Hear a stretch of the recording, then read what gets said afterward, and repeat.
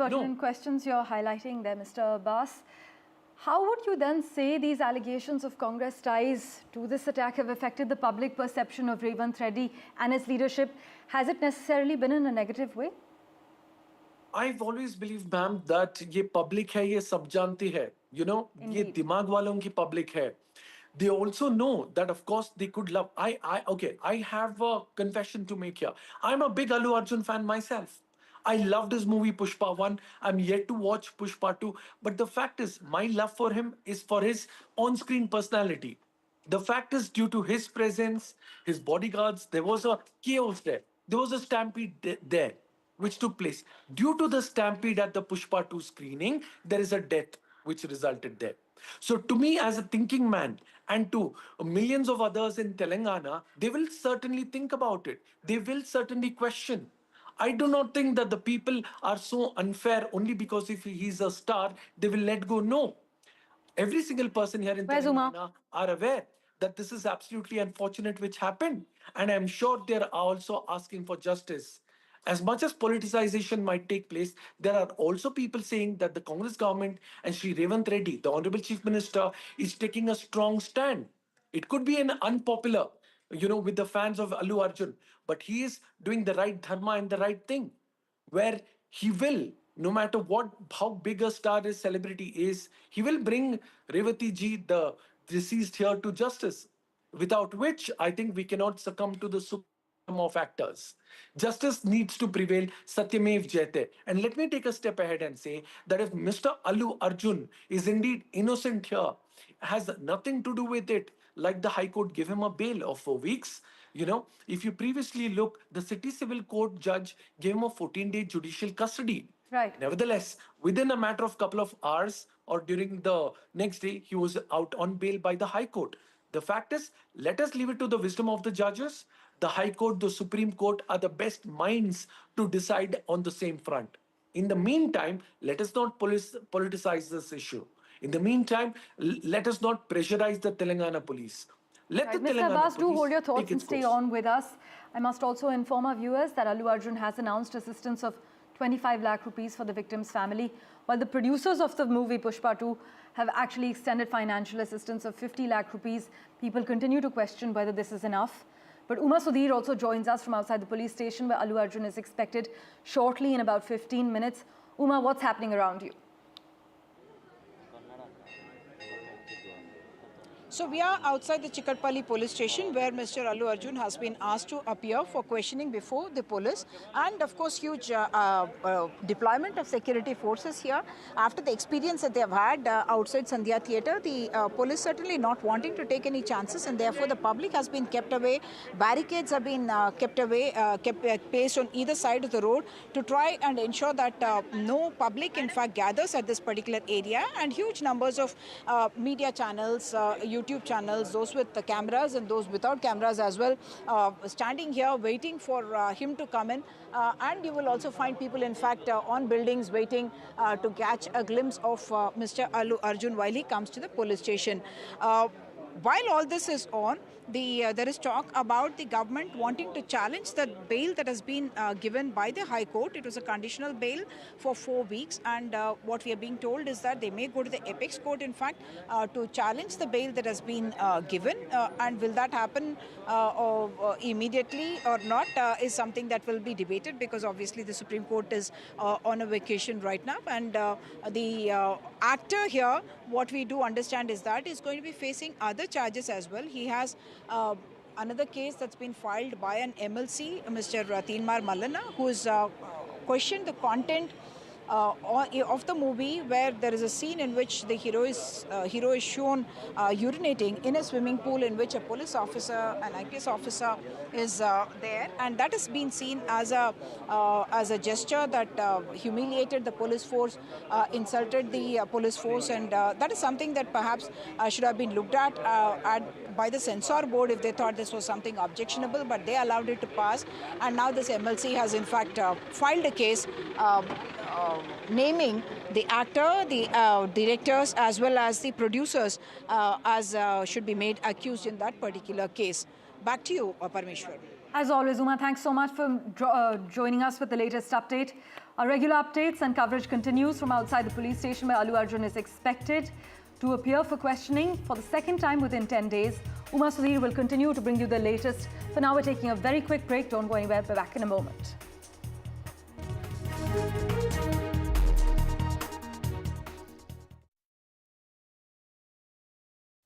New day, new show, a new experience. Start your day with the news, not views. We bring you stories that matter And impact your lives. news that informs and keeps you ahead. From Maximum City, Mumbai, To the seat of governance, Delhi. NDTV brings to you the best breakfast show. The breakfast show only on NDTV 24/7 every morning at 8 a.m.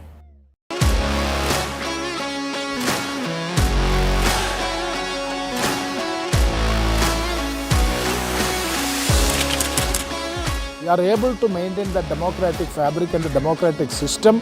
I want to do something that can make a difference. लगातार जनता की आवाज को सरकार तक पहुंचाने का काम मैं करता हूं।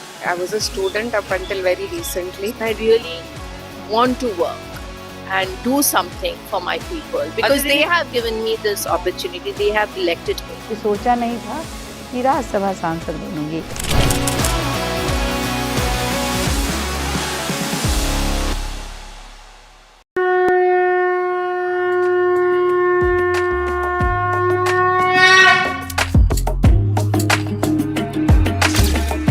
Mahakumbh, the festival of faith. The world's biggest spiritual festival. The divine dip at the spiritual Sangam. A sacred confluence of faith, culture and heritage. NDTV's mega coverage of the Mega Fest. NDTV at Mahakumbh 2025.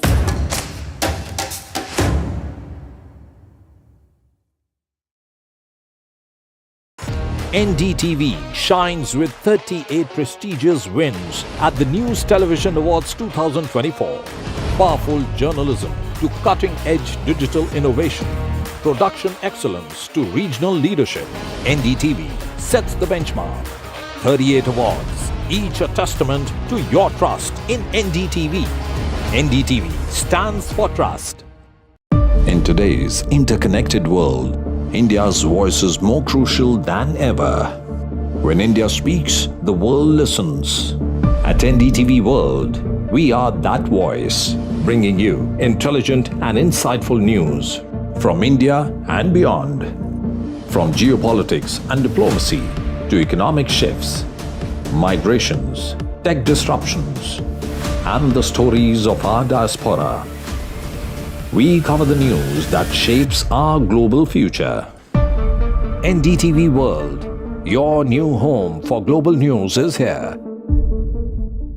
I've been reporting on all issues, big and small, from Andhra Pradesh, Telangana, rest of South India, bringing you all the action, all that you need to know, all that you want to know. The energy of Maximum City is infectious. I bring in that energy in our news coverage from financial capital Mumbai. Covering from the southernmost part of India over the last 23 years, I bring in-depth and 360-degree coverage from the Dravidian heartland. The land of Mishti is also known for its bitter politics. I have seen much water flow under the Howrah Bridge, covering Bengal in all its vivid colors.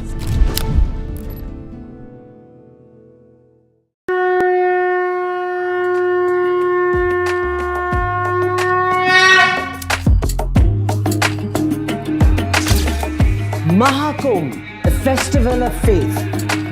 The world's biggest spiritual festival. The divine dip at the spiritual Sangam. A sacred confluence of faith, culture and heritage.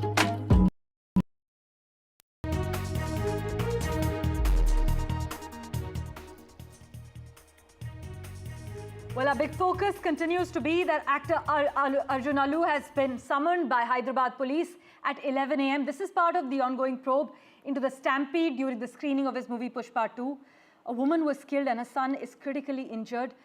And this incident actually happened on the 4th of December. But these are live visuals on the left side of your screen coming in from Chikkarpalli police station where Uma Sudhir is reporting live from. The right side of your screens has visuals of Allu Arjun before he departed his residence for the police station. Now, Allu Arjun has been called to the Chikarpalli police station at 11 a.m. He's supposed to reach there any minute now. He has earlier said he would cooperate with the investigation. This is the second time he's been summoned in the last 10 days. Now, Allu Arjun, his security team, and the theatre management have been charged with culpable homicide, not amounting to murder. The theatre owner, general manager, and security manager were actually arrested on the 8th of December. Meanwhile, I must also inform our viewers that the husband of the victim, who spoke to my colleague Uma Sudhir, has clearly said he does not blame Allu Arjun for the events of the 4th of December at the Stampede Theatre and is ready to withdraw the police case filed against him. But currently, it's the Hyderabad cops versus Allu Arjun, as he's expected to reach the police station any minute now. We'll continue to bring you the latest from Hyderabad. For now, slipping into a very short break.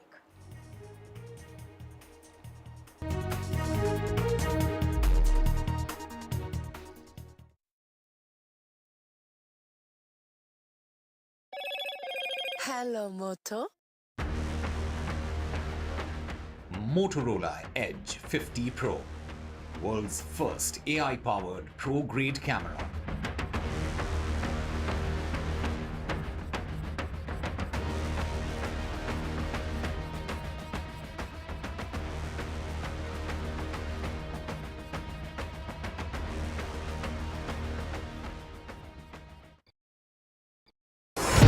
NDTV proudly upholds its legacy of trust and credibility.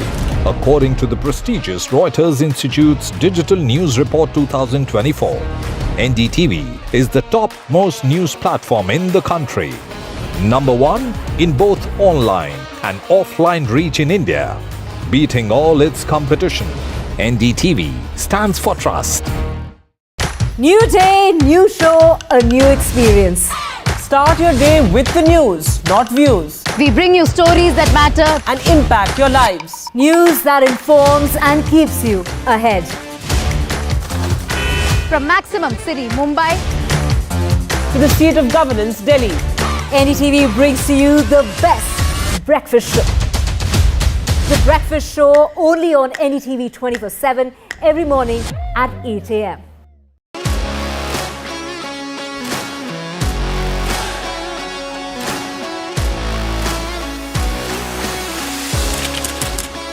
We are able to maintain the democratic fabric and the democratic system. I want to do something that can make a difference. लगातार जनता की आवाज को सरकार तक पहुंचाने का काम मैं करता हूं. I was a student up until very recently. I really want to work and do something for my people because they have given me this opportunity. They have elected me. सोचा नहीं था कि राज्यसभा सांसद बनूंगी.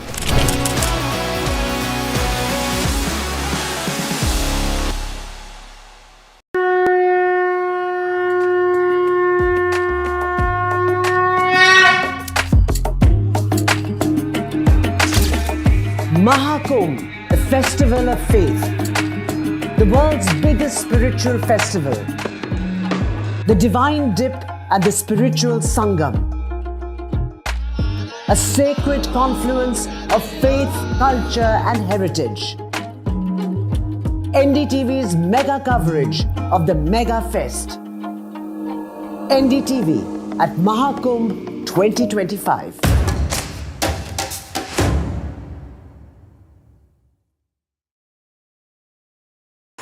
NDTV shines with 38 prestigious wins at the News Television Awards 2024.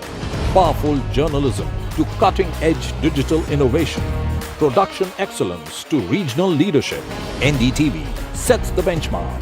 38 awards, each a testament to your trust in NDTV. NDTV stands for trust. In today's interconnected world, India's voice is more crucial than ever. When India speaks, the world listens. At NDTV World, we are that voice, bringing you intelligent and insightful news from India and beyond. From geopolitics and diplomacy to economic shifts, migrations, tech disruptions, and the stories of our diaspora. We cover the news that shapes our global future. NDTV World, your new home for global news is here.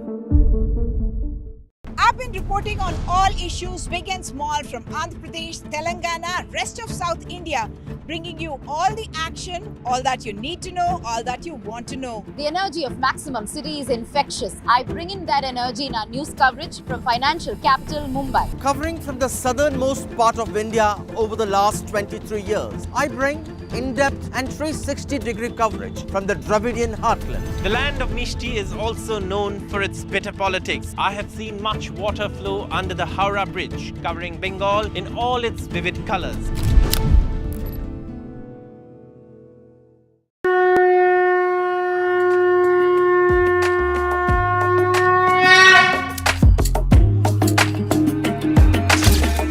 Mahakumbh, the festival of faith. The world's biggest spiritual festival. The divine dip at the spiritual Sangam. A sacred confluence of faith, culture and heritage. NDTV's mega coverage of the Mega Fest. NDTV at Mahakumbh 2025.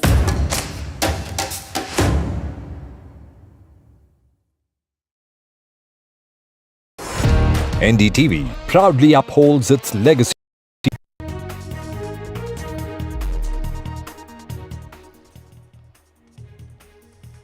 This is our continuous coverage of the big Stampede showdown in Hyderabad. The Hyderabad police is all set to question Allu Arjun. He's left his residence for the police station. We'll get you all the latest on that. The big showdown, the big standoff in Telangana over the Pushpa 2 theatre Stampede. All of that more coming up. First up, the headlines. The Telangana Stampede showdown, cops versus Allu Arjun. The Telugu star has left for questioning. The Hyderabad police is all set to quiz Allu Arjun in the Pushpa Stampede case. The Congress hits out of the BJP over the new human rights body chief. The Congress says the entire selection process is fundamentally flawed.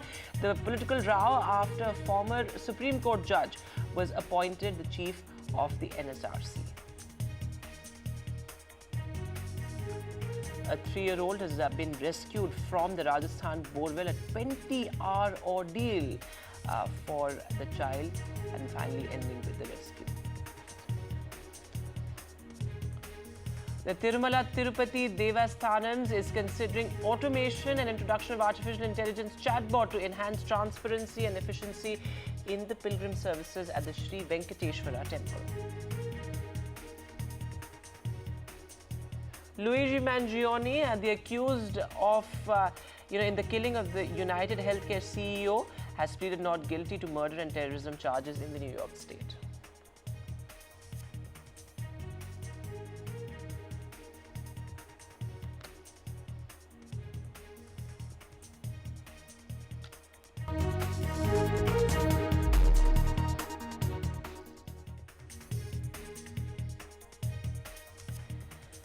And our big focus at this hour, well, Allu Arjun has left for questioning. This is round 2 of his summons in the Pushpa 2 theatre Stampede case. He's left for questioning just a short while back.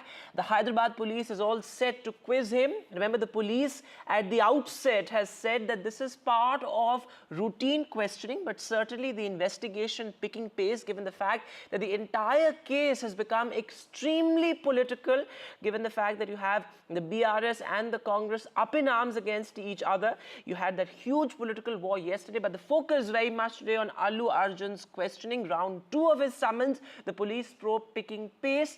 The police, remember, has squarely blamed Allu Arjun for the crowd going out of control. In fact, the Telangana top cop had earlier said on record that he waved at the crowd, which exacerbated the situation as far as that the prelude to that stampede is concerned. But Allu Arjun there, seeming very defiant in a sense, but also maintaining that he is cooperating with the police as far as the probe is concerned. Those are the pictures there of Allu Arjun right before he left his residence for questioning. Heavy security at his residence, of course, members of his family meeting him before he left for questioning. It's going to be an important day, a decisive day in this entire case that has really set off a storm in Telangana, a huge showdown between the film industry and the state. But let me bring in my guests at this hour. Mr. Sanjay Sahai, former cop, is joining us. Mr. Sahai, you have said this time and again that this has become a battle of perception now. Your story versus my story, your version versus my version. But it's a complete showdown between the film fraternity and the state in Telangana. How do you see this now playing out, given the fact that accountability has to be fixed? It's difficult to say who was really responsible, on the face of it, but investigation now picking pace. See, the script is playing as it has been scripted, and objectivity and empirical evidence that is losing out in this criminal investigation.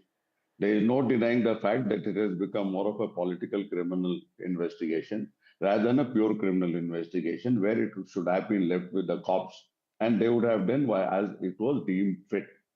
But the problem with this whole story is that the cops themselves were involved in hushing up or creating a cover where they first said that they did not get any application to provide the bandobast arrangements, which later turned out to be untrue. Currently, what has happened is that Allu Arjun, he is on bail. He is on interim bail, and as per the conditions of the bail, the police is well within the rights to call him and to interrogate him or inquire him and find out details of the case. Suffice to say that it seems to be a closed and shut case from the very manner in which calibrated leakage of information, videos, papers that is being done both from the side of the police, and Allu Arjun also at some time or the other, he has tried to defend himself, and quite rightly so. So currently, to best of my understanding, subjectivity is playing the game. Uncontested facts are very clear. On those uncontested facts, how you build up the story is left to the police. If police has failed somewhere, that is not going to come in the criminal investigation. The criminal investigation broadly looks into the culpability of Allu Arjun and those other Allu Arjun and all the other accused in this particular case. So that is broadly where we stand. The evidence is out there, from video evidence, from time evidence to his movement, circumstantial evidence, everything is there. So that's an important point you're making, that, while of course this battle of perception management plays out. In fact, I'm also being joined by Mr. Krishank Mane, spokesperson of the BRS, and we have Mr. Nikhil Jain, a political analyst who supports the Congress. But before I bring in my political guest, Mrs. Sahai, you made an important point that the focus has to be right now on culpability, given the fact that there's a criminal investigation right now that is underway. Based on what has played out, based on the arguments of the Telangana police, they seem to suggest that Allu Arjun did not follow police instructions. All right, these are live pictures now coming in of Allu Arjun perhaps reaching the police station, if I'm not wrong. This seems to be Allu Arjun's convoy. All right. Outside the police station where Mr. Allu Arjun has just arrived a short while ago. He's just arrived less than 30 seconds ago. A police escort vehicle along with him, and he is in fact entered the police station premises even as we speak. Allu Arjun had started from his home, and given the fact that he will not be having his private security coming along with him, there are police escort vehicles that accompanied, because after we saw the assault that happened at his residence just 2 days ago, the police not wanting to take any chances, and that's the reason why he came accompanied by two vehicles in front and then another vehicle as well behind. And the police has made a huge deployment of security forces, those in Mufti as well, to try and ensure that there are no antisocial elements lurking here, because what happened at Mr. Allu Arjun's residence also had taken the police and security forces by surprise, and therefore not wanting to take any chances when they have summoned him here to the police station in order to be questioned by the police forces. This is of course with regard to the case that has been registered after the incident that happened on the 4th of December, in which a woman woman, a middle-aged woman, 39-year-old Revati had died, and her son is still in hospital. 20 days on, he is still on a ventilator. And in that particular case, Allu Arjun has been named as accused number 11. He was, of course, arrested on the 13th of December, and he was subsequently sent to on judicial remand for 14 days. But a higher court, which was hearing a quash plea filed by the actor, has in fact now said that they have given him 4 weeks of reprieve, and that is how Allu Arjun has in fact been out on bail. And of course, there was many visitors who came to his home after he spent a night in jail and came out, and that in a sense seems to have challenged or irked both the police as well as the government. And that's why we saw not just the chief minister, but also the police commissioner, from the DGP to the police commissioner to the area DCP, ACP, and also the circle inspector started speaking about their version of the events, because they felt in many senses that the narrative had been taken over by the actor and the support for the actor was going in the public domain.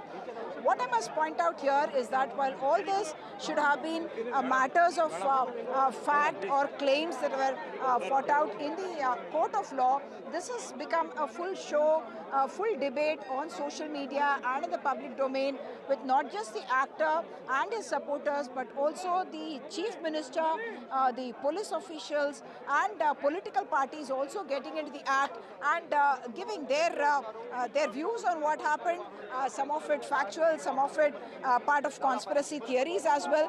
But what is very clear is that Allu Arjun is now going to be questioned by the police here with regard to the December 4 case, because already what has come out of the public domain, the statements that have been made by the actor seem to be at variance with what the police is saying, and therefore an attempt would be made to find out for themselves. The police will want to document what he says were the sequence of events that led to the stampede on that day, and subsequently also what had happened. All those will be points of questioning by the investigating officer here at the Chikatpalli police station. Back to you. All right, Uma Sudhir reporting there live from the police station. Allu Arjun has just arrived at the police station shortly. Before I bring in my guests, Uma, if you can hear me, Allu Arjun has arrived at the police station. What are you picking up? Is it going to be a long day ahead for Allu Arjun? This is round 2 of summons. Sources have, of course, told you that this is part of routine procedure, routine investigation. Part of routine procedure only means that this is not a fresh notice issued in a fresh case. It is part of the same FIR that was filed against the actor for which he was arrested. And at that time as well, even though he sent for judicial remand, the police actually had no time to question him per se on what had transpired. They had filed the case and he was taken into custody, and subsequently he got bail as well. And therefore, this is their opportunity to find out firsthand from the actor what had really transpired. Because while the Sandhya Theatre management had written that initial letter to Allu Arjun's, not to Allu Arjun or his team, but the Sandhya Theatre management had written to the police seeking permission for Allu Arjun, the heroine, as well as the production unit members to arrive at Sandhya Theatre for the premiere show that was actually given permission to by the Chief Minister himself. The hike in prices was also allowed by the government of Telangana, and subsequently the police has put out this note saying that no permission was given, that the circle inspector had in writing said that because that area is very crowded, because it is the RTC crossroads where there is a very dense flow of traffic and multiple theatres and restaurants as well, and therefore the police had denied permission. And despite that, the actor had appeared there prior to the premiere show. Now the question will be asked, 3 questions I must point out actually. First question is whether the theatre management had conveyed to the actor that he can come to the theatre. Did they at all convey the message that the permission has been denied by the police? So was there a gap between the police, between the theatre management that was managing the show at Sandhya Theatre and the team of Allu Arjun? Second, did the theatre management decide to defy the orders, or was that decision taken by team Allu Arjun? Because Allu Arjun has said that at least more than 20 to 30 times in the past he has gone to the same theatre and watched his films, and it is very important to him because for 3 years he's worked on a particular project, and it was very important for him to feel the mood of the people and get a feedback firsthand about what the public is thinking about his film, and therefore that's something that he has done in the past as well, and therefore he did this. And he has been on record as well saying that the police did not tell him, even when he arrived at the theatre, that there was no permission for him to come there. And he has also said that as a law-abiding citizen, he would have in fact listened to the police and would have gone back. But whether the police actually conveyed it is something that again has become a matter that will be debated in court. The version that the actor has given in the public domain, saying that one, he was not aware of no permission for him to come to the theatre. Two, he was not told by the police that he should return because there is no permission for him to enter the theatre and watch the premiere show along with the people who are booked for it. Three, he also says that no police officer had approached him inside the theatre telling him that there is a tragedy or an accident that's happened outside and that he must leave. And he says it's only when his own managers had conveyed to him that he had decided to leave the theatre because his manager had told him that the crowds were uncontrolled. The fourth aspect has also become now a matter of debate about when Allu Arjun came to know that the woman has died in the stampede. There is a very, should I say, incendiary kind of a hearsay comment that Akbaruddin Owaisi, MIM leader, had said inside the assembly, saying that he had heard that the actor had commented saying that the film would become a hit after he was told that there was a death that had happened because of a stampede. Reacting to that, Allu Arjun had said that there is an attempt at character assassination and that nothing of the sort had transpired and that he did not know about the death of the woman till the next morning when he decided that he would go to the hospital, but that his legal team had advised him otherwise, and that is why he had released a video expressing that he is sorry for what had happened and he is going to be supporting that family as well. So this was the version of the actor regarding the sequence of events that happened, and subsequently what seemed to have irked the administration, the chief minister as well as the police is the lining up of film personalities outside the residence of Allu Arjun after he spent a night in jail, and the chief minister made a specific reference to that and in fact said that did he lose a kidney or an eye or a limb? What was the reason for all the film personalities to line up? And he contrasted that with their reaction to the woman's death and her son being in the ICU on a ventilator, saying none of these film personalities bothered to go to the hospital to inquire about it. Of course, subsequently, the actors' team has clarified, and Mr. Jagpati Babu, who is also a big actor and part of the Pushpa 2 team, he has said that he had quietly gone, inquired, met with the family and inquired about the status of this child as well. And subsequently, Allu Arjun had also said that his father, as well as the producers of the movie, the director's wife and others had gone, and he was in constant touch with the hospital authorities to inquire about the child. So he said that it's not that we were careless about it, but we were told that because the father of the child has filed the police complaint, and that's the reason why his team had said that it would be complicated if he reaches out to them. So two things that his own team has told us. One, that if he went out to reach out to them and has announced his support, some people are calling this as an attempt to bribe or earn the goodwill of the father. And if you don't react at this time because of these kind of delicate situation that has arisen, a legal kind of delicate situation that has arisen, then we would be called callous and people who are not bothering about what happened to a fan or a fan's family. Because like the father told us yesterday, Sri Tej is a big fan of Allu Arjun, and the father told us that for more than a month before the release of the film, he had been telling his dad that he wants to see the film and he would love to see the premiere of the film. And when the premiere was arranged on the insistence of his 9-year-old son, who is a huge fan of Allu Arjun, the father had managed to arrange for passes to a friend of his and had gone to the theatre along with his family.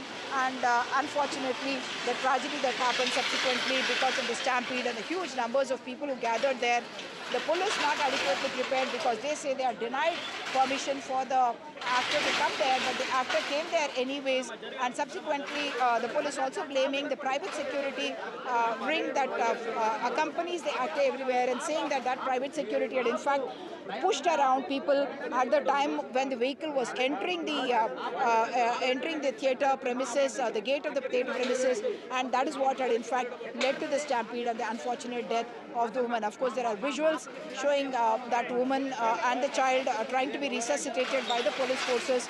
but that did not save the woman. The child still in hospital, hopefully will recover with the treatment and attention that he's getting from the doctors. Back to you.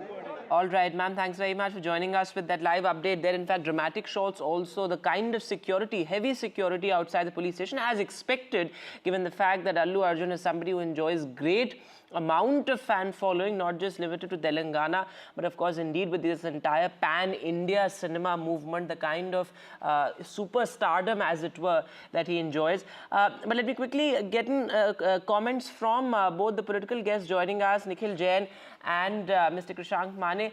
Nikhil Jain, to you first. The sense here is that, of course, Allu Arjun did not behave responsibly. That is the argument that has been made by the Telangana top cop, by various members of the Telangana police and the Chief Minister himself. But let's not forget that ultimately the responsibility of managing a crowd in a situation like this is the responsibility of the police and the law enforcement agencies. The police cannot wash their hands off it as well, given the fact that they failed in anticipating what could have happened, given the fact that Allu Arjun enjoys this kind of, stardom and this kind of influence. So Vedant, the police's job is limited to, the first part of the police's job is to anticipate the kind of crowds and stampedes and possible security situations like this. And that is what the police at first did, that they assessed it. And that is, at least going by the police version, that is what the police first tried to do, that they first assessed the situation. They did not feel that it's right for the actor to come in, and they denied the permission. Now, it is the actor saying that I had no knowledge of that. Whether he had knowledge or not, whether he actively, knowingly denied and chose to not care about the police not having given him permission, or whether it was that the police indeed did not give permission, or the permission was given and then not given and then subsequently given. Mr. Jain, all of that is in the realm of investigation. All of that is in the realm of investigation. My limited question to you is, would you concede that the police perhaps also failed in its job of controlling the crowd? So see, if the police had told the actor not to come and he chose to come nonetheless, I would not call it a failure of the police, because you have to understand how stampede situations happen. They've happened multiple times, unfortunately, in India because of the extremely crowded spaces. And if you're told that the space cannot accommodate that many people and all of a sudden people will flood in, you cannot expect the police to control that situation. I would not put the police at fault if they've explicitly denied permission and yet after that somehow the actor has come in. And again, I'm saying it's a matter of investigation, and I don't really understand the political fuss about it, because the actor is only being called in for questioning. He is being given an opportunity to present his case that okay. Were you at fault, were you not at fault, was it just the management? And that's perfectly all right and routine. Krishank Mane, your quick response to that. Why politicize it at all is what the Congress spokesperson is saying. Vedant, there's only 10% investigation in this and 90% is become political. Why? Number one, the rejection, if the government is claiming that there was no permission, why wasn't it produced in the court when on 13th itself when there were arguments? Why was it leaked through social media by the police after 4 days of it? Number one, because the actor got a bail on those arguments that he actually gave a permission. I mean, the organizers asked for permission, number one. Number two, see, opposition leaders here in Telangana are house arrested by police. Why couldn't Mr. Allu Arjun be stopped even before entering into the theatre by the police if he did not have permission? The police escorted him inside, the police escorted him outside again. Why didn't they stop even before he entered into the Krishank, I would like to actually stop you there, because what we understand from our sources and the circle inspector himself, that letter that circle inspector had written at the back of the application given by the theatre management, that was presented as a court document. In fact, it was presented in the court when the bail plea was being heard as well. So it's a court document. It's not something that has made its appearance subsequently after bail was granted to Mr. Allu Arjun. Arjun. So this is something that the police has told us. So it's on record that it is a court document that permission was denied for the actor to arrive there at the theatre.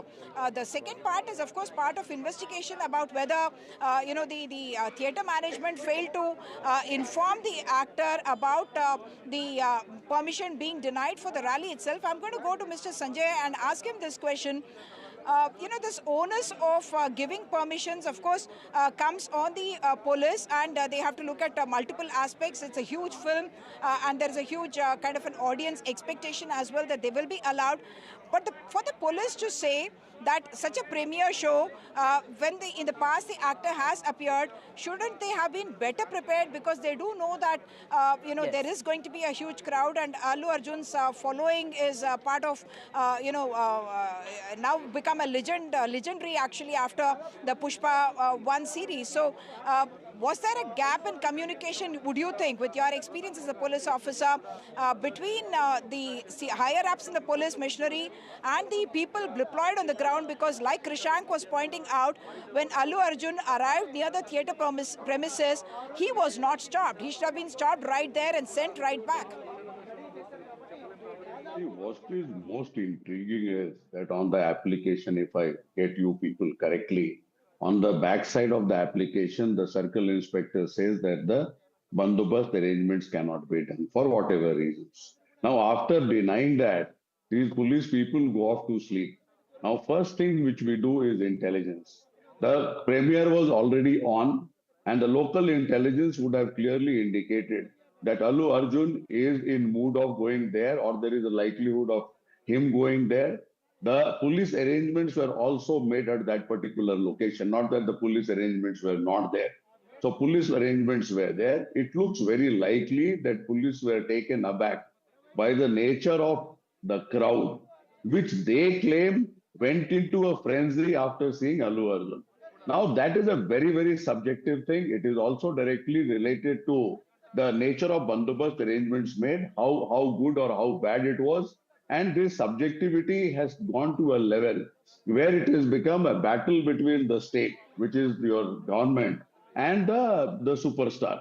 So it is today, again, it is my story versus your story, and that is how it is playing out. The government has made it very, very clear directly by the Chief Minister himself and all the top echelons of police leadership that it is Allu Arjun who is at fault, and this is the course of action which they are following. The current interrogation or inquiry which is going on, I don't think Allu Arjun is going to tell anything different from whatever is already in the public domain, and he would have gone there inside having been properly tutored by his legal team. Having said that, this will go in the same direction, and the way things are panning out, there has been an issue with the intelligence, so intelligence failed. Subsequently, the enforcement part, which is basically means proper bandobast arrangement. First is what the other panelists said. He should not have been allowed to go there in the first place. No. Secondly, when he starts from his house, they would have got all the information where he started, where he is going. So certainly the bandobast arrangements were not to that level. So I think and when the premiere was on, there has always been a likelihood. Becomes important here. And Uma ma'am, come in on this, because I think, it's also important for you to, in a sense, explain to our viewers, while of course we look at the accountability aspect, fixing accountability, what exactly is the offense here? Because while Allu Arjun is being questioned by the police, what is the offense and what is the aspect of culpability here, given the fact that it could just have been the fact that he ignored police instructions in that moment of jest, he waved at the crowd, emerged out of the sunroof, and that perhaps exacerbated the situation. But break it down for us. What is the offense here and what is the aspect of culpability? So there are important points that Mr. Sanjay Sahai has made, that about the deployment, yes, because there is going to be a huge gathering at the theatre, the police deployment was there, that is very clear. But was there an intelligence failure that failed to tell the police that Allu Arjun is actually planning to come to the theatre? It would have been an obvious thing to watch out for, because he is a huge star and permission has been sought for that. And the movement of the actor, along with the security to the theatre, along with the his family members and co-star as well arrival at the theatre, and whether at the execution level there was a gap, even though the intelligence was present, and where they were not able to convey to Allu Arjun that he is not to go ahead to come to the theatre itself during the premiere show, when already the police was saying that for the past 3 days, even before the premiere, there was a huge challenge for the local police to be able to control the crowds in that particular area. Coming now to the culpability of Allu Arjun, what the police has booked against him is, culpable homicide not amounting to murder, in that sense that voluntarily he has caused hurt. These are the sections that they have, booked against him, including calling it some kind of a conspiracy in order to cause hurt, and therefore, in that sense, to be able to do that. I should go back to Krishank now to ask him this question.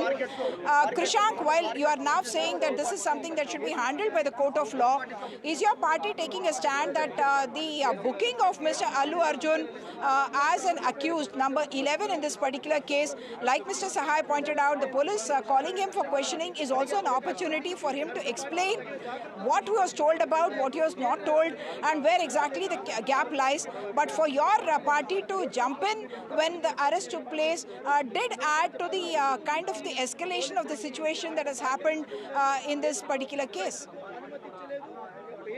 Well, why BRS fits into this case is, number one, Allu Arjun has constitutional rights like every citizen. It was not necessary for the police to enter inside his residence, barge in inside, to not allowing him to change his clothes, and at least, minimum respect could have given. And to make it simple, we understand the way how Congress government is dealing with this is Mr. Revanth Reddy wants to be a Robin Hood, that he is actually hitting a rich person. Why not the same sympathy towards Gurukul students who are, dying of food poisoning in the schools? Chief Minister Revanth or any Congress leader haven't gone and met Shailaja, who recently died, or in this 1 year, 500 farmer suicides in Telangana. But no same sympathy towards such issues. Not leave about meeting. At least this was not spoken in the assembly. But Allu Arjun's issue number one was ruthlessly spoken in the assembly for 1 hour, where he said Allu Arjun did not lose his eye, Allu Arjun did not lose his kidney, and not only that, he compared this case to Sanjay Dutt's case and Salman Khan's case, where they were directly involved. Sanjay Dutt was an arms act. Salman Khan was a black. Don't have a Congress spokesperson on the program. I must point out that the Chief Minister on record was actually responding to a question that was posed by MIM leader Mr. Akbaruddin Owaisi, who spoke about the issue and asked for a clarification from the Chief Minister. So because we do not have a government representative on the panel, I must say that this is what had factually happened. We will continue to keep our focus on what is happening at the Chikatpalli police station, how it is playing out in the public domain and in the political space as well. We'll continue to have our guests, Mr. Sanjay Sahai, Krishank Mane, as well as Mr. Nikhil Jain, political analyst. Time now for a short break. We'll come back with more updates on what is happening at the police station, where Allu Arjun is now being questioned by the police.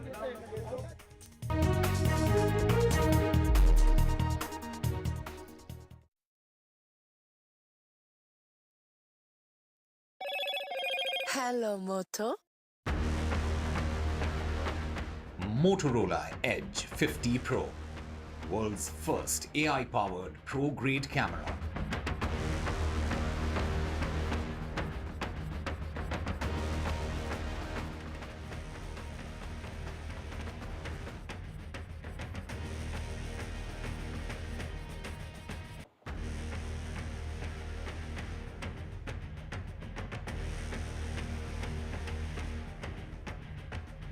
In the Telangana Stampede showdown, the cops now question superstar Allu Arjun. Congress hits out the BJP over the new human rights body chief. An AI boost at Tirumala for efficient darshan.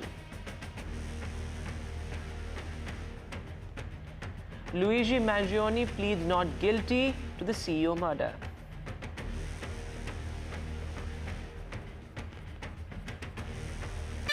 New day, new show, a new experience.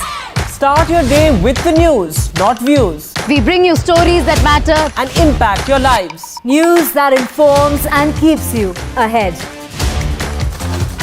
from Maximum City, Mumbai, to the seat of governance, Delhi. NDTV brings to you the best breakfast show. The breakfast show only on NDTV 24/7 every morning at 8 a.m.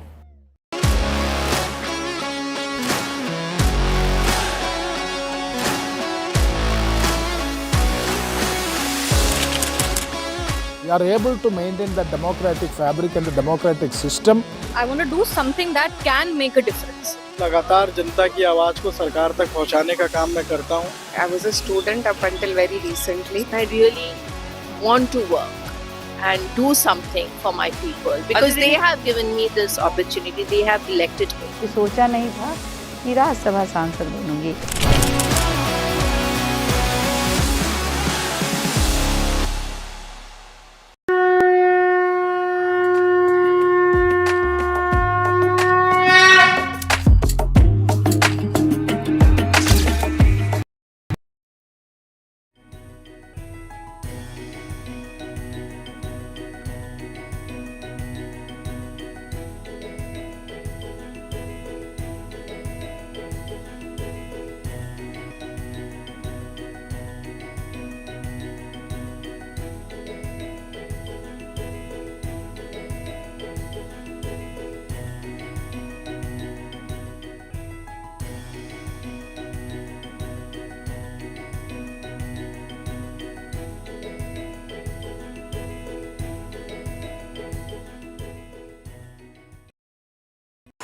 NDTV shines with 38 prestigious wins at the News Television Awards 2024. Powerful journalism to cutting-edge digital innovation, production excellence to regional leadership, NDTV sets the benchmark. 38 awards, each a testament to your trust in NDTV. NDTV stands for trust. In today's interconnected world, India's voice is more crucial than ever. When India speaks, the world listens. At NDTV World, we are that voice, bringing you intelligent and insightful news from India and beyond. From geopolitics and diplomacy to economic shifts, migrations, tech disruptions, and the stories of our diaspora. We cover the news that shapes our global future. NDTV World, your new home for global news is here. I've been reporting on all issues, big and small, from Andhra Pradesh, Telangana, rest of South India, bringing you all the action, all that you need to know, all that you want to know. The energy of Maximum City is infectious. I bring in that energy in our news coverage from financial capital, Mumbai. Covering from the southernmost part of India over the last 23 years, I bring in-depth and 360-degree coverage from the Dravidian heartland. The land of Mishti is also known for its bitter politics. I have seen much water flow under the Howrah Bridge, covering Bengal in all its vivid colors.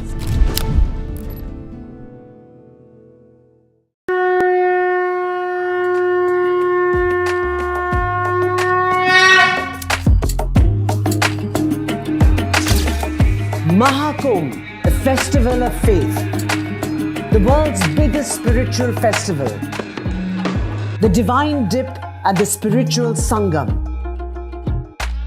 a sacred confluence of faith, culture and heritage. NDTV's mega coverage of the Mega Fest. NDTV at Mahakumbh 2025.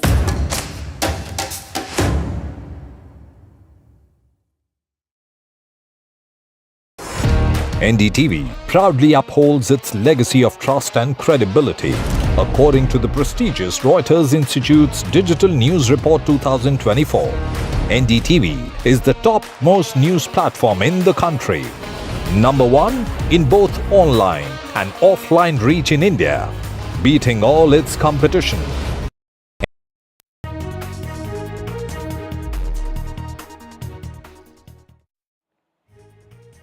Welcome back. This is a continuous coverage of the Allu Arjun Stampede showdown in Telangana.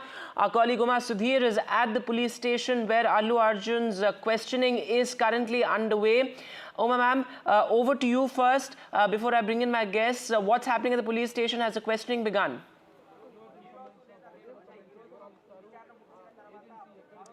So Allu Arjun, of course, arrived here a short while ago, and he is inside along with his lawyer as well. So his team has gone in, but the questioning, of course, has also begun, and we do expect it to be a long day because it's not as though the police have so far not had a chance to, in fact, interrogate and question Allu Arjun. It was very fast-paced events that have happened ever since the arrest of Mr. Allu Arjun, and as soon as he was sent to a judicial custody for 14 days. After which his own quash petition in the High Court had been taken up, and he was given a 4-week interim bail, and the police has not been able to get a chance to question him. The court had also said that the investigation in this case can continue, and that's why the police have issued him another summons, because even in the interim, we have heard whether it is the DGP or the police commissioner, the circle inspector, the ACP of the area, DCP of the area, all of them speaking out on this case, and from Allu Arjun's side as well, his own supporters,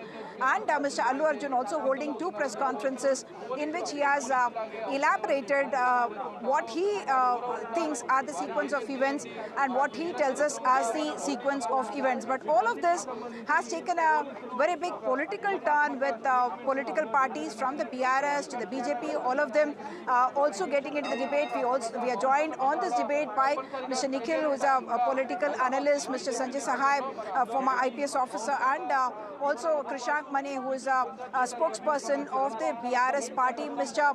Nikhil, let me come to you. How do you see this politically playing out? Because what we are seeing is here, the BJP actually seeming to take a pro-actor stance. Some political analysts are reading into this an attempt by the BJP to perhaps start supporting an Allu Arjun. There could be a political background to this, that the BJP is looking for an icon like that. They could be, just the way they have used film stars or people who are extremely popular in other states to become the brand ambassadors for their own party. Will Allu Arjun also occupy that political space now that he's seen as an actor against who the Congress party has taken a strong stance? How do you see this playing out? So personally, I don't quite feel that the BJP might offer Allu Arjun to join the party, or even if they were to, he would accept it. And I base it on a simple reason that despite this entire unfortunate incident of somebody dying in a stampede being made into a complete political storm and a mudslinging match at the chief minister for some reason, even if the police did fail, it's not the chief minister who was at fault, and the police are doing their job. Despite all of that, Allu Arjun hasn't really made political statements. Of course, when somebody is accused of being, causing somebody else's death, they are going to come in and defend themselves that I was not at fault or the police did not communicate things properly and this and that. And that is what Allu Arjun has been doing around. The only people playing politics with it really, who started playing politics with it, were the BJP and the BRS. And an earlier question was put in the debate that why did the chief minister have to speak about this issue in the assembly, hold press conferences, when there are so many other more important issues in the state? I would put the same to the BRS spokesperson. Why do you have to raise the arrest of a movie star who can get a bail in a single day instead of those important issues? When you counter a ruling party in terms of things like that, what do you expect them to do? I will take that question to you directly. Why did you have to speak up against this, speak out in this particular case, where you know that there is a culpability that the police forces have seen, and that's why they charged him with culpable homicide not amounting to murder and also voluntarily causing hurt. And as part of the process of law, Allu Arjun was arrested as well.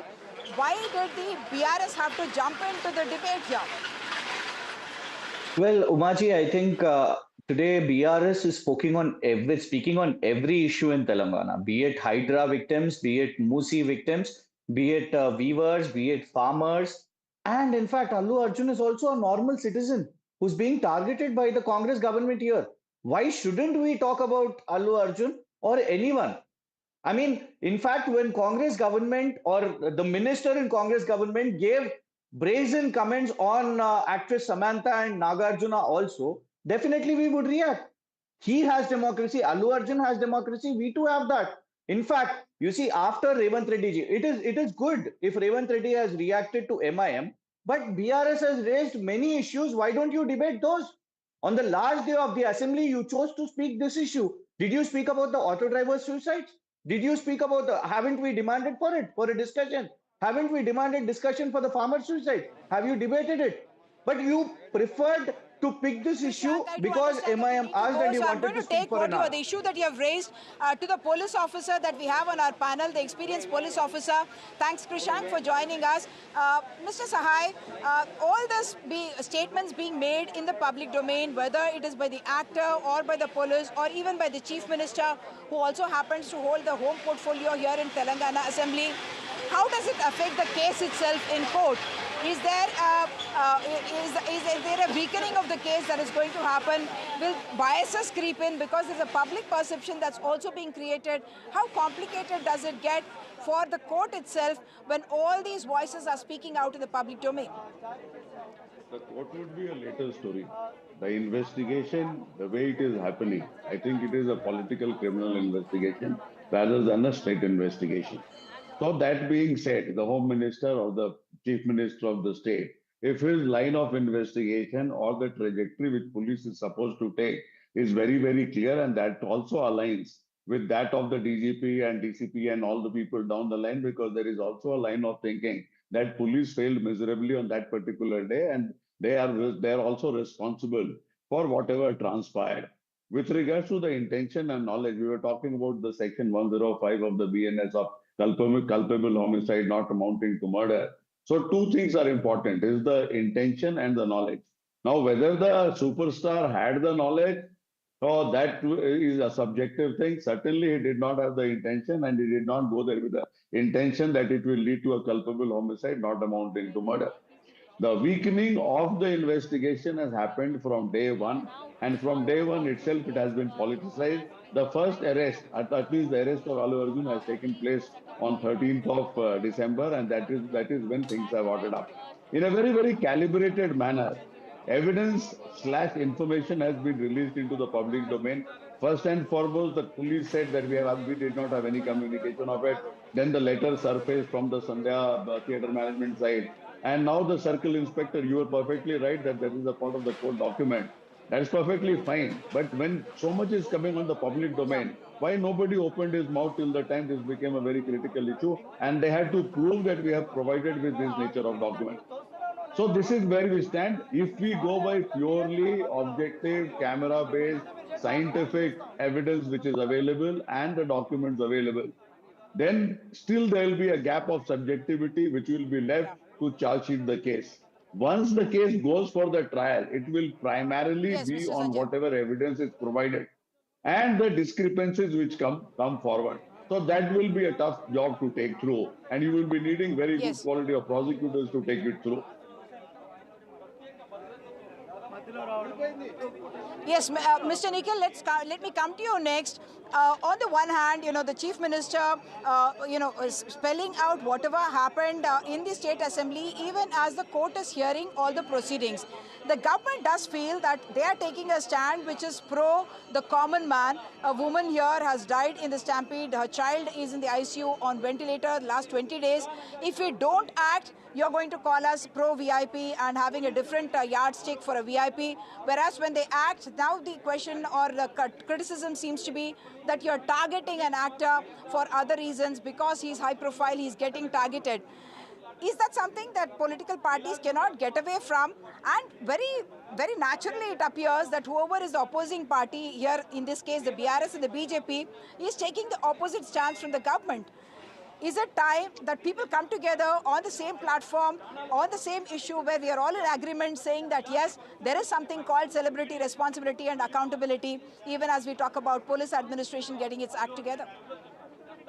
Well, that is precisely the point, that I'm very fortunate that we have an independent judiciary and where a court will get to decide whether it is unnecessary politicking or indeed the actor was at fault. And so far as the point being raised about intention and knowing, since I'm a lawyer, I might I must clarify on that what Allu Arjun has been charged right now is section 105 of the BNS, which is culpable homicide not amounting to murder.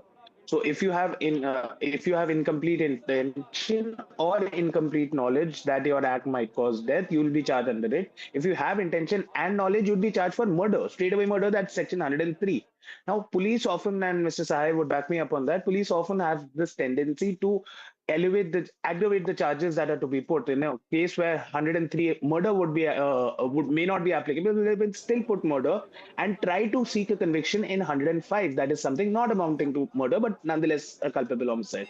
What I think the police, when they'll actually go to trial on this case, if they are to indeed, after filing the charge sheet, they'd likely be contesting it under 106, that is causing death by a rash and negligent act. That does not require you to meet the pedestal of having the intention to kill somebody or having the necessary knowledge that my act will definitely kill somebody. It is just about doing something rash and negligent. If I'm driving fast and somebody dies, I hit somebody and somebody dies, that does not mean that I had the intention. Mr. Nikhil, is that it's to not just kill culpable them. homicide not amounting to murder, but also they have booked a case of voluntarily causing hurt, which by itself may sound a little contradictory because from what is obvious, you are not voluntarily causing hurt, but what you mentioned that causing hurt or death due to a rash and negligent act, we will have to wrap up the discussion at this stage and slip into a short break right now, coming back with a lot more on the other side. Very much for bringing us that comprehensive coverage from ground zero. I'm reporting from outside the police station where Allu Arjun's questioning is underway. He is, of course, being questioned for culpable homicide not amounting to murder, serious charges against him. The police, of course, also has much to answer. But that big showdown playing out there in Hyderabad.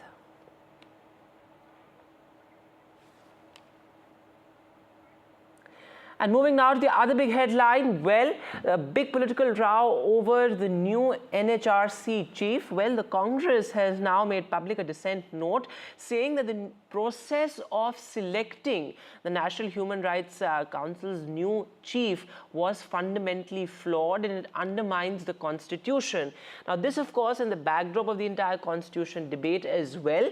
And the Congress party and Mr. Kharge and Rahul Gandhi, they're saying that, well, earlier the process always involved consensus building, but this time around that process was undermined. Let me go across to my colleague Aishwarya Jain. So Aishwarya, what is the government saying on this? So far, no official response by the BJP or the government, but the Congress seems to suggest that the entire process of selecting the NHRC chief was flawed, and also suggesting that it's going to be a partisan approach that this ex-Supreme Court judge would have going forward.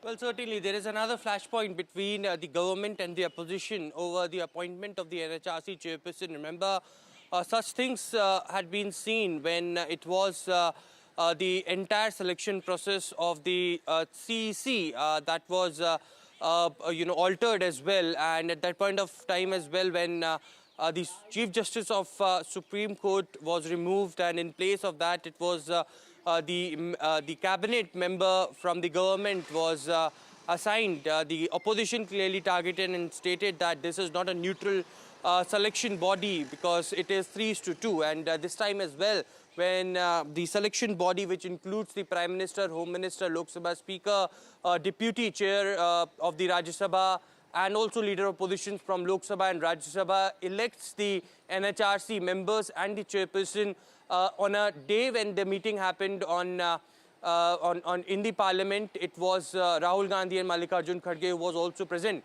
and it is now a dissent note which had been officially circulated by the Congress party. As far as Rahul Gandhi and Kharge's undersigned signatures are there, they clearly had been stating that the consensus was not built amongst the members. It was just a one-way approach of appointment of the NHRC chairperson.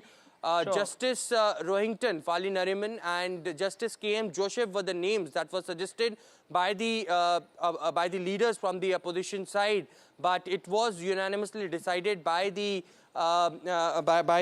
entire body that Justice Subramaniam will be elected as the chair. Although the members also had been suggested by the opposition members, but it was other members who were suggested by the government was appointed as the NHRC members. So clearly the dissent note has been circulated, and another flashpoint on the NHRC chairperson had emerged between the government and the opposition. And of course, this amid the complete breakdown of communication and trust between the opposition and the treasury benches in parliament as well. The Congress talking about the government undermining the constitution amid that entire constitution flashpoint. Aishwarya, thanks very much indeed for joining us with the latest. But moving now to the big international headline, well, an absolutely horrific crime on the New York subway. A woman was set on fire. She was on board that train and she was set on fire. In fact, this man has now been charged with murder in an absolutely harrowing, gut-wrenching crime there. In fact, an immigrant has been taken into custody. Remember, this is the backdrop of the entire immigration debate as well, ahead of Trump assuming office. Immigration was indeed one of the most important cornerstones of Trump's campaign as well, and this man has now been taken into custody.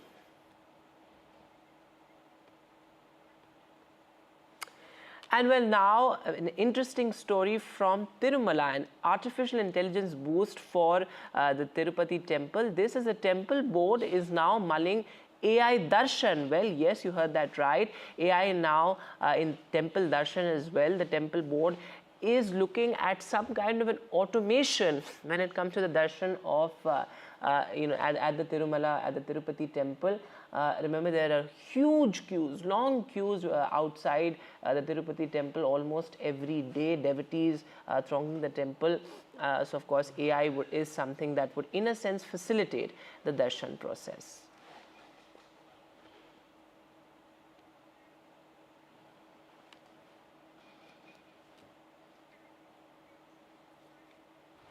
With that, we'll take a short break now, but lots more coming up on the top of the hour.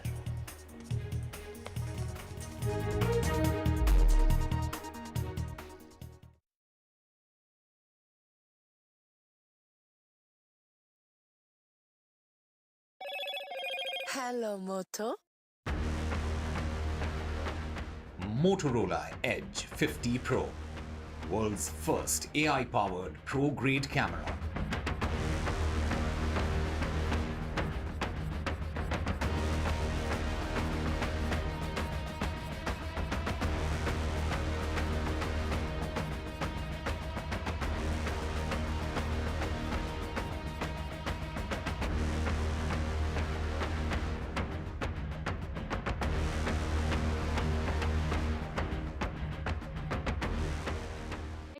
New day, new show, a new experience. Start your day with the news, not views. We bring you stories that matter and impact your lives. News that informs and keeps you ahead. from Maximum City, Mumbai, to the seat of governance, Delhi. NDTV brings to you the best breakfast show. The breakfast show only on NDTV 24/7 every morning at 8 a.m.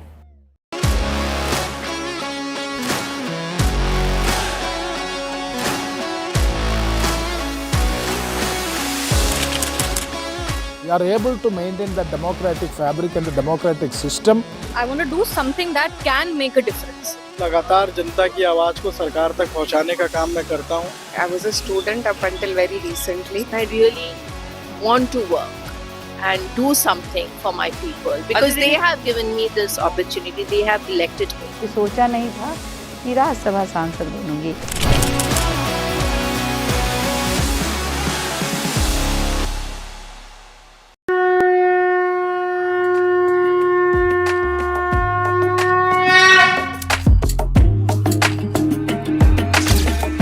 Mahakumbh, the festival of faith, the world's biggest spiritual festival, the divine dip at the spiritual Sangam,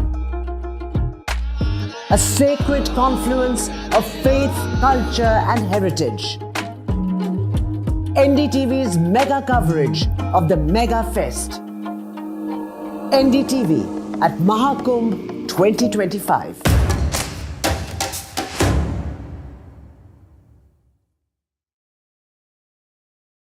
NDTV shines with 38 prestigious wins at the News Television Awards 2024. Powerful journalism to cutting-edge digital innovation, production excellence to regional leadership, NDTV sets the benchmark. 38 awards, each a testament to your trust in NDTV. NDTV stands for trust. In today's interconnected world, India's voice is more crucial than ever. When India speaks, the world listens. At NDTV World, we are that voice, bringing you intelligent and insightful news from India and beyond. From geopolitics and diplomacy to economic shifts, migrations, tech disruptions, and the stories of our diaspora. We cover the news that shapes our global future. NDTV World, your new home for global news is here. I've been reporting on all issues, big and small, from Andhra Pradesh, Telangana, rest of South India, bringing you all the action, all that you need to know, all that you want to know. The energy of Maximum City is infectious. I bring in that energy in our news coverage from financial capital Mumbai. Covering from the southernmost part of India over the last 23 years, I bring in-depth and 360-degree coverage from the Dravidian heartland. The land of Mishti is also known for its bitter politics. I have seen much water flow under the Howrah Bridge, covering Bengal in all its vivid colors.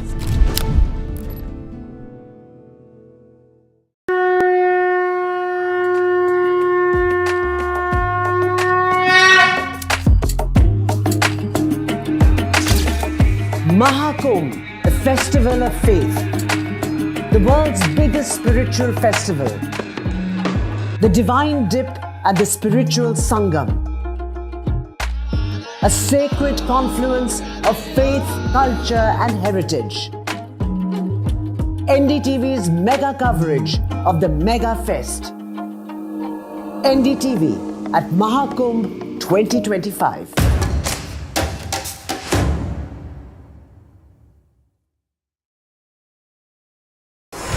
NDTV proudly upholds its legacy of trust and credibility. According to the prestigious Reuters Institute's Digital News Report 2024, NDTV is the top-most news platform in the country. Number one in both online and offline reach in India. Beating all its competition, NDTV stands for trust. New day, new show, a new experience. Start your day with the news, not views. We bring you stories that matter and impact your lives. News that informs and keeps you ahead. from Maximum City, Mumbai, to the seat of governance, Delhi. NDTV brings to you the best breakfast show. The breakfast show only on NDTV 24/7 every morning at 8 a.m.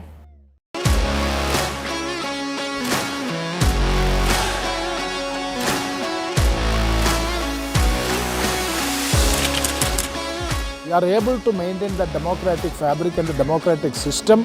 I want to do something that can make a difference. लगातार जनता की आवाज को सरकार तक पहुंचाने का काम मैं करता हूं. I was a student up until very recently. I really want to work and do something for my people because they have given me this opportunity. They have elected me. सोचा नहीं था कि राज्यसभा सांसद बनूंगी.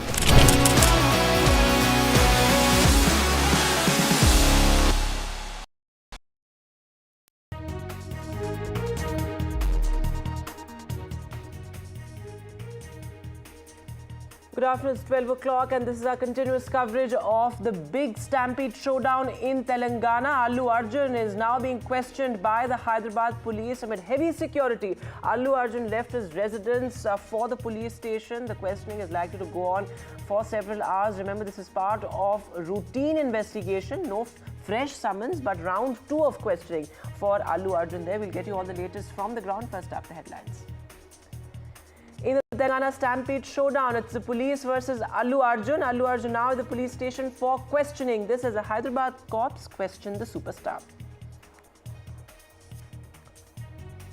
Congress hits out at the BJP over the new human rights body chief. The Congress says the entire selection process was flawed. This after an ex-Supreme Court judge was appointed the NHRC chief. Heavy snowfall blocks major roads and highways in Himachal. Over 170 roads, including 3 national highways, have been shut. Nearly 1,000 vehicles stranded.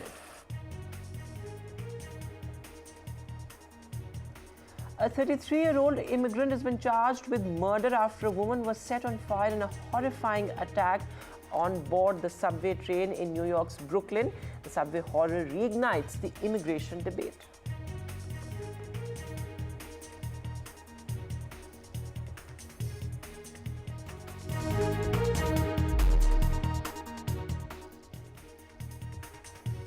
Our big focus on the show this afternoon, well, the Stampede showdown in Hyderabad. Allu Arjun is now being questioned by the Hyderabad police. Remember, this is round 2 of questioning. Allu Arjun, who is out on bail, has a case of culpable homicide not amounting to murder against him. Serious charges there. And this in the backdrop of what seems like a prolonged standoff between Allu Arjun and the state of Telangana, the Telangana police as well, with no less than the Chief Minister coming out and saying that Allu Arjun was responsible for the stampede and that there will be no privileges, no benefits for killer films. This, of course, as Allu Arjun continues to defend himself. He says that he was only following police instructions. He's being portrayed in bad light, and there's a lot of misinformation that's doing the rounds as well. This is Telangana police, of course, which has a lot to answer as well. Ultimately, crowd control, crowd management in such a situation is a responsibility of the police. But the Telangana police has put the onus entirely on Allu Arjun, saying that he did not listen to the police, did not follow police instructions, came out, waved at the crowd, that exacerbated the situation, and that eventually led to the stampede. Now, this has led to a complete breakdown of trust, in a sense, between the film fraternity and the state of Telangana as well. Many also talking about the film industry moving out of Hyderabad to Andhra Pradesh. So in that backdrop, Allu Arjun being questioned, and there was heavy media presence, of course, a lot of security outside the police station as expected as Allu Arjun entered the police station for questioning. We'll get you all the latest from ground zero, from where our senior colleague Umar Sudhir has been reporting, but let's quickly listen into some reactions that have come in. आज रेवंत रेड्डी के सरकार ने वो मनमना कर रहे, जो चाहे उसको अरेस्ट कर रहे, जो चाहे उनको छोड़ दे रहे। इन्हें ने आज 2-2 घंटा असेंबली में बहुत सारे स्टेट में इश्यूज है, किसानों का इशू है, लेबर का इशू है, दलितों का इशू है, माइनॉरिटीज का इशू है, उसके लिए बात करने के लिए टाइम नहीं है रेवंत रेड्डी को। लेकिन 2-2 घंटा एक फिल्म एक्टर के पीछे पड़ के वो एक पर्सनलाइज्ड टारगेट करके जा रहा है। देखिए, मैं वो केस के बारे में नहीं बोल रहा हूँ, अगर से तुम केस रजिस्टर करना है तो करो, जो लॉ करना है करो, लेकिन सबके साथ क्यों नहीं करते? So the case of the Allu Arjun is a small case. Like many other issues in the state, there is an issue. So in that stampede, what is the role of the hero? What is the role of the police? Who failed? Whether police failed to give the security or the theatre management has failed to give the security, this has to be looked into. Instead of looking into that, after arresting an actor, as the government is blamed by the people of this Telangana, the government want to rectify the issues that have been raised in that particular issue. So in order to curb one issue or one mistake, they are doing the other mistakes. Syed Asad Abbas, political analyst who supports the Congress, is with us. Also, Ravula Sridhar Reddy, BRS spokesperson. Thanks both very much for being with us. Going across to you first, Syed Asad Abbas. Let's not forget that the Telangana police has much to answer as well. While, of course, Allu Arjun is being questioned, there's a case of culpable homicide against him as well. But ultimately, bottom line is that the responsibility of managing a crowd in such a situation lies with the police as well. Vedant Sahab, listening to the reactions of the BJP leader and the BRS leader, I was absolutely shocked. Look at the insensitivity of Mr. Raghudandan Rao, who's the BJP leader, who says that it is a small case. I'd like to ask him, how is it small case, sir? A woman has lost her life, 35-year-old woman. Her son is battling for his life, who's just 9-year-old. The 9-year-old boy has lost his mother. He's an orphan now. Is that a small case? There is a death taken place. So therefore, justice needs to be done. Now coming to the questions of the Telangana state government, Shri Revanth Reddy Garu, and also the police. Let me present you certain facts, Vedant Sahab.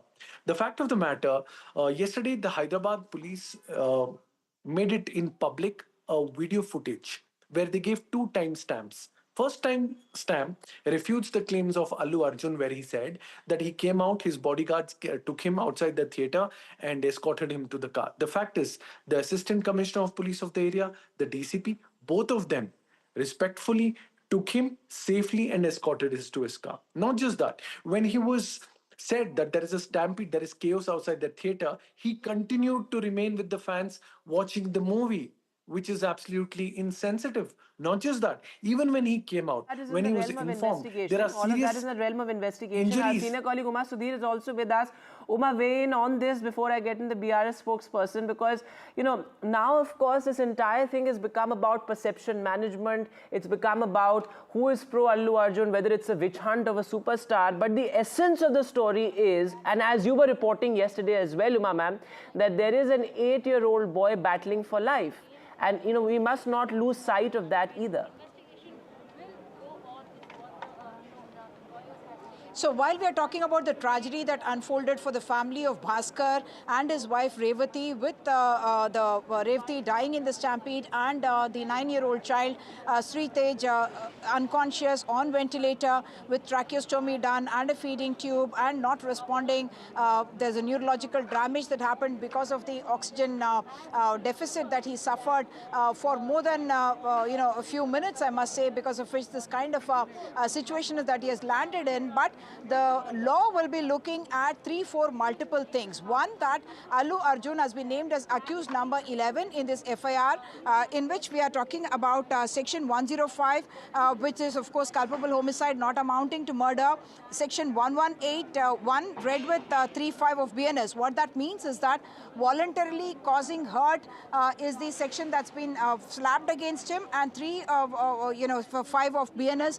What it means is that multiple people are acting together with a common intent of causing that harm, and that's the reason why there are the manager, the owner, as well as those people who are manning the theatre premises, the lower balcony where all this chaos actually broke out. All of them were named and in fact arrested as well, even before the arrest of Allu Arjun happened. So today, the court had, after granting him bail, put certain conditions in this entire issue, and one of the conditions was that the investigation can continue and that he must cooperate with the investigating agencies, and that's the reason why he has been summoned now for the police to ask him his sequence of events. While we have seen what Allu Arjun has told the media, he has made those public statements about what the sequence of events were. The police cannot take cognizance of that. What they will be taking cognizance of is the statement that Allu Arjun will be recording inside the police station. We do know that his legal team has also gone in there with him. And we also saw his father, Allu Arjun, who is a very prominent producer, who is with him inside the police station. Of course, not as part of the questioning itself, because it is Allu Arjun who will be questioned.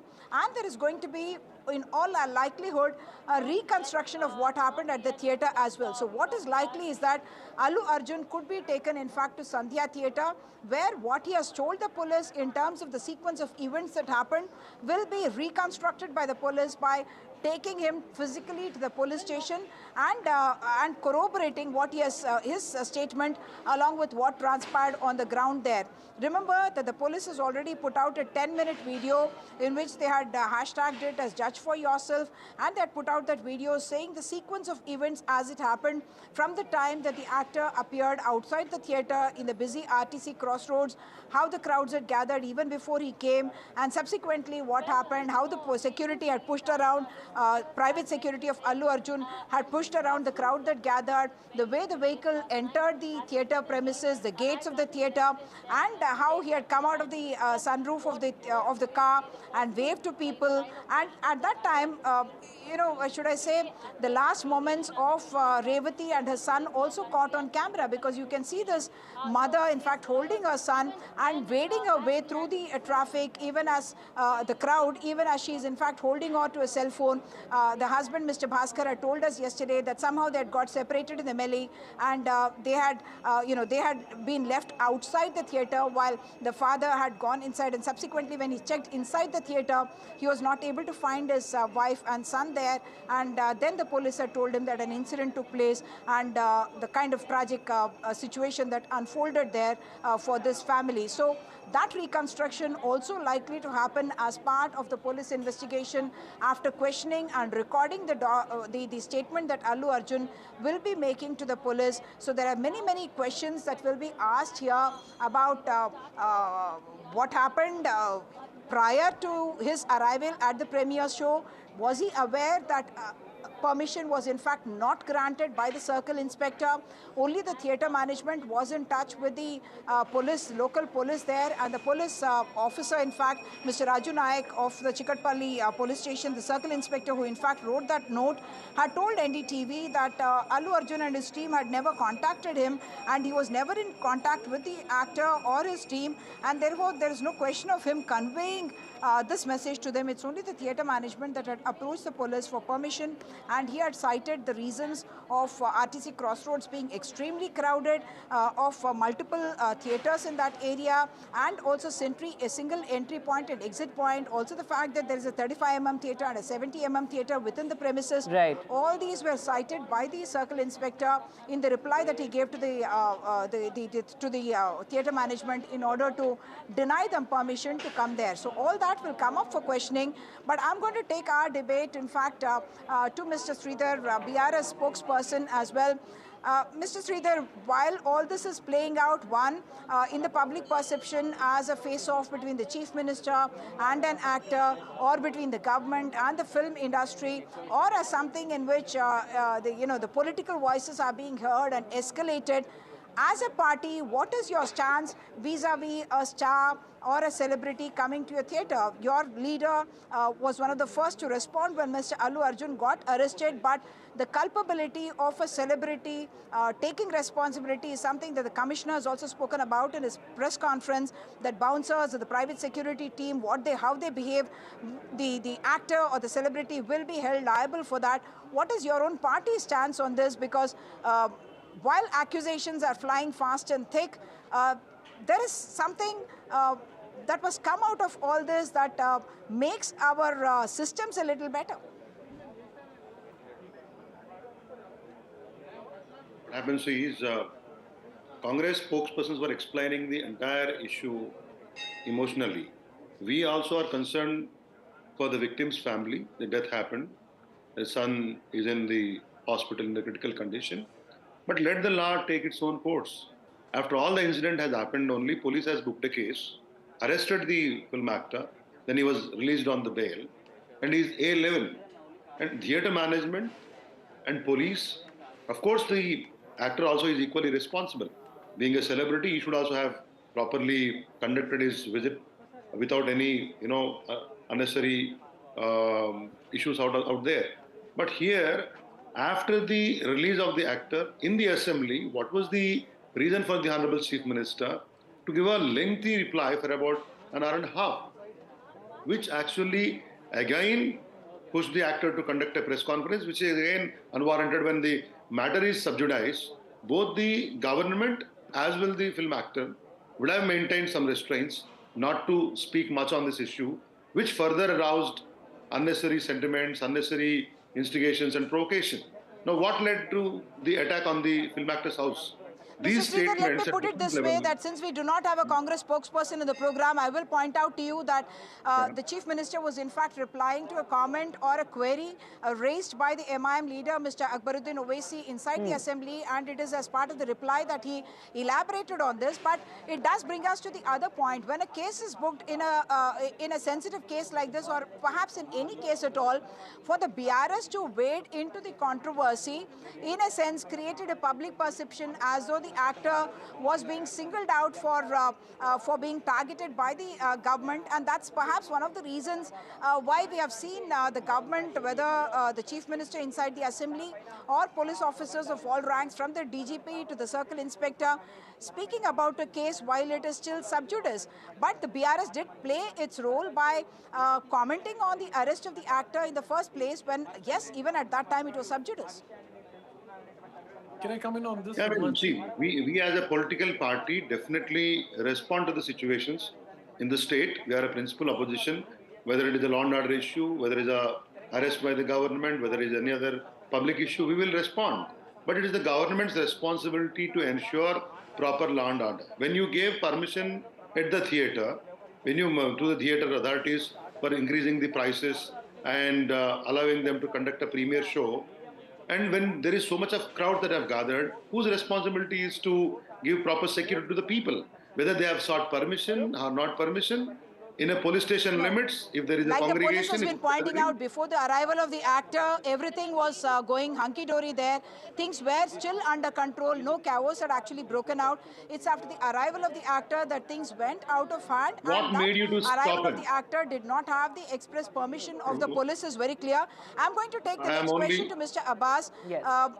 While you can say that the BRS leaders' comments have actually escalated this into a huge political issue and debate with all political voices adding to the noise here, wouldn't you say that the Congress government, being in the government itself and being the agency that has in fact filed the case, better restraint would have been exercised by both the police as well as the chief minister by not commenting outside the house or inside the assembly by the chief minister in this particular case? Because all this actually will spoil the case in the court of law itself. Because is it important for political parties to first fight it in the public domain, the public perception, and not worry so much about the court of law where the case can get a little distorted or pressure can build up because of what is being said outside the court?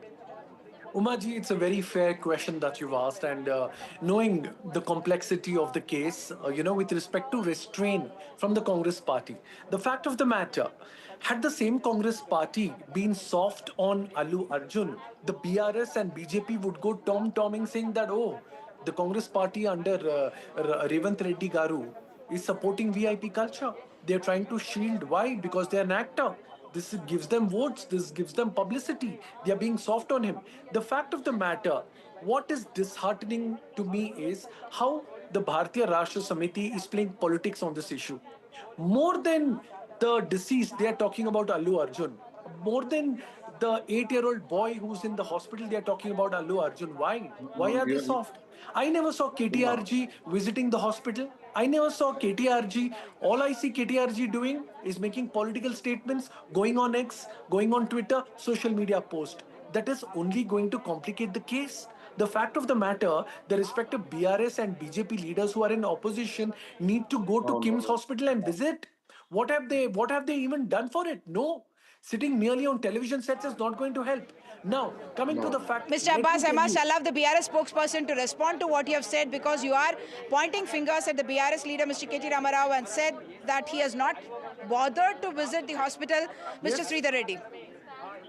No, the Congress spokesperson is trying to paint a wrong picture that we don't have a concern for the victim and all. It is wrong. Even for the government, only after this issue erupted to such level, they started visiting. When your cinematography minister visited, when your other, did your chief minister visit the hospital? Only after this issue has taken to this level, you started responding. Why there was a lengthy explanation in the house? Only to save your skin? Here, as a principal opposition, responsible opposition, we wanted to question the government the way it is dealing the issue. Not that we don't want the point that the Congress person is making is also valid, saying that while of course you continue to look to score political brownie points, why has Mr. KTR not bothered to visit the hospital and see the victim? Absolutely, that is my point, Vedant Sahab. Our leaders see. I agree with the exactly. Let Mr. Sridhar respond. We'll come back to you. Go ahead. Vedant, till now Chief Minister has not visited. Somebody from their government has visited. So leaders from BRS party has visited them.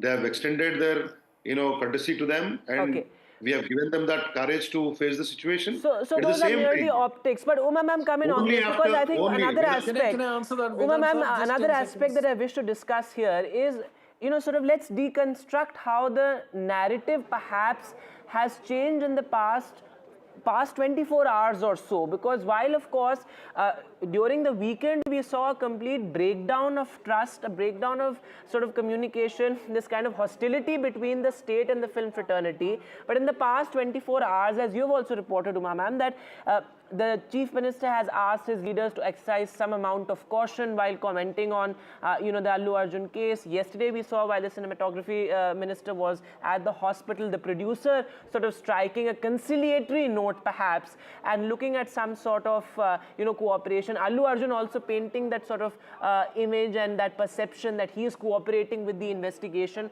So the tempers have come down, perhaps many would say, and that narrative has changed in the past couple of hours. So the narrative has changed, in fact, over the last few days, I must say, because initially after the arrest of Mr. Allu Arjun, the kind of support that he was getting in the public domain, on social media, and also the physical visits of colleagues from the film industry at his residence, all of that added to the perception that he is the victim here and he is being singled out for, should I say, punishment or targeting by the state government. That was the perception, and that did irk, I must say, the police forces, the administration, as well as the government, because they said we were playing it fair because everyone is equal before law and everyone is answerable equally before law, and that's the reason why a case was booked against Mr. Allu Arjun, and they had called him in for questioning, and they said they had not in fact cooperated, and that's the reason they had to in fact order his arrest, and they wanted to interrogate him in custody as well. But subsequently they had also in fact knew about a quash petition that he has filed in the court around the 8th of this month itself, when he had asked for the High Court to dismiss all the cases and the FIR against him, and the police was acting in should I say caution, trying to take the investigation forward. They had already arrested the owner, manager, as well as the floor manager of the lower balcony of the theatre. All that had happened. The government wanted to come back on the perception game that was created. If the government was being villainized in this particular case, they wanted to say that we did right and we were standing by that family which suffered the biggest tragedy in this, and that's the reason why we have taken up this case and dealt with even someone who's seen as a hero, as a megastar, as a superstar. Even him, we were dealing with him like a common person, because he would also be answerable and accountable for what has happened. A celebrity is also responsible for what happens because of his presence in a particular area. So the government came back with its own version after the Chief Minister spoke out in the assembly. Then we have seen from the DGP to the police commissioner talking about private security not being allowed to do what they want, and that they also have to go by the law of the land. And the commissioner in fact pointed out that they were not even listening to the police force on the ground, and they were opening the gates and closing the gates, which is not actually something that they are mandated to do. They are only meant to protect their VIP celebrity who they are protecting, and they are not meant to do some crowd control. And that's how they say that the voices have come out trying to put the police version in the public domain as well, so that the government does not end up looking bad. And there were conspiracy theories doing the round saying that he is being targeted for various other reasons, and that's why I think the government also decided to go full hog on it, put out that video also in the public domain. And at a time when it appeared that this standoff between the film industry and the government is reaching a peak, the government had also announced that they are not in favor of having any more premiere shows. It was almost an emotional Chief Minister who questioned the film industry for having gone to visit Allu Arjun after he spent a night in jail and came out, and he said, did he lose a hand or leg or kidney that all of you queued up there but none of you bothered to go to the hospital? So in that sense, it seemed like the government was taking a hostile or rather a strong stance against the film industry as well, when they said that they're withdrawing all benefits that they have been giving, special concessions that they have been given to the industry. But you are right, Vedant. Post that, we have seen the cinematography minister and the Pushpa producers coming together. We met them all, and both of them speaking about the fact that while there are certain political voices that are suggesting that this will lead to a kind of a rift, and some people were connecting it to what happened with actor Nagarjuna earlier. One political leader connected it to what happened with Mr. Mohan Babu, actor Mohan Babu as well. But the government holding it very clearly and saying that all those are different incidents in which there are different reasons why those happened. And both the cinematography minister and the producers of Pushpa, to whom we spoke exclusively, telling us that this does not mean there has been any kind of a rift with the government, and there is no question of the industry actually moving out of Hyderabad, say, to an Andhra. There was an attempt in between, certain voices also making this into a Telangana-Andhra issue, and the government has also been very careful not to turn it into a Telangana versus an Andhra issue, which has been a very emotional subject for people in both the Telugu states. Both these states enjoy the Telugu film industry, not just these states, but the entire country and the world, in fact, has seen what Tollywood has to offer, and that is not something that anyone wants to take away. The glory to cinema that Tollywood and Telugu cinema has brought, and that is something that will stay intact even after this incident, is what both the cinematography minister and the producers, some of the producers also who I have been speaking with, say that this is an incident, accountability will have to be fixed, responsibility will have to be fixed, but beyond that, the Tollywood, the kind of infrastructure that Hyderabad has for the film industry, that cannot be replaced. And all of them also saying that in the last 1 year also they have continued to receive the kind of support that they received in the last 11 years. Similar fears had been expressed when Telangana was formed, saying that the film industry is largely from Andhra. Will it go away? No, it did not go away. It continued to flourish here, and similarly that will continue even now, is what both the government as well as the film industry is telling us. But yes, one more case that's been filed now by Teenmar Mallana, an MLC belonging to the Congress party, and he has in fact raised the issue of content inside the film, so something that perhaps would be better addressed by a censor board, but he chose to say that the actor, the director and the producers should be made answerable and a police case should be filed, was the argument of Mr. Teenmar Mallana. We also saw Minister Sitaka raising the issue of awards being given to Pushpa 2. That perhaps takes the entire debate to a different level about censorship by governments. Will the governments now decide what kind of content should be either supported or what kind of content should really be given awards? Because she raised the question that a film like Jai Bhim that spoke about rights of the poor was not awarded, whereas a Pushpa 2 which glorified a smuggler has been awarded, is a question that Minister Sitaka raised. I must point out, Vedant, while we are on this, that Pushpa 2 also talks about actually some kind of a confrontation between the chief minister on screen in that film and the protagonist, which is Pushpa 2, which is played by Allu Arjun in that. And something like that is what is the perception now in the public domain, saying that it has become a standoff between chief minister and an actor in this case. In the film, of course, it was between the chief minister and a smuggler in that case. There is also a confrontation that happens in the film between the police and the actor, and something like that also playing out in the public domain. Of course, the situations are very, very different, and but the perceptions and the sentiments seem to be reflecting about the police pride that has been hurt by an actor. Yes, I think that's an important point you're making, and the point you made about Telugu cinema also, and we've seen what Telugu cinema has to offer. I mean, in the sense it has been the womb of this entire pan-India cinema movement. But how does the day look like, Uma ma'am, for Allu Arjun? What are you picking up from your police sources? Is he likely to be taken to the scene of offense, as it were, for the recreation of what could have happened that day? What are you picking up? So there are multiple issues that the police needs to get clarity about, and there will be a very, very detailed statement that they will be seeking from the actor. So that itself is going to take time, because he will be having his legal team along with him as well, and what he says on record, what has happened as the sequence of events that led to the tragedy, all that will be subject of investigation and something that the police will first want to document. So that is going to take some time before the reconstruction. In fact, the notice that he has issued, that he has been issued by the police, mentions that they want to know from the actor what happened as a sequence of events, and in the same notice, it's also been mentioned. Let me just read out for the benefit of our viewers. The case is under investigation, and your presence is quite essential before the undersigned officer to elicit answers from you about the incident, and if necessary, for visiting scene of offence in order to ascertain the true facts, and therefore he has been asked to appear at 11 a.m. today. So the first paragraph mentions about the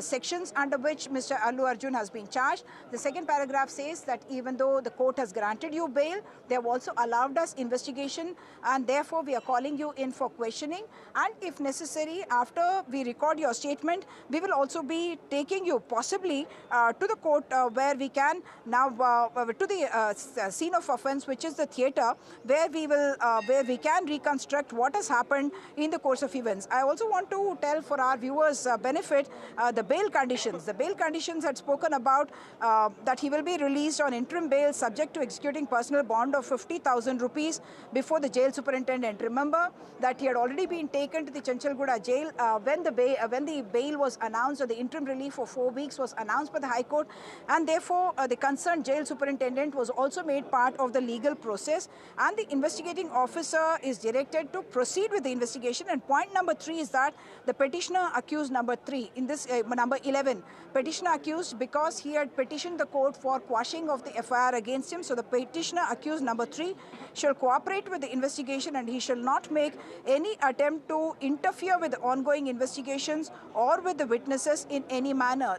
Therein lies the answer that Allu Arjun has sought to give when people were questioning about why he has not visited the hospital or met with the family. He has made it very clear that because the legal complaint, or the complaint initially was filed by Mr. Bhaskar, the father of Sri Tej, that's the reason why he cannot go and meet with the same family that has complained against him. And the court also in very clear terms has mentioned that he should not interfere with the ongoing investigation or with the witnesses in any manner. When I was speaking to the business manager of Mr. Allu Arjun yesterday, he said it does become a very delicate position, because while the actor wants to come forward and help the family and be with them, any attempt to reach out to the family, even in monetary terms, could be construed as trying to bribe the family. I must mention that Mr. Bhaskar, the father of Sri Tej, who did tell us that he is not holding Mr. Allu Arjun responsible for what happened, and that he is willing to withdraw his complaint, also in the same breath mentioned that he would like the same support to continue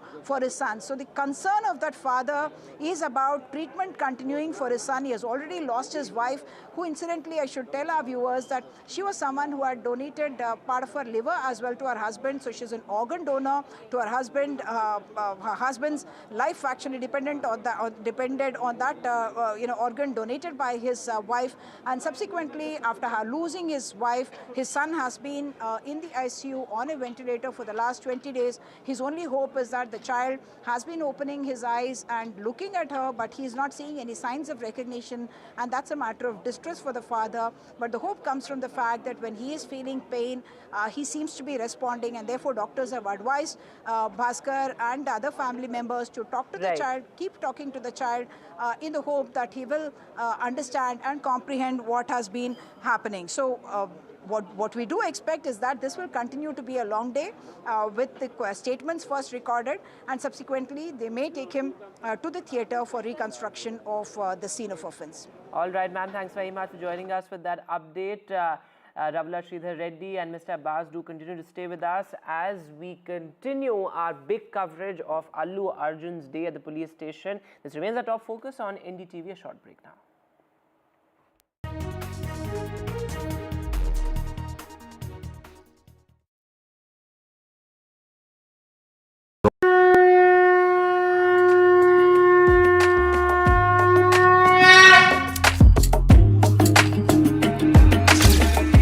Mahakumbh, the festival of faith, the world's biggest spiritual festival, the divine dip at the spiritual Sangam, a sacred confluence of faith, culture and heritage. NDTV's mega coverage of the Mega Fest. NDTV at Mahakumbh 2025.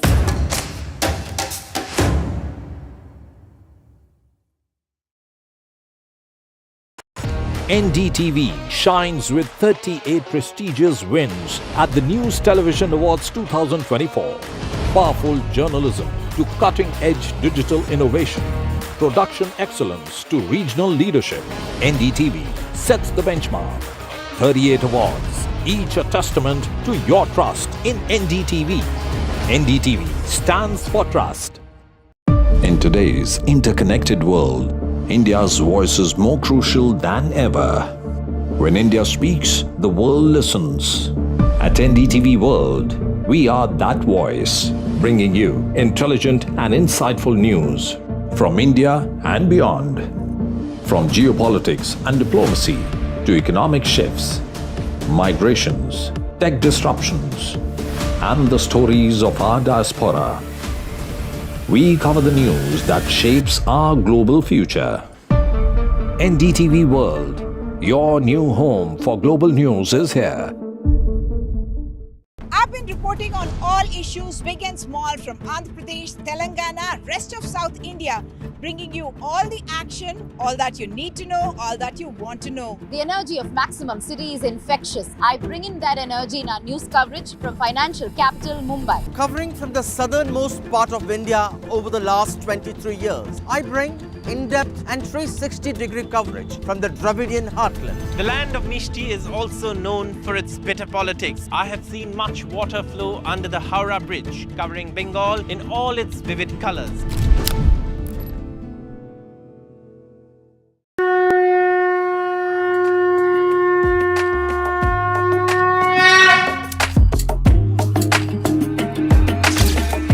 Mahakumbh, the festival of faith, the world's biggest spiritual festival, the divine dip at the spiritual Sangam, a sacred confluence of faith, culture and heritage.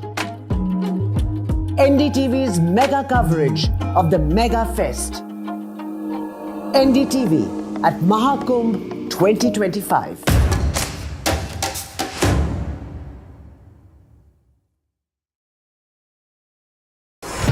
NDTV proudly upholds its legacy of trust and credibility. According to the prestigious Reuters Institute's Digital News Report 2024, NDTV is the top-most news platform in the country.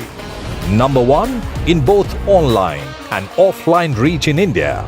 Beating all its competition, NDTV stands for trust. New day, new show, a new experience. Start your day with the news, not views. We bring you stories that matter and impact your lives. News that informs and keeps you ahead. from Maximum City, Mumbai, to the seat of governance, Delhi. NDTV brings to you the best breakfast show. The breakfast show only on NDTV 24/7 every morning at 8 a.m.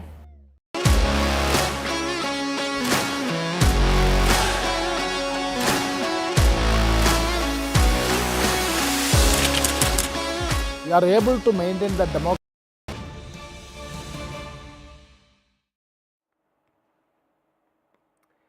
All right, some breaking news coming in. Well, there is a key NDA meet that is scheduled for tomorrow. This will take place in the national capital at the BJP chief's residence.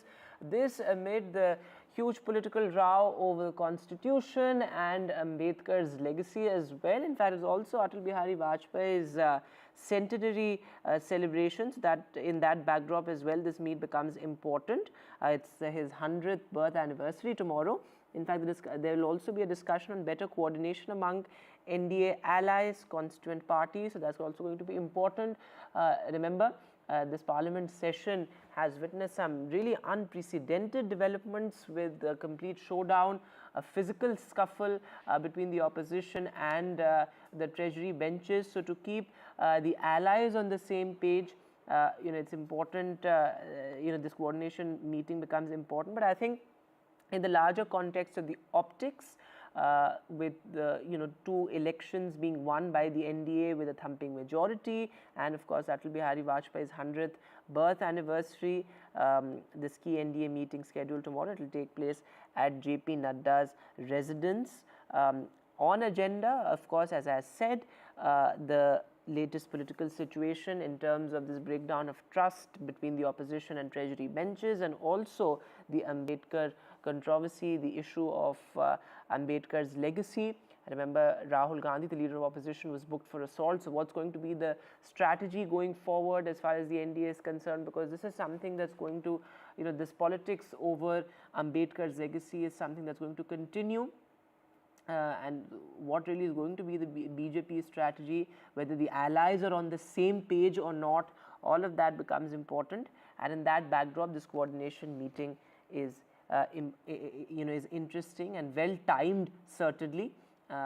In the backdrop of the Ambedkar remark row as well, because remember, you have top Congress leaders hitting out at Home Minister Amit Shah. They continue to demand Home Minister Amit Shah's resignation. What is going to be the BJP's strategy vis-a-vis that, and with the upcoming Delhi elections as well.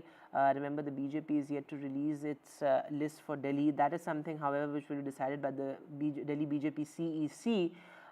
But going into the new year, you have key elections, and you of course have the budget session of Parliament subsequently. What's going to be the politics going forward, all of that will be discussed in the NDA meeting, which will be held at BJP Chief JP Nadda's residence, whose tenure is also, by the way, coming to an end. The BJP has a task of deciding its new president as well. But let me go across to our senior colleague Akhilesh Sharma joining us on the phone line. So Akhilesh, what's going to be on agenda?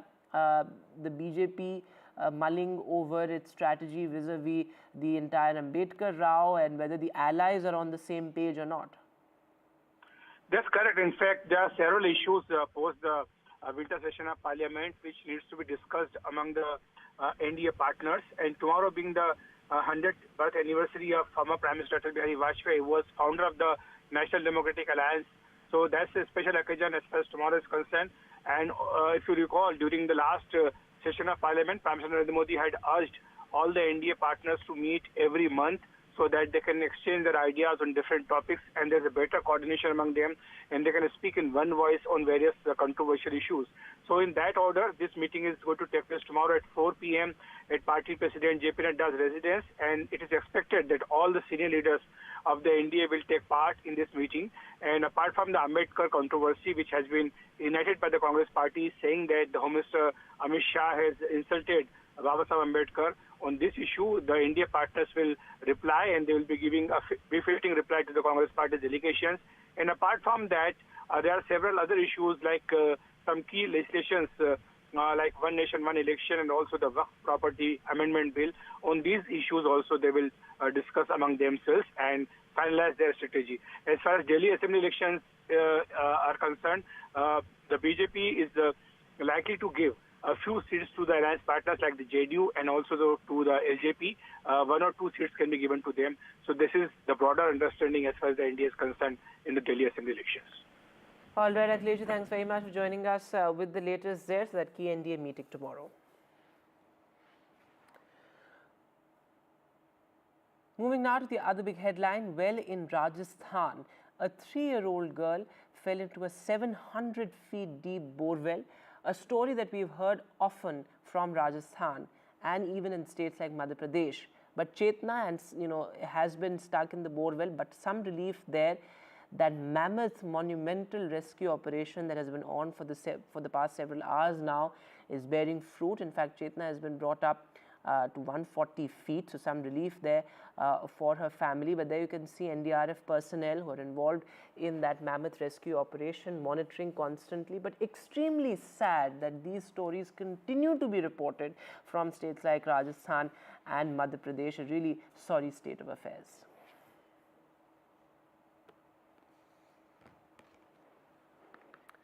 Moving now, well, ahead of the budget session, the Prime Minister is expected to meet Niti Aayog experts, something that has been, a recurring meeting for the Prime Minister. This is something that he does every year.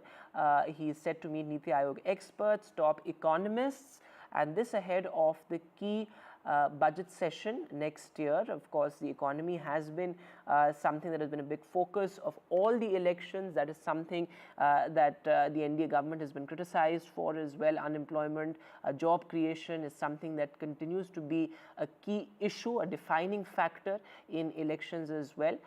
So that closed door meeting is expected to take place in the afternoon. This, of course, as inflation also continues to be an important issue. In fact, retail inflation has been at alarming levels in the past couple of months. In that backdrop, this meeting becomes important.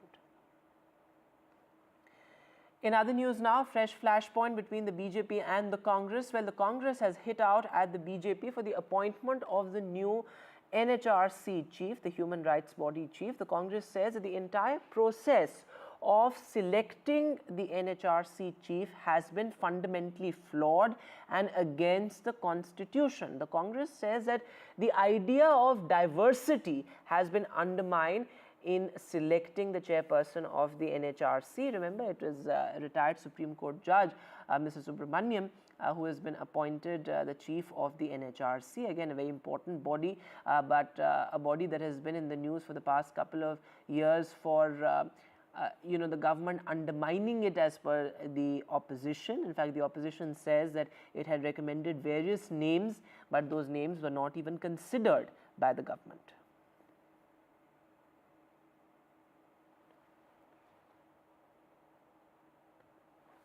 All right, now a big focus story is on NDTV at this hour. Well, Allu Arjun's questioning is underway in Hyderabad. The big showdown between the Hyderabad cops and Allu Arjun. Remember, this is the second round of questioning.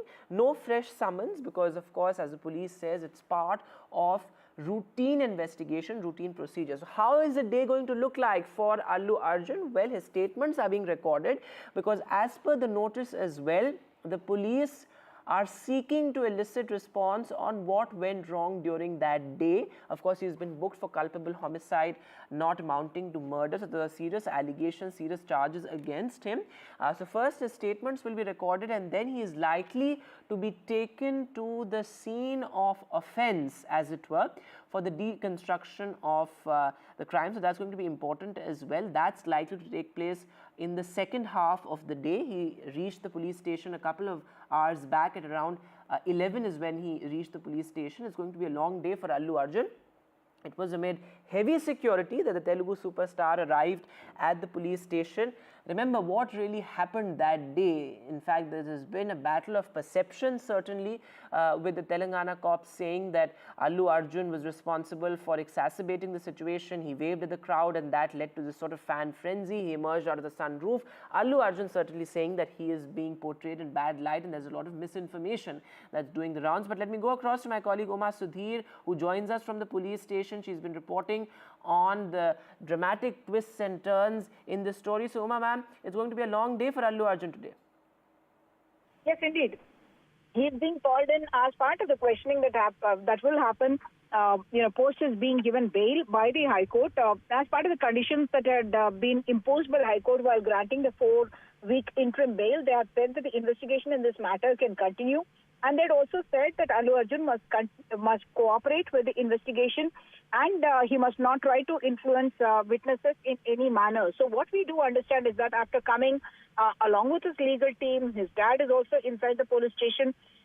He is being questioned presumably on the sequence of events that happened, that have, of course, been put out in the public domain, but the police document would be something different. Recording of the statement is a legal process that will be conducted now by the police.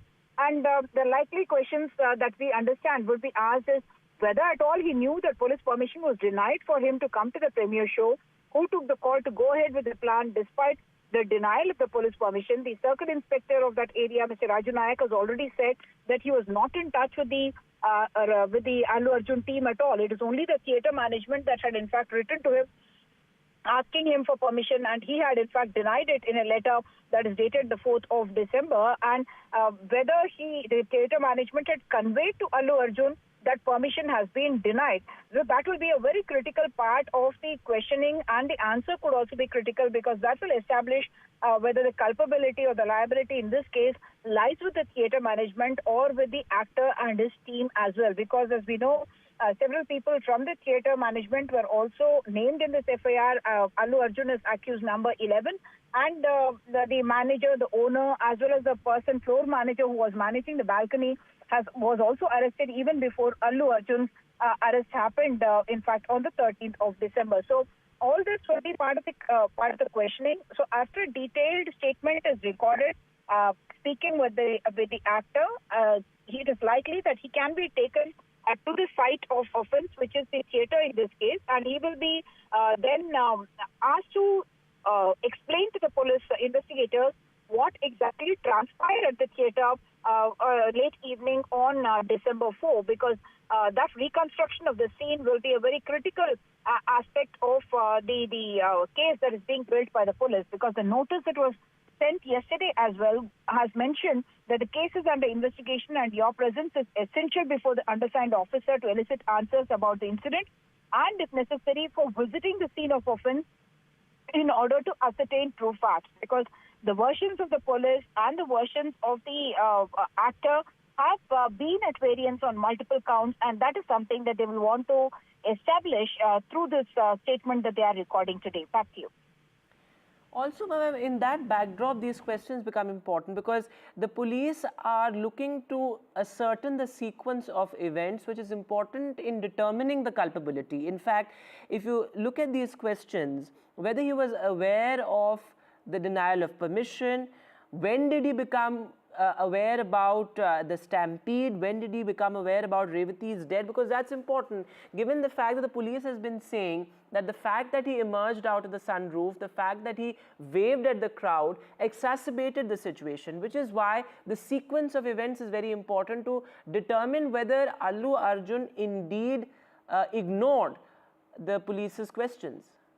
Absolutely. Those were very, very critical. One, whether he knew that permission had been denied and who took the call to go ahead. Did his team take the call to go ahead despite denial of permission?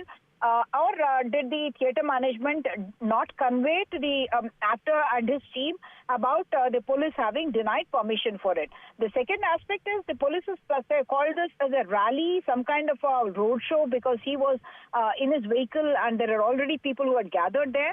But Allu Arjun has said there was no road show, and he has spoken about the distance that he had covered after emerging from the sunroof of his vehicle. That, of course, will have to be established because, like the police have said, they have already examined about thousands of videos as part of the evidence that they are putting together, and they have also released a 10-minute video saying that people need to judge for themselves. In a sense, taking this even before it goes to the court of law, taking to the court of the people, and creating that public perception about who is in the right and who is in the wrong, and why the culpability is something that the police has insisted upon, even though they know that he is a big star, someone who is whose films have global audiences as well. Despite that, the police decided to go ahead with filing of the case. They have remember that he has been charged with one, culpable homicide not amounting to murder.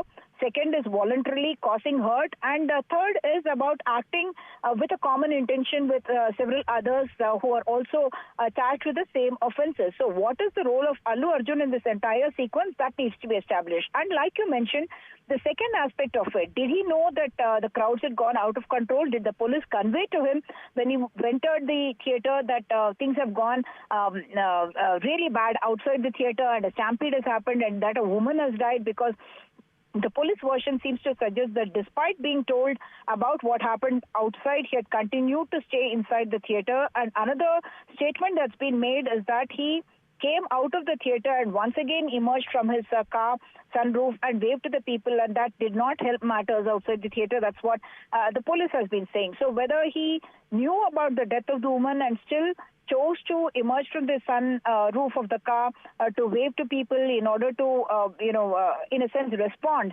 to the enthusiastic fans who have gathered there, post midnight.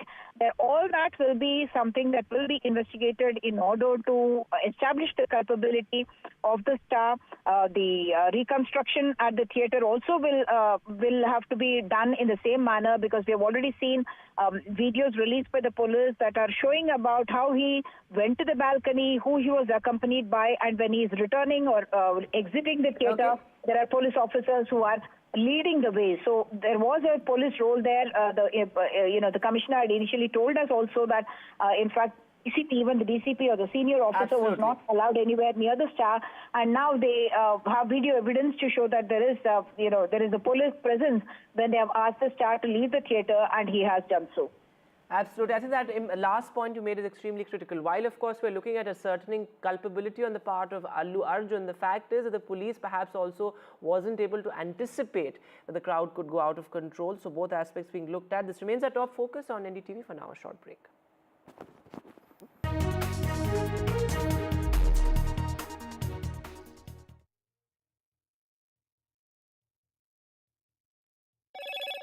Hello, Moto. Motorola Edge 50 Pro, world's first AI-powered pro-grade camera.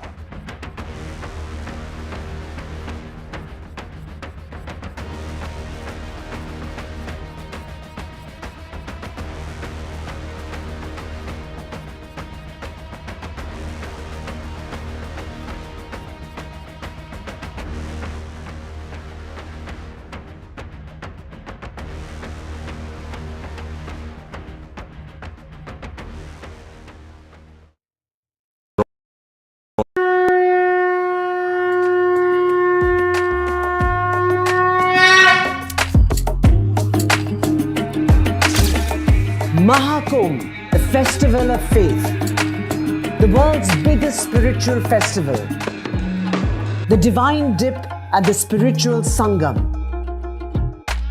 a sacred confluence of faith, culture and heritage. NDTV's mega coverage of the Mega Fest. NDTV at Mahakumbh 2025.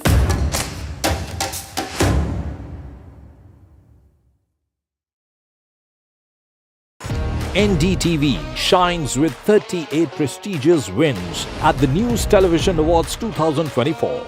Powerful journalism to cutting-edge digital innovation, production excellence to regional leadership. NDTV sets the benchmark. 38 awards, each a testament to your trust in NDTV. NDTV stands for trust. In today's interconnected world, India's voice is more crucial than ever. When India speaks, the world listens. At NDTV World, we are that voice, bringing you intelligent and insightful news from India and beyond. From geopolitics and diplomacy to economic shifts, migrations, tech disruptions, and the stories of our diaspora. We cover the news that shapes our global future. NDTV World, your new home for global news is here. I've been reporting on all issues, big and small, from Andhra Pradesh, Telangana, rest of South India, bringing you all the action, all that you need to know, all that you want to know. The energy of Maximum City is infectious. I bring in that energy in our news coverage from financial capital Mumbai. Covering from the southernmost part of India over the last 23 years, I bring in-depth and 360-degree coverage from the Dravidian heartland. The land of Mishti is also known for its bitter politics. I have seen much water flow under the Howrah Bridge, covering Bengal in all its vivid colors.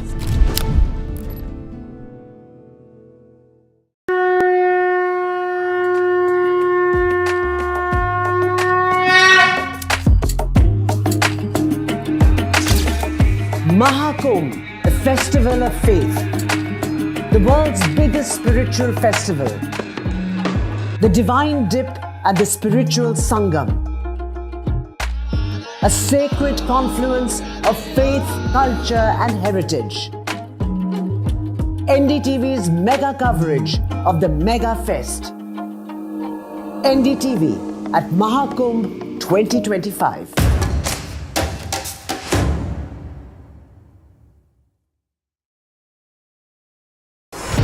NDTV proudly upholds its legacy of trust and credibility.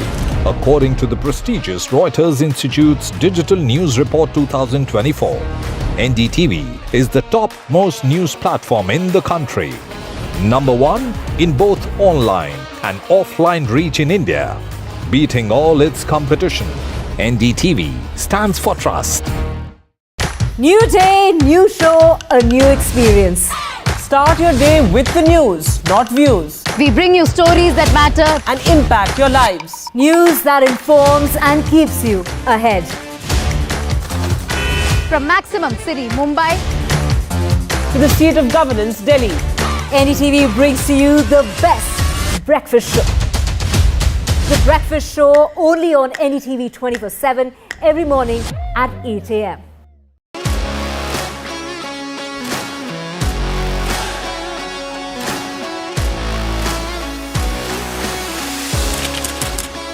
We are able to maintain the democratic fabric and the democratic system.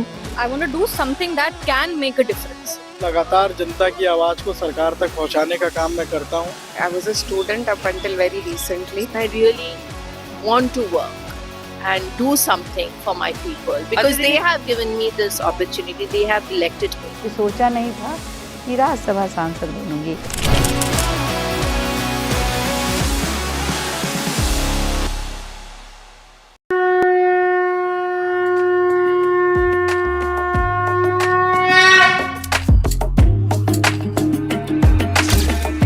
Mahakumbh, the festival of faith.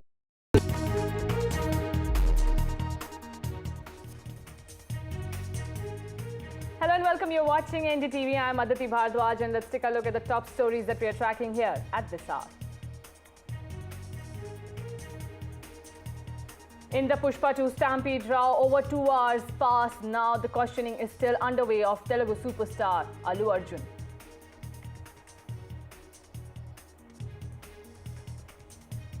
The key NDA meet has been called at BJP chief's house tomorrow. The NDA meet will discuss coordination of all the members over the Ambedkar remark row.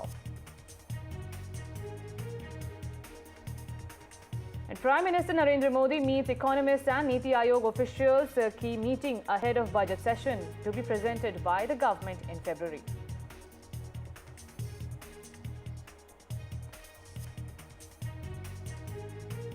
Heavy snowfall blocks major roads and highways in Himachal. 174 roads, including 3 national highways, closed. Nearly 1,000 vehicles stranded.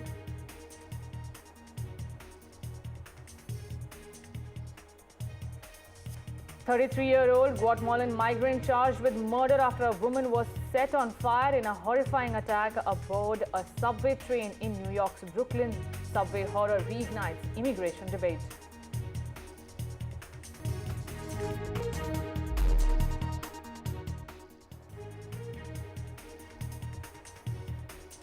And viewers, over 2 hours have passed, but questioning of Pushpa 2 actor Allu Arjun is still underway in the Stampede case.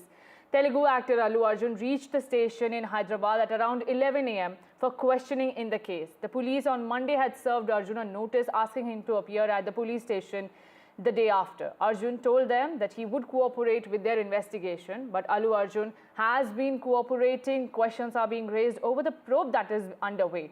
It has been over 2 hours. The questioning is still underway. This development comes days after the actor was first arrested on December 13 and granted interim bail for 4 weeks by the Telangana High Court in connection with the stampede. But the questions were raised that time also, as the lawyer of Allu Arjun said that despite serving the notice to the cops of his bail, Allu Arjun was not granted bail on the same day. He was not released from the prison on the same day. But the cops denied such charge and said they did not receive any copy from the court. However, he was released earlier on the next day in the morning when the row erupted more over the probe was questioned. Remember, a woman died while her 9-year-old son suffered severe injuries in the stampede that took place, and it was said that took place after Allu Arjun arrived at the theatre.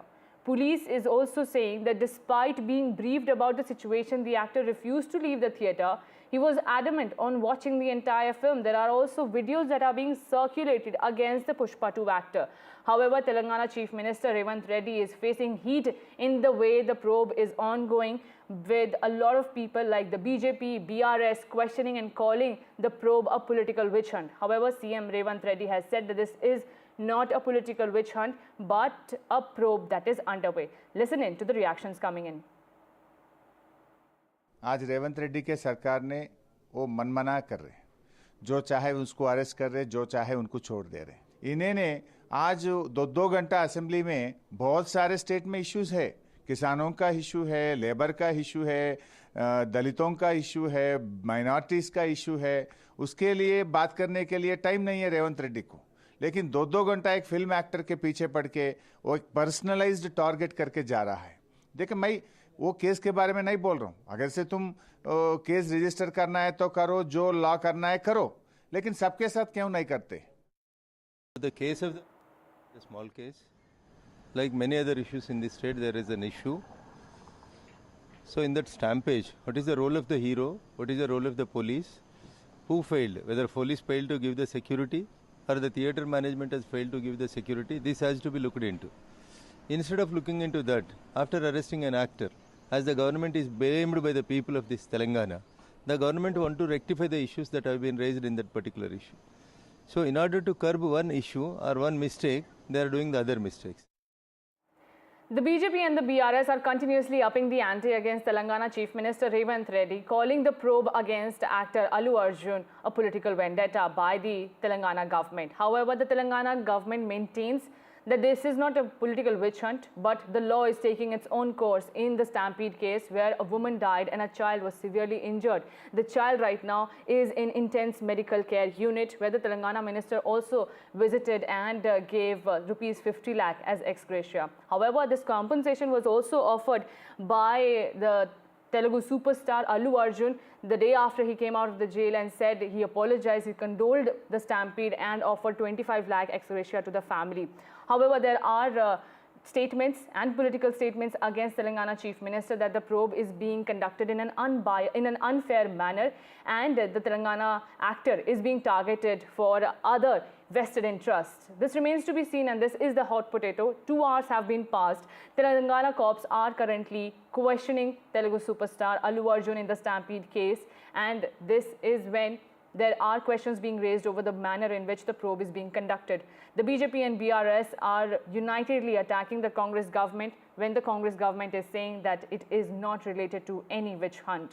My colleague Uma Sudhir, who has been reported live since morning, since the time Allu Arjun has appeared, is joining me. Uma ma'am, can you give me the details or the line of questioning that Allu Arjun is facing right now? So the police is, of course, now going to be trying to reconstruct the sequence of events according to the version of Allu Arjun, and subsequently, after recording a statement, it's also likely that they will take him to the scene of offence, which is, of course, Sandhya Theatre, where they will try to reconstruct what happened on that evening, the fateful evening of December 4. So what we understand is that the police questions will be asking him whether he knew about permission being denied by the police to the Sandhya Theatre management for the arrival of the actor, the actress, as well as the production unit and other members of the team. Very clearly, the police had put out that note, a handwritten note by the Circle Inspector, Mr. Ravi Nayak, and whether he was aware that such a note had been given to the theatre management. As you know, Mr. Ravi Nayak has said that he was never in touch with Allu Arjun, and therefore the question will be asked, who took the call to go ahead with the plan despite denial of police permission? So was the call taken by the Sandhya Theatre management, who have in fact acknowledged the denial of permission by the police, or was it conveyed to the Allu Arjun team and did they take a call on going ahead with the plan despite being denied the permission? Allu Arjun has also said that he was not stopped by any police when he arrived at that area. So who did he interact with? Did any police come and tell him not to stay there? So because while the police is being put on the mat in a sense by the opposition parties, they want to make it clear that they have done whatever best could have been done in the situation. Their communication strategy may have failed at the initial stages when the public mood seemed to be supporting Allu Arjun. But specifically, if we were to go at the questions, I do know that they will be asking, did you know that police permission was denied for you to come for the premiere show? Who took the call to go ahead with the plan despite denial of police permission? Did any police officer inform you about the stampede outside. Allu Arjun is on record saying that it is only his managers who had conveyed to him that there is chaos happening outside and therefore he must leave the theatre.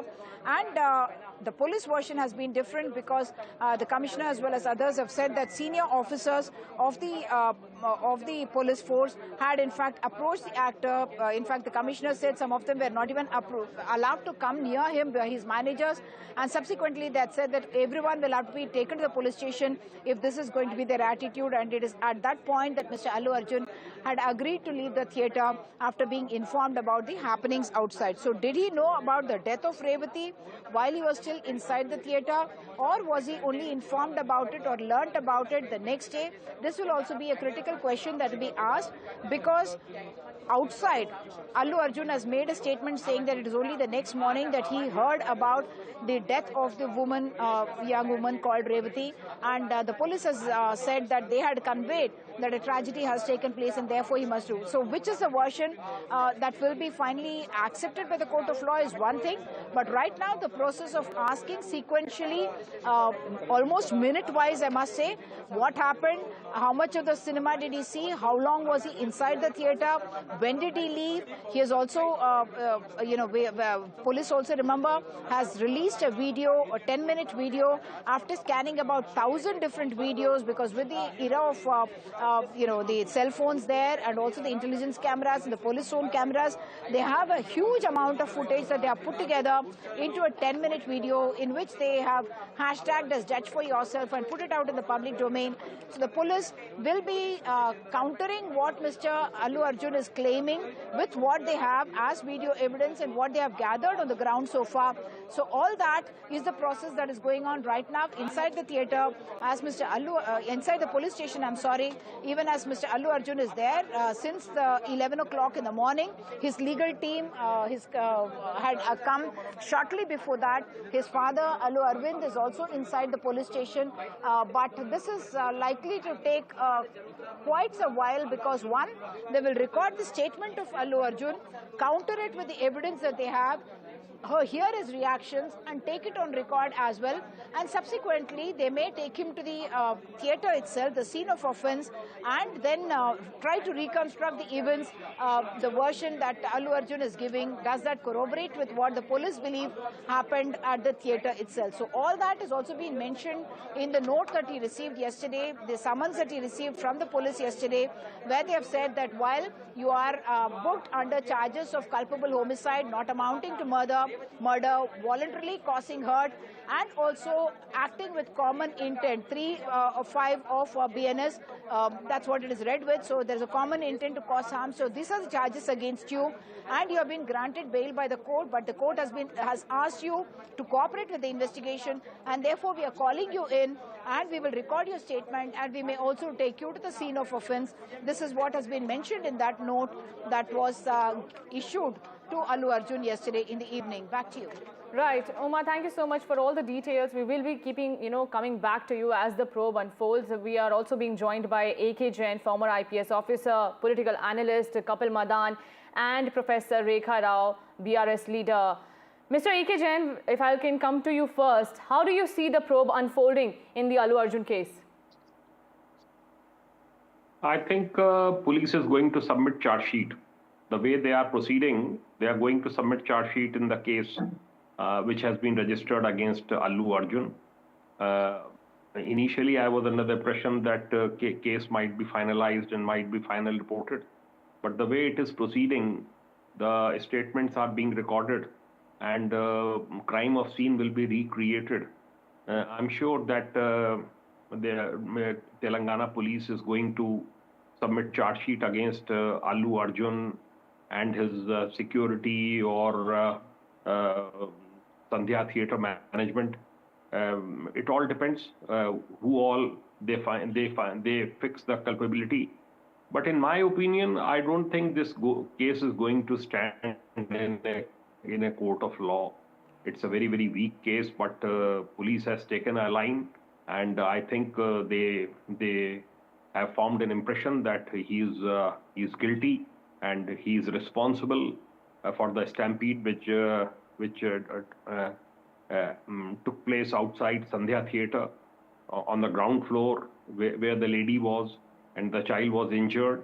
Although I have said earlier also that he was on the first floor. Yeah. Right. Mr. A.K. Jain, stay with me. Professor Rekha Rao, the BRS leader, why do you call the probe? We are also getting Uma Sudhir live from outside the police station. Uma, what is happening inside the police station now?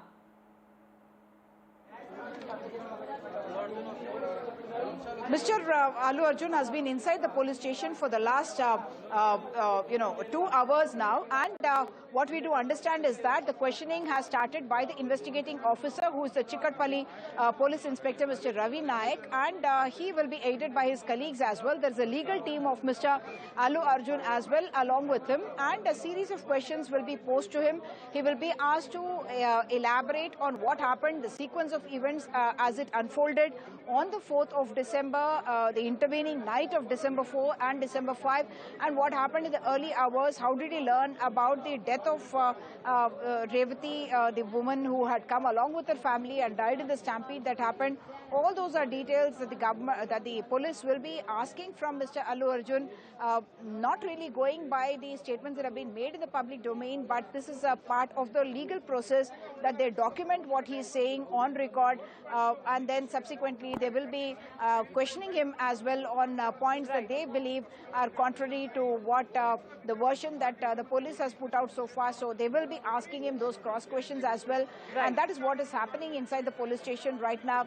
Even as his father, Allu Arvind, who is a producer as well, is waiting inside the police station. Allu Arjun, I believe, is being questioned by the police. Back to you. Right.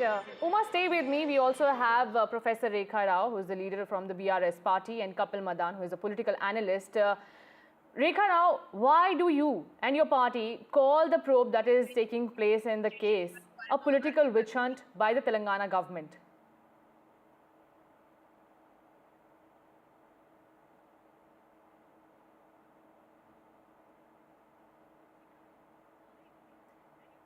Ma'am, if you can hear me, I'm asking why the BRS and the other opposition parties in Telangana are calling the probe that is taking place against actor Allu Arjun a political vendetta. Your voice is breaking a little, whatever I could. Ma'am, I'll repeat my question. Why do you think we'll try and reconnect our audio line better with Professor Rekha Rao, who is representing the BRS. We also have Kapil Madan, who is a political analyst. Kapil Madan, what do you have to first comment about the way the probe is taking place, as as the opposition in Telangana is calling it a political vendetta? So, let me say, one thing very, very clearly. Investigation takes its own course. There is, it is the police who is empowered to investigate all relevant facts to find out who exactly is the person who might be responsible for that untoward incident. And, once the police is doing that investigation, you can't really blame the police just because someone who happens to be a film star, just because he's being called at the police station, you can't, take political jibes out of it. You can't ignore the fact that one person has lost his life. So whomsoever is responsible, it will be unearthed only after a detailed investigation. And I think the police is following that process. And once that process is over, the police will file its conclusion in the form of a charge sheet, and they will their conclusion will be tested before the court of law, whether, it was Mr. Arjun or any other person who was actually responsible for the commission of the offense. Mr. Kapil Madan, there are, a lot of versions that are coming against the way the government is functioning, the cops are functioning. There are war of versions. Some people say the Telangana cops did not inform the actor on time. The others say they were the ones responsible for security around the event. Did they inform the people? Was there a sufficient backup ready to avoid such situation? There are a lot of questionings that are raised in the way, the manner the probe is being conducted.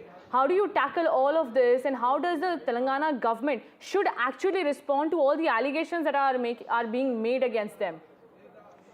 Well, Aditi, what happens is once, the investigation is on, of course, defense will also put forth their point of contentions to put holes in the theory made by the prosecution. But all I would say at this point in time is all these arguments in favor of prosecution and in favor of defense appears to be premature at this stage because the investigation is still going on. Once the investigation is over, then you will have a formal stand of the police authorities before the court of law. What exactly they have, investigation has revealed, who is the person responsible, and what is the nature of offense which have been committed. There could also be a possibility that during the course of investigation, the police may find that there could be some police official also who might have not performed their duty. So you will have to leave it to the investigation to complete, and only thereafter you will be able to have a better clarity, at least from the prosecution side, that what exactly they are concluding. Okay, my colleague Uma Sudhir also has a few questions to you. Yes, Uma. Mr. Kapil Madan, all this is playing out in the public domain. What should be inside a court of law, the arguments, the matter of fact which has to be actually spoken about inside a court of law to establish culpability, that is now playing out in the public domain, and it's become a battle of perception between the different political parties as we see it now. Do you see that affecting the outcome of this case? Because while initially it appeared like the actor was gaining the edge in the public perception, with the perception gaining ground that he is perhaps being singled out for targeting by the state government, and subsequently the government coming back strong and trying to establish that there were failings on the part of the Allu Arjun team, because of which these developments happened, and they are questioning celebrity responsibility as well. So all this is certainly going to affect the outcome of this case. That is one thing. That is what I would like you to comment about. And the second thing is, this also has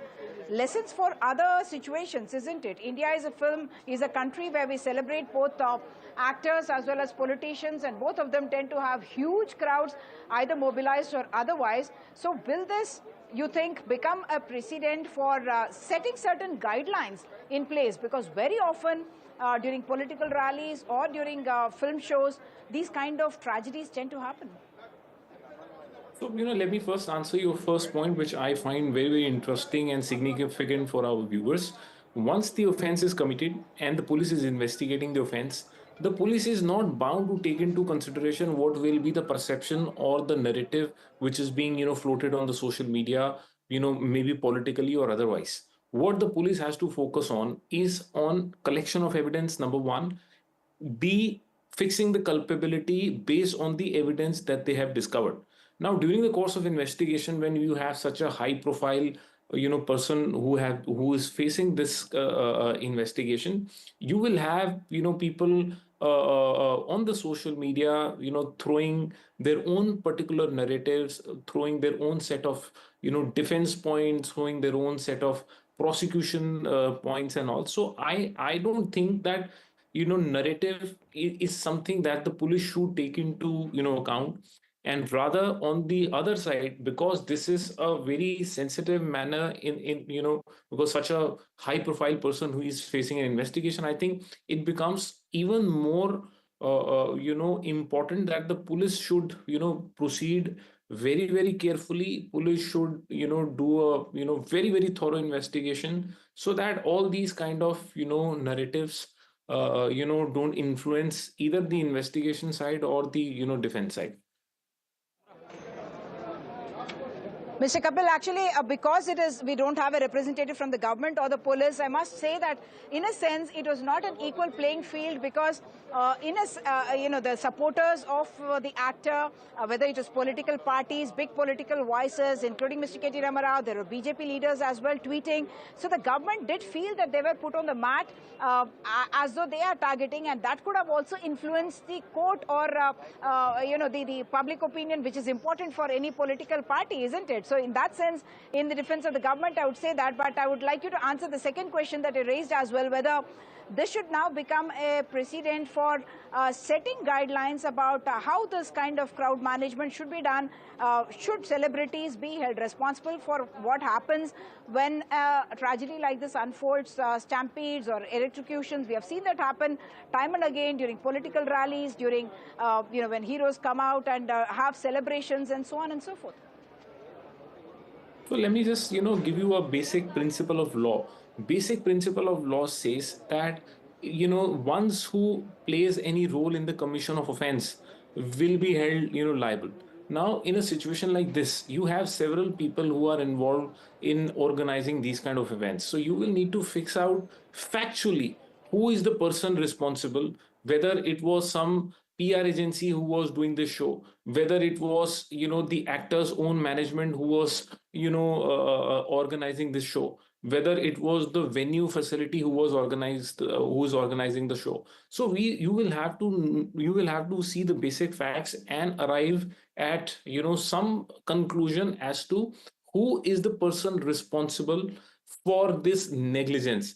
And I totally agree with you that, in politics you have so many such kind of rallies and all, where you have so many crowds joining in, and these guidelines, I think we had, similar incident from UP also, wherein one person, namely Bhole Baba, he did one event and there was a stampede there and several people lost their life.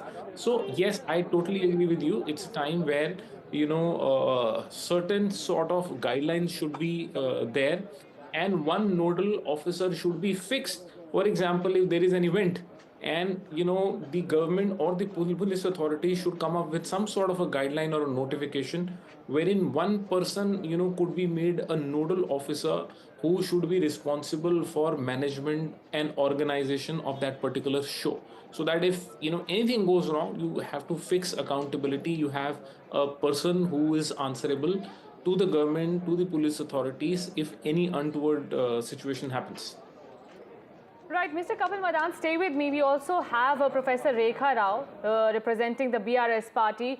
Rekha Rao, thank you so much for connecting with NDTV. But let's start with the hard question that you have and your party is posing against the Telangana government. The BRS and the BJP have united hand in glove. They are saying it is a political witch hunt that has been unleashed by the Congress government against actor Allu Arjun. There are many issues, many talk which is going on in Telangana. Some people say the current government, they want some money from the movie, what they have earned. That is one thing which is going on. The other thing is that in one of the program, Allu Arjun, he did not mention CM's name. That is one rumor which is going on. So there are different rumors which are going on. But what I feel is that the entire nation plus Telangana, they're spending so much of time on this, which I totally disagree as a citizen.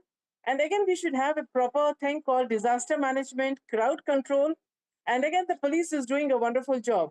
The precious time in the Legislative Assembly was wasted talking about one issue. And of course, it was OIC, who started the issue, not the CM.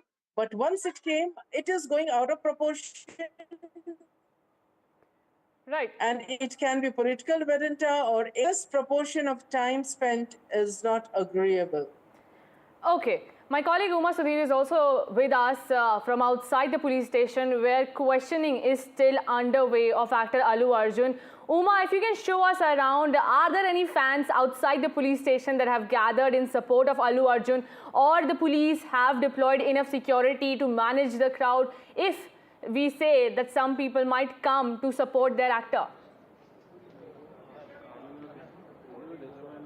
Huge numbers of security forces, in fact, deployed here. Right outside the police station, you can see people wearing the police uniform, and those who are in the other uniforms that you can see there. And there are people in mufti as well. And if you were to pan the other side, the ends of the road have in fact been barricaded, not allowing movement of people, and fans have been discouraged. Public has been discouraged from coming anywhere near there or assembling in this area, because once bitten, twice shy, should I say, because the police certainly trying to make sure that the star value of Mr. Allu Arjun, even when he comes in for being questioned by the police, should not end up in a law and order issue. And that's the reason why they have ensured that both sides of the road are well barricaded, and limited numbers of people, including the media personnel, are deployed here, again at a safe distance. We have seen this battle not just go out to the law enforcement in terms of the police station and the courts,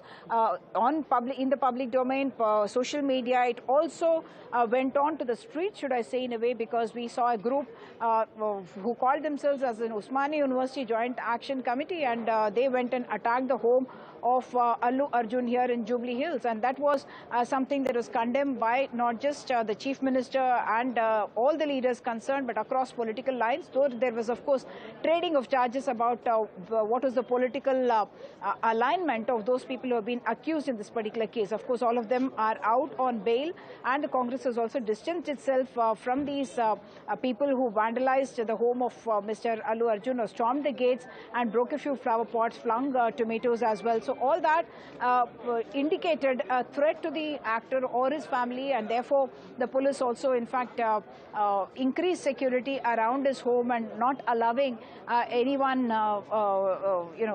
just about anyone to go there and gather, because they do perceive that there could be some people, antisocial elements, who could be fishing in troubled waters, and that's the reason why even when he was coming today, there was an escort for Mr.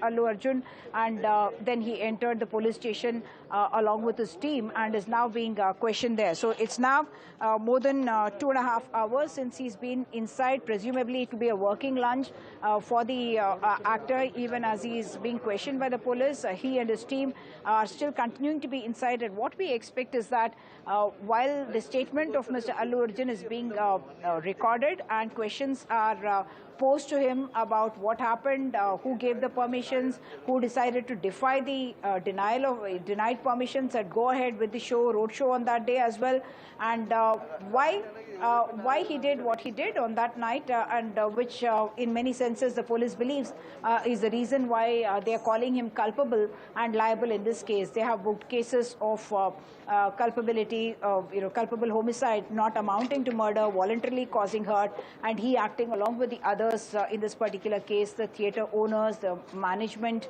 and also the floor managers in the theatre itself, all of them now being held liable for this. The commissioner has already said that the bouncers, the private security team of Allu Arjun also is liable because they had pushed around people, and in a press conference the commissioner made it clear that he believes that bouncers, the security teams, cannot interfere with the organizing of these kind of public events, and they had pushed around the police on that day, and that had in fact led to the public also being overcrowded inside the theatre premises, inside the gates, and that is what had led to the stampede, resulting in the death of a woman and her son ending up in hospital. So all that will come up in the course of questioning today, and we do expect that possibly by the end of the day they would take him to the scene of offence, which is the theatre, which incidentally has also been issued notices by the police asking them the different violations. There are about 10 points that they have listed out, saying why the theatre management, why the theatre should not be closed down or its license withdrawn by the police because of the happenings on the 4th of December while the premiere show was on at the Sandhya Theatre. Back to you. Right. Thank you so much, Uma, Sudhir. Stay with me. And also, thank you so much, Professor Rekha Rao and Kapil Madan, for shedding light on what's happening in the probe and how the war version is being played out in the case where Allu Arjun is being questioned by Telangana cops right now. And this is the top story here at NDTV. More lined up on the other side. Stay tuned and keep watching NDTV. We will be right back after a very short break.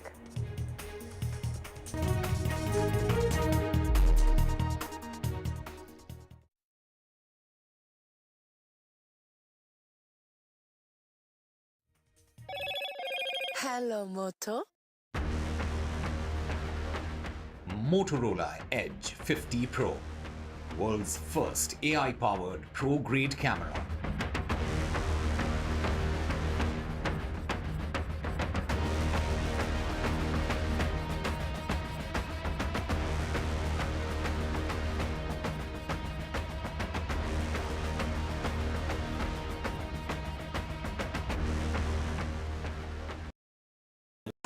NDTV shines with 38 prestigious wins at the News Television Awards 2024. Powerful journalism to cutting-edge digital innovation, production excellence to regional leadership. NDTV sets the benchmark. 38 awards, each a testament to your trust in NDTV. NDTV stands for trust. In today's interconnected world, India's voice is more crucial than ever. When India speaks, the world listens.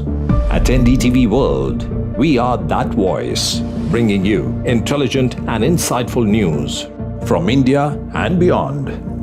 From geopolitics and diplomacy to economic shifts, migrations, tech disruptions, and the stories of our diaspora. We cover the news that shapes our global future. NDTV World, your new home for global news, is here. I've been reporting on all issues, big and small, from Andhra Pradesh, Telangana, rest of South India, bringing you all the action, all that you need to know, all that you want to know. The energy of Maximum City is infectious. I bring in that energy in our news coverage from financial capital Mumbai. Covering from the southernmost part of India over the last 23 years, I bring in-depth and 360-degree coverage from the Dravidian heartland. The land of Mishti is also known for its bitter politics. I have seen much water flow under the Howrah Bridge, covering Bengal in all its vivid colors.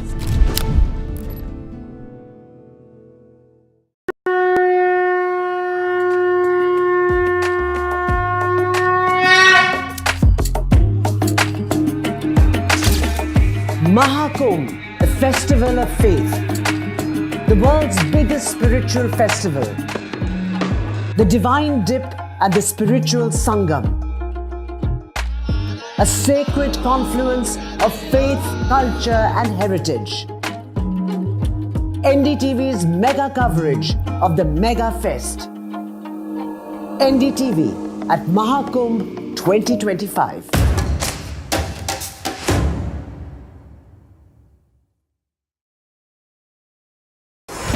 NDTV proudly upholds its legacy of trust and credibility.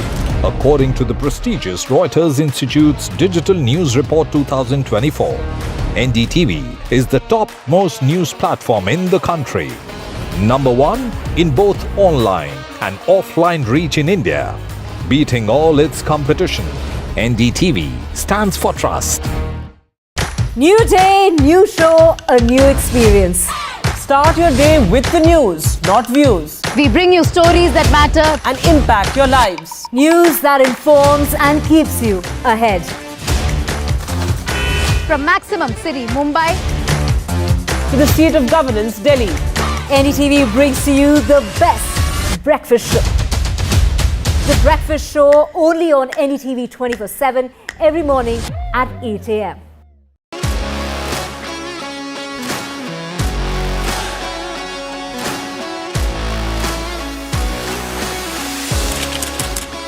We are able to maintain the democratic fabric and the democratic system. I want to do something that can make a difference. लगातार जनता की आवाज को सरकार तक पहुंचाने का काम मैं करता हूं. I was a student up until very recently. I really want to work and do something for my people because they have given me this opportunity. They have elected me. सोचा नहीं था कि राज्यसभा सांसद बनूंगी.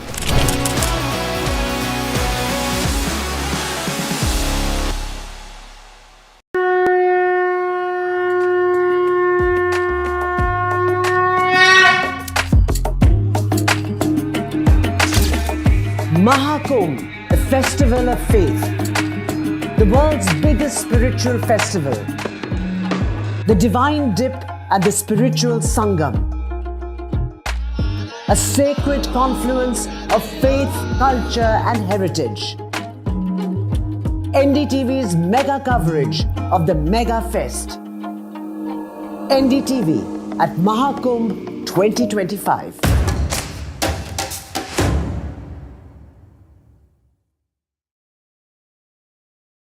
NDTV shines with 38 prestigious wins at the News Television Awards 2024.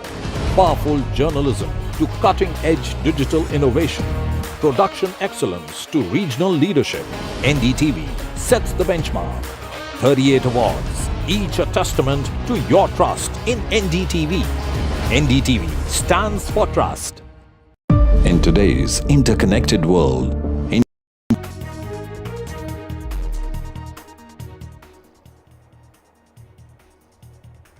And now in a dramatic turn of events, Chandigarh municipal councillors were seen exchanging blows during a meet. On camera, councillors were seen involving in a fist fight. Well, punches were flying in the corporation meet over Anil Masi. Remember, this Anil Masi was accused of deliberately defacing 8 ballot papers during Chandigarh mayor poll, and he is also accused of contempt of court.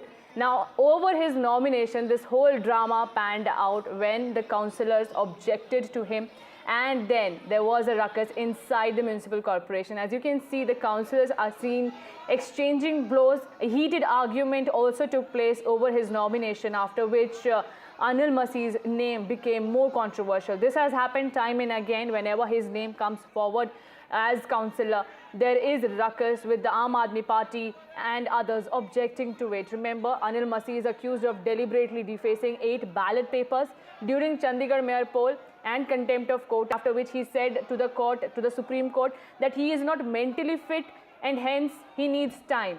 But now his name has been time and again creating controversy, and you can see how the councillors got angry after his name appeared again. My colleague Gurpreet Chinna is joining me for more on this. Gurpreet, take us through the series of events that happened and what was the exact reason behind it? Well, we have seen, and these pictures are representing the clear picture how in the municipal corporation meeting this ruckus has been created, where we have seen a councillor, they entered into a heated argument, even they entered into a little bit manhandling also on same issue. We have seen some of the councillors, they raised the slogan against Anil Masi, saying that he is a vote chore, and after that we have seen all the councillors from other side, they started creating ruckus inside this municipal corporation meeting, which is being held in Chandigarh MC House. What we have learned immediately, the councillor, they started exchanging blow when some of the councillors, they are saying Anil Masi is a vote chore. That is the core reason why this ruckus has been created, and we have seen even the local official, they are also intervening into this matter so that they should be pacified. But these pictures which are showing at this point of time, telling that how these councillors, they are exchanging blows over this issue of Anil Masi, and even what we have learned, even Anil Masi, he has also entered into a well, and saying even the Congress chief is also on the bail. So somewhere down the lane, it seems that is the core issue of Anil Masi, because we have seen he was into a controversy when he has manipulated the ballot paper. After that, we have seen that issue had already been raised before the apex court, and a lot of lashing were being given by the apex court to Anil Masi. So let's see that how this thing will be pacified, but as of now, we have seen both the sides, they are exchanging blows. Back to studio. Right, thank you so much, Gurpreet, for joining us. And the Aam Aadmi Party and the Congress Party called Anil Masi vote thief after what happened in the Chandigarh mayoral elections, and now the ruckus ensued to even fist fight. That's all that we have on this. Shifting our focus to another story, well, Shyam Benegal's last journey is underway. This is the final goodbye to the master filmmaker. India's parallel cinema pioneer. Friends, family pay last respects. Many film stars also paid their tribute. Prime Minister Narendra Modi also condoled the demise of the filmmaker, saying that his death has left a major impact on India's cinema. Shyam Benegal, who heralded the Indian parallel cinema movement in the 1970s and 1980s with a body of work known for its realism and social commentary, breaking away from the conventions of mainstream India cinema, has died at 90. On your screens, we can see Allu Arjun also at the last journey present to bid goodbye. My colleague Abira is also joining me. Abira, take us through who all are there for the final goodbye to the master.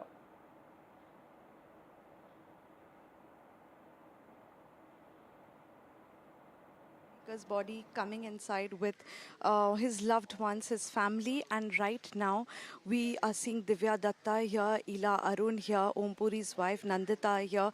They are all waiting for the state honors with which the legendary filmmaker will be put to rest.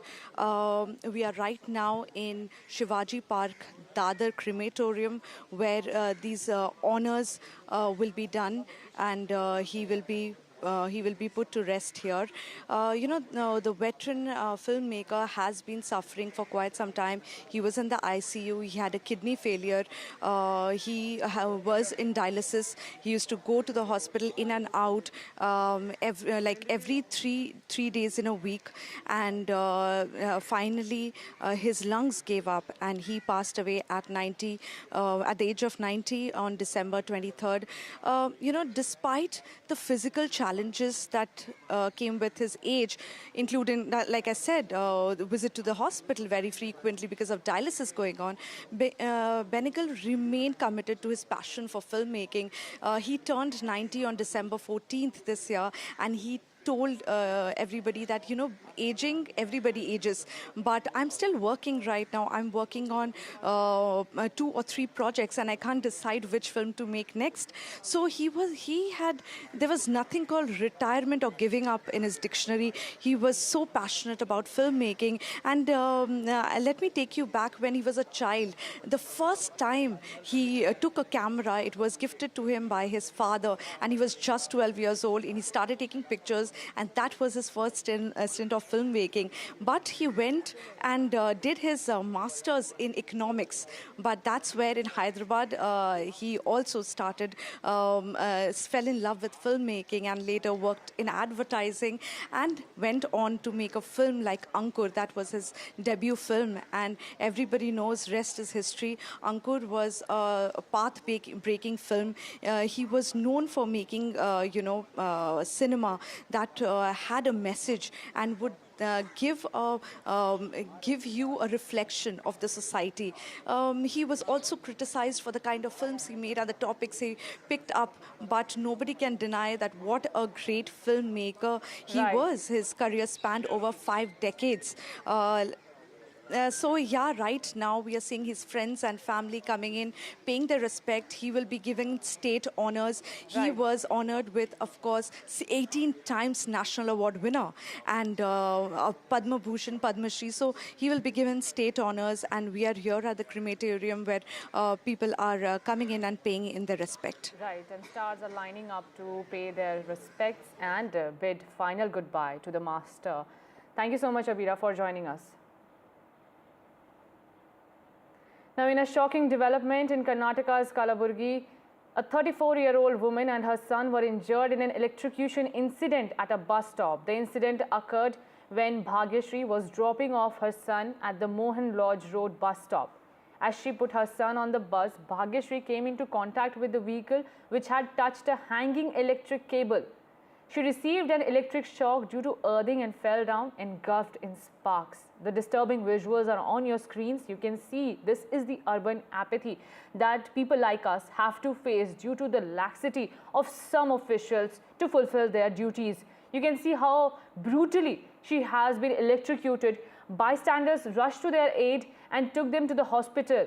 Bhagyashree is in critical condition while her son is out of danger. The questions are being raised on the authorities that were responsible to take care of such incidents, or who is responsible for such apathy that we have to face now. And this reminds the Karnataka Congress government also to make sure such incidents do not repeat in the future. The police have registered a case against the electricity department based on the complaint filed by Bhagyashree's family.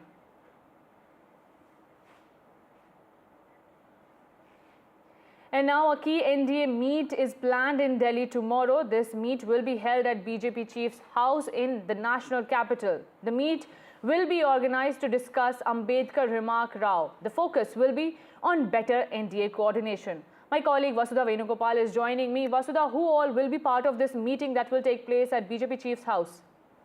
Well, Aditi, what we understand is that this is an important meeting, and NDA party leaders are going to be part of this, and all the constituents of NDA, be it JDU or for that matter, even TDP and other parties will be part of this. TDP and JDU, of course, with 16 and 12 MPs are the most important constituents of NDA.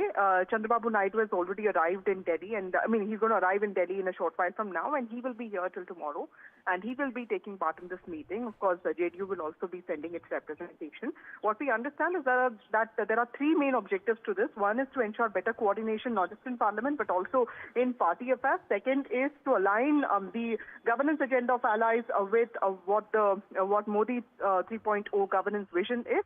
And third, most importantly, is to have all the parties on the same page when it comes to crucial, critical issues with regard to caste, for that matter, narratives with regard to governance. So this is in some ways a confidence-building meeting, and also to ensure better coordination amongst all allies. And this meeting is going to take place tomorrow at 4 p.m. at JP Nadda, the BJP President's house in New Delhi. Thank you so much, Vasudha, for joining us with those updates. Now, a controversy erupted after videos of an old speech of AAP's Arvind Kejriwal about Dr. Bhimrao Ambedkar surfaced, allegedly morphed to hurt SC/ST sentiments. Punjab police have lodged 6 FIRs against Vibhor Anand and others. The complaint filed in Ludhiana claimed the videos tarnished Kejriwal's image and incited hate.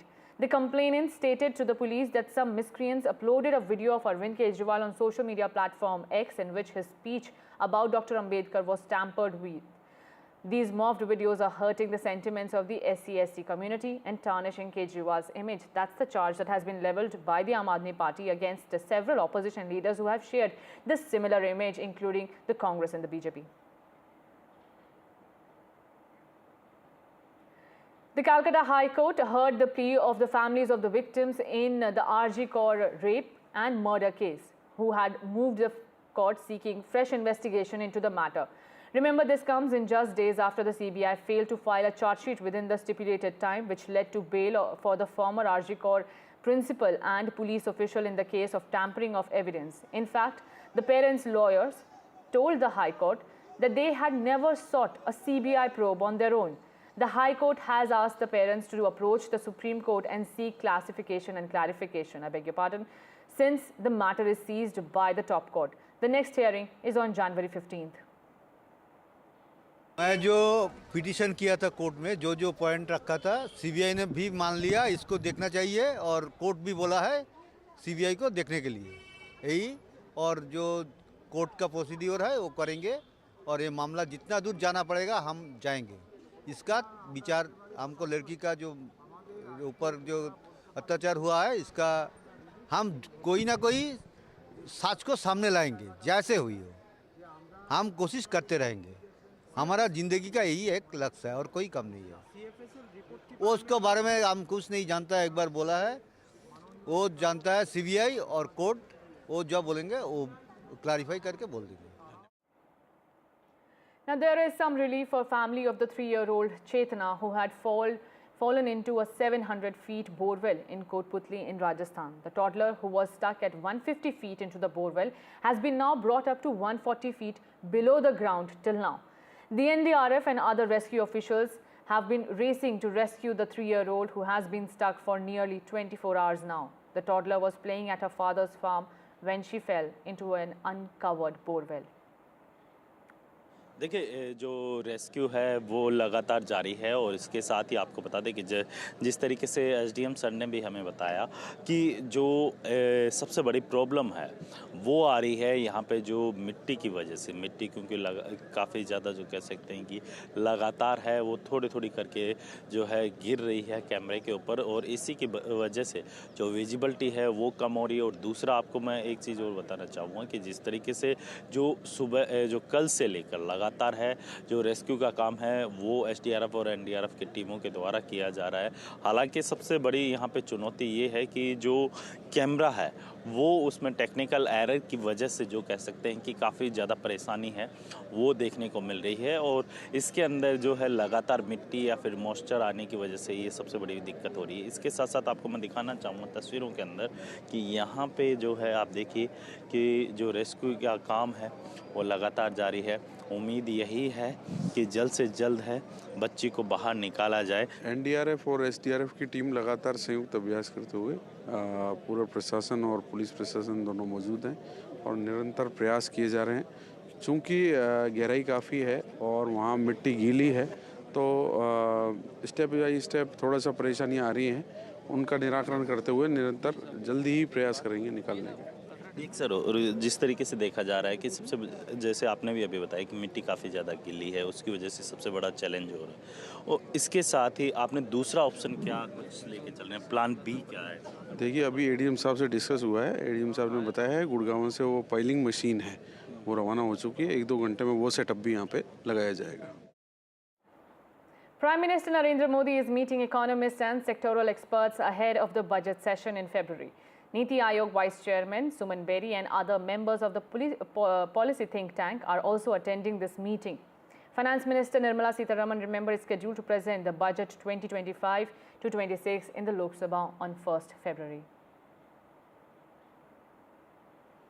Heavy snowfall in Himachal Pradesh has turned landscapes into a logistical challenge, with 174 roads, including 3 national highways, closed, 680 electricity transfers stopped, and approximately 1,000 vehicles, including 300 buses, are stuck in long traffic jams between Solang and Atal Tunnel in Rohtang. Police officials, assisted by local authorities, launched a rescue operation, evacuating around 700 stranded tourists to safe locations. A high influx of tourists celebrating Christmas and New Year contributed to the congestion, making the situation more difficult for both visitors and the rescue teams.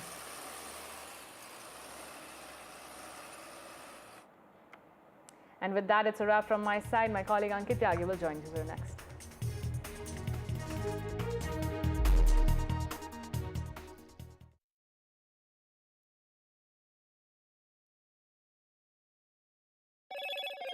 Hello, Moto. Motorola Edge 50 Pro, world's first AI-powered pro-grade camera.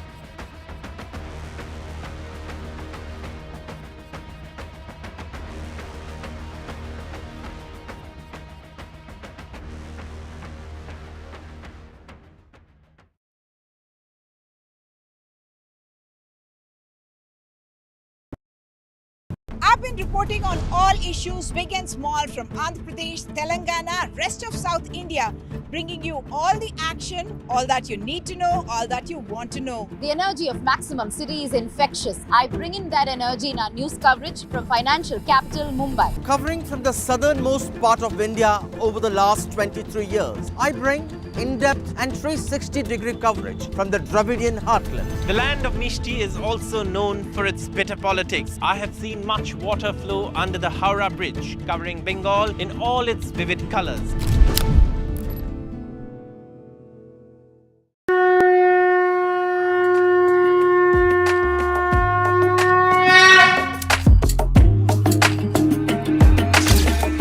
Mahakumbh, the festival of faith, the world's biggest spiritual festival, the divine dip at the spiritual Sangam, a sacred confluence of faith, culture and heritage.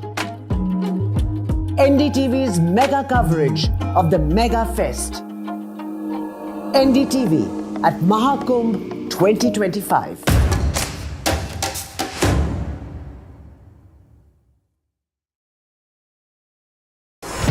NDTV proudly upholds its legacy of trust and credibility. According to the prestigious Reuters Institute's Digital News Report 2024, NDTV is the top-most news platform in the country. Number 1 in both online and offline reach in India. Beating all its competition, NDTV stands for trust. New day, new show, a new experience. Start your day with the news, not views. We bring you stories that matter and impact your lives. News that informs and keeps you ahead. From Maximum City, Mumbai, to the seat of governance, Delhi, NDTV brings to you the best breakfast show. The breakfast show only on NDTV 24/7 every morning at 8 a.m.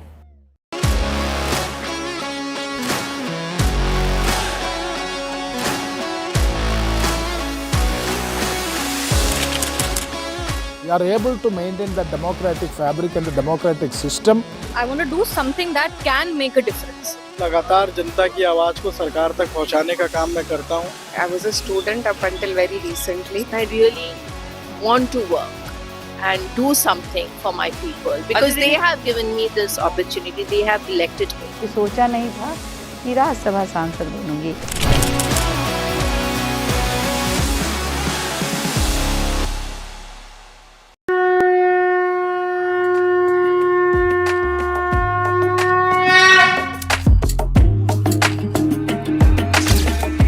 Mahakumbh, the festival of faith, the world's biggest spiritual festival, the divine dip at the spiritual Sangam,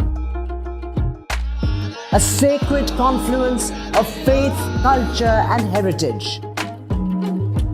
NDTV's mega coverage of the Mega Fest. NDTV at Mahakumbh 2025.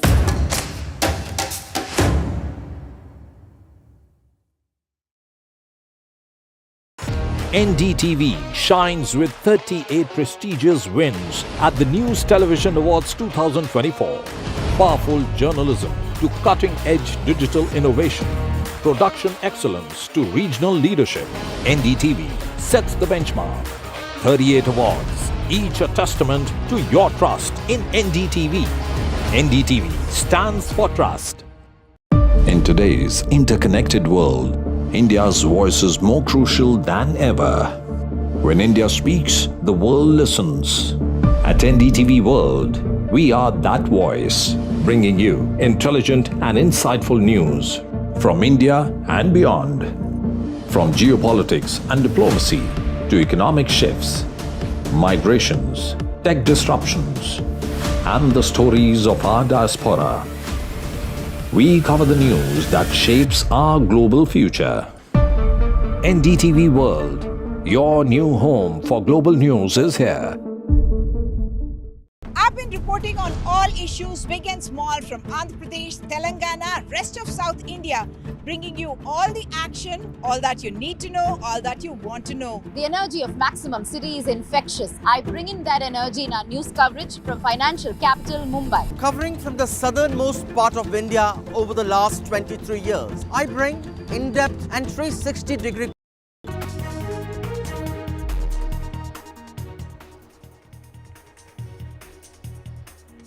Hyderabad police grills Telugu superstar Allu Arjun. Stampede showdown. The police questions Allu Arjun second time in 10 days. Cops to take Allu Arjun to the Stampede site.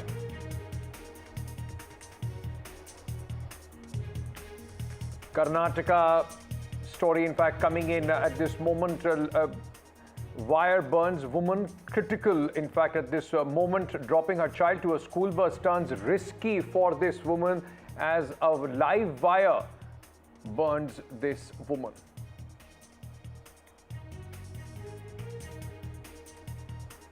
Prime Minister Modi meets economists and Niti Aayog officials. Key meeting ahead of their budget session in February.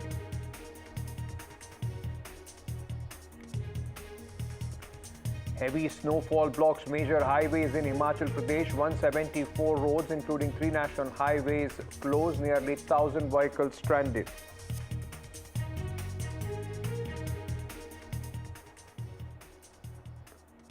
Noted film director Shyam Benegal's last journey. Friends, family pay their last respects.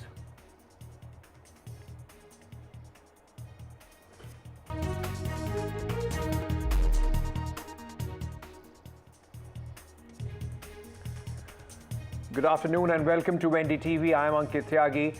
Pushpa 2 Stampede Case. Now it's the superstar versus the Telangana police. The Hyderabad police has grilled Allu Arjun once again.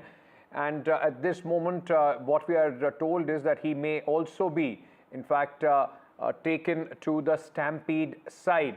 Now, there are people, those who are questioning this. Is it probe or punishment for the superstar? 3 hours have passed and the questioning continues as far as Allu Arjun is concerned. The Telugu actor reached the police station in Hyderabad around 11 a.m. for questioning in Pushpa 2 Stampede case, in which a woman had died and her child is still in severe condition. The police on Monday had served notice to Allu Arjun asking him to appear at the police station in Hyderabad. Arjun had told the police that he would cooperate with them in the investigation. As per the information, Allu Arjun is being asked questions about what happened on that day and also allegation against him that he refused to leave from the theatre even after the stampede. The development comes days after the actor was arrested on December 13th and granted interim bail for 4 weeks by Telangana High Court in connection with the stampede during the premiere of his film Pushpa 2 at a theatre in Hyderabad on December 4th. A woman died while her 9-year-old son suffered severe injuries in the stampede that took place after Allu Arjun arrived at the theatre. Police has said that despite being briefed about the situation, the actor refused to leave the theatre. He was adamant on watching the entire film. आज रेवंत रेड्डी के सरकार ने वो मनमना कर रहे, जो चाहे उसको अरेस्ट कर रहे, जो चाहे उनको छोड़ दे रहे। इन्हें ने आज 2 घंटा असेंबली में बहुत सारे स्टेट में इश्यूज है, किसानों का इशू है, लेबर का इशू है, दलितों का इशू है, माइनॉरिटीज का इशू है, उसके लिए बात करने के लिए टाइम नहीं है रेवंत रेड्डी को। लेकिन 2 घंटा एक फिल्म एक्टर के पीछे पड़ के वो एक पर्सनलाइज्ड टारगेट करके जा रहा है। देखिए, मैं वो केस के बारे में नहीं बोल रहा हूँ, अगर से तुम केस रजिस्टर करना है तो करो, जो लॉ करना है करो, लेकिन सबके साथ क्यों नहीं करते? The case of the Allu Arjun is a small case. Like many other issues in the state, there is an issue. So in that stampede, what is the role of the hero? What is the role of the police? Who failed? Whether police failed to give the security or the theatre management has failed to give the security, this has to be looked into. Instead of looking into that, after arresting an actor, as the government is blamed by the people of this Telangana, the government want to rectify the issues that have been raised in that particular issue. So in order to curb one issue or one mistake, they are doing the other mistakes. Uma Sudhi joins us with more details from outside the police station where the actor is being questioned. Uma, now, it's turned political, plus, of course, like you were asking the questions yesterday, some sort of fear also in the Telugu film industry with the superstar being questioned in the way he has been. What are you picking up from your police sources? For how long will Allu Arjun be questioned? So Allu Arjun has now been here for more than 2 hours now, from 11 a.m. in the morning, and he's being questioned. And what we do know is that his statement is being recorded by the police. The sequence of events as he understands, though there have been statements that have been made in the public domain by both the police as well as the actor. What the police would be recording now is the factual statement as he wants to put it on record.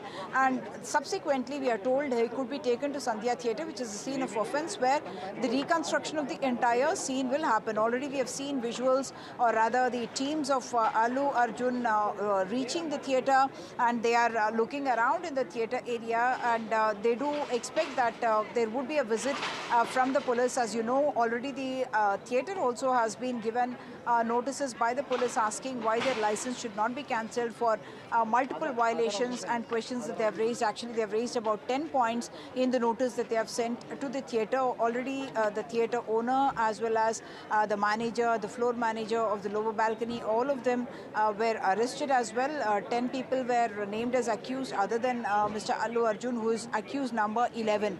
Of course, the cases against him is culpable homicide not amounting to murder, and also voluntarily causing grievous hurt, and this is read with 3/5 of BNS, which means that there is a common intent among multiple people to voluntarily cause harm. That's what the sections that he has been slapped with. And after all the should I say, some kind of a spectacle that's played out with the police as well as the actor holding press conferences and talking about the issue, now the process of law as intended is actually underway. So now Allu Arjun gets the chance to actually tell what his version of events is to the police, so that he had spoken in the press conference as well about misunderstandings that had happened, because of which this may have resulted. So he will possibly be explaining to them whether he knew about the denial of permission, did his team keep him in the dark, did the theatre management keep him in the dark, or who decided to go ahead with the plan for going to the premiere show, the star going to the premiere show despite a denial of police permissions. The second aspect is whether any policeman had actually told him not to go ahead when permission has not been granted. One would reckon that intelligence inputs to the police would have certainly revealed that the actor is arriving at the theatre along with his family and other co-stars as well. And if that intelligence input had reached the police, did they act on it? Were they able to warn or reach out to the actor and tell him not to come to the theatre? That is not yet clear. But the circle inspector, who had in fact given in written his denial of permissions, he has in fact gone on record to say that the Allu Arjun's team was never in touch with him. It's the theatre management that he had communicated with, because they were the ones who had approached him for the permission, and he had given them a written reply with an acknowledgement from the theatre management. So while Allu Arjun answers these questions about who approached him at the theatre, did he know about the chaos that happened outside, when did he know about Revati's death, all that becomes a matter of now record in the police station, and the police will be using that to cross-question him as well and ask about points that they believe are at variance with the truth. And must remember that the police has also gone through more than 1,000 videos, and they have released a 10-minute video of what happened at the theatre, and in that they are actually talking about why they believe that there is culpability on the part of the celebrity, the actor here, and they have in fact tried to put that forth in the public domain. Ankit.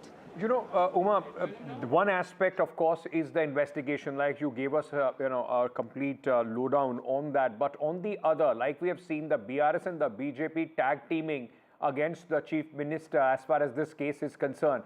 Both of them hitting out at the Chief Minister. What is their point of contention? Is there a sense that they feel that they can cash in politically the sympathy of Allu Arjun fans by taking on the Chief Minister?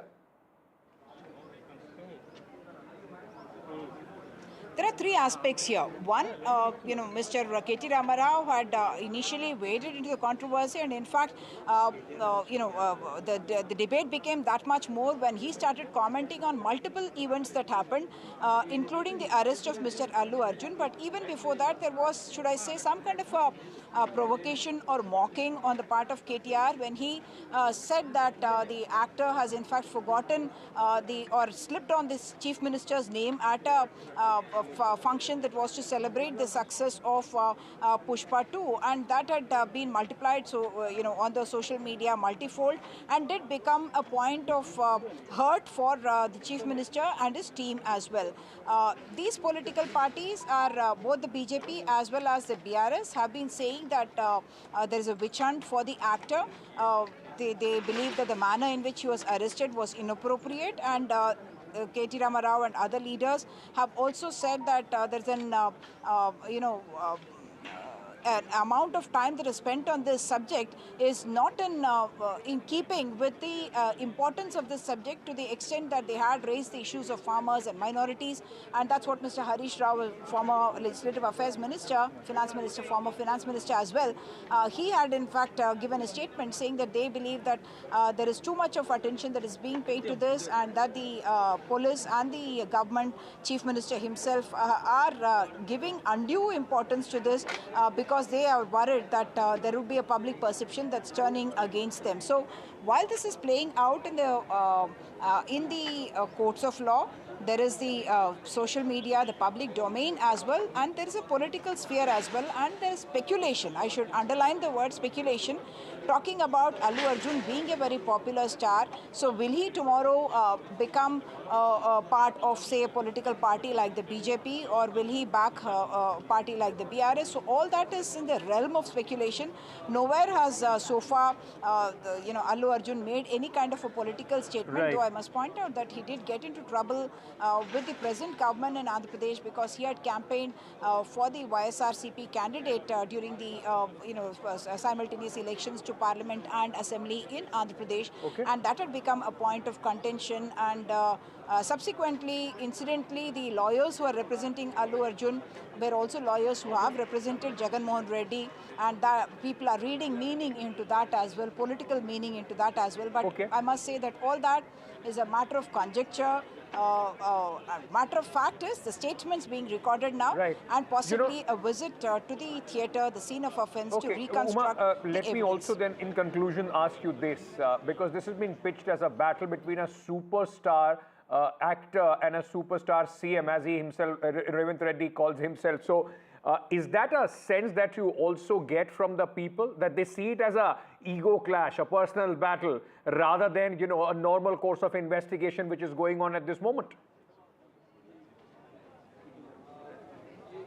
Interestingly, Ankit, in the film Pushpa as well, there is a standoff between the chief minister, or the character of the chief minister played in the film Pushpa, versus the character of the smuggler played by Allu Arjun. And there is a standoff between the chief minister and the character played by Allu Arjun. And people are now, yes, seeing this as a standoff between Revant Reddy and Allu Arjun. Both of them, of course, high in profile. And the statements that have been made by the chief minister directly talking about a case regarding which a chief minister may not have in other situations commented on. So it started being read as a battle between the chief minister, Mr. Revant Reddy, and the actor Allu Arjun, who is now, of course, a global star, not just a Telugu star any longer. And the second aspect, it went one step higher, because the chief minister, in fact, blamed the film industry for having backed or gone to, stand in solidarity with Allu Arjun after he spent one day in jail. And he questioned all these political leaders as well as film personalities for not, in the same breath, questioning or supporting the family of Sri Tej and Revati Bhaskar, who is the husband of Revati and father of Sri Tej. So he asked this and then announced that there are going to be no more concessions, no more special incentives to the film industry. So therefore, the political parties also caught on to that and started saying that Telugu film industry is now, at loggerheads with the chief minister, and therefore will start moving out. But I must put it for the record lastly, Ankit, that both the film industry as well as the government have made it clear to NDTV that there is no question of the film industry moving out of here, that all is well, this is an incident, and responsibility and accountability will be fixed in this case. But film industry per se need not feel threatened here. That's what cinematography minister Komat Reddy Venkat Reddy told NDTV. Thank you, Uma, for joining us. As Uma was pointing out the irony of Pushpa 2 having a similar face-off between the superstar and, of course, the chief minister there. Both will realize movies and real life are drastically different. Thank you so much, Uma, for joining us with all those details. Moving on, there's some breaking news at this moment which is coming in. The Congress has moved the Supreme Court challenging recent amendments to the conduct of election rules. The Congress has reached the Supreme Court over the rules which have been tweaked by the government. In fact, the challenges to election conduct rules, the tweaks restrict access to certain election documents, and the Congress alleges that there is electoral process erosion which is taking place under the watch of this government and the current Chief Election Commissioner.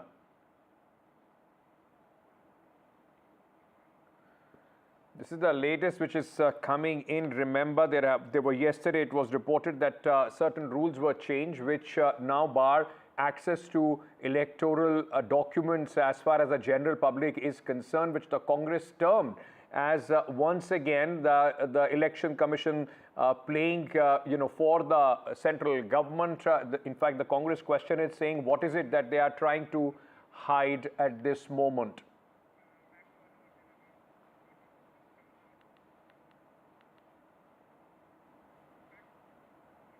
All right, we are going back to Hyderabad, in fact, where Allu Arjun, the superstar, was being questioned, and we were talking to our colleague Uma Sudhir.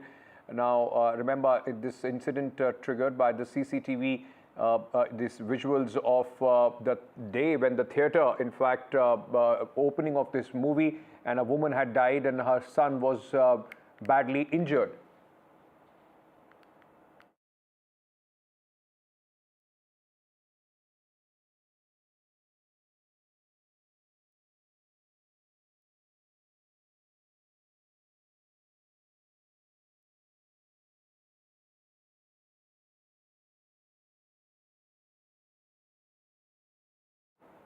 All right, so at this moment, Allu Arjun is being questioned by the police. It's been more than a couple of hours that he has been inside the police station and expected to be taken to the theatre where the incident took place. Remember, this has also taken political turn with the BJP and the BRS hitting out at the Congress government in Telangana for targeting, for allegedly singling out and targeting Allu Arjun. We are slipping into a short break. News and updates on the other side. Stay tuned.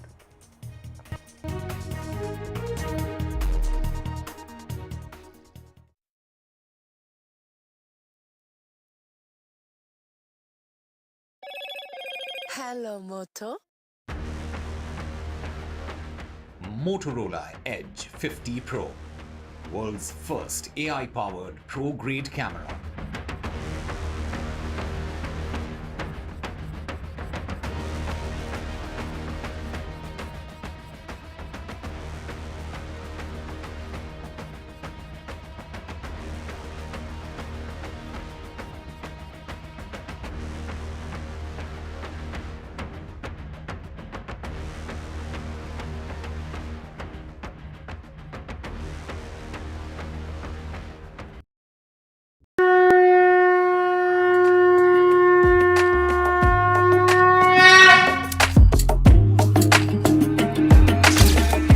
Mahakumbh, the festival of faith, the world's biggest spiritual festival, the divine dip at the spiritual Sangam,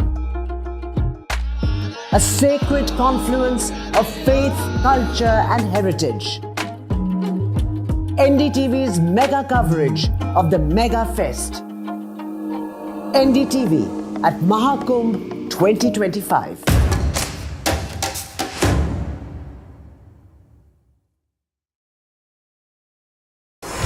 NDTV proudly upholds its legacy of trust and credibility. According to the prestigious Reuters Institute's Digital News Report 2024, NDTV is the topmost news platform in the country. Number 1 in both online and offline reach in India. Beating all its competition, NDTV stands for trust. New day, new show, a new experience. Start your day with the news, not views. We bring you stories that matter and impact your lives. News that informs and keeps you ahead. From Maximum City, Mumbai, to the state of governance, Delhi, NDTV brings to you the best breakfast show. The breakfast show only on NDTV 24/7 every morning at 8 a.m.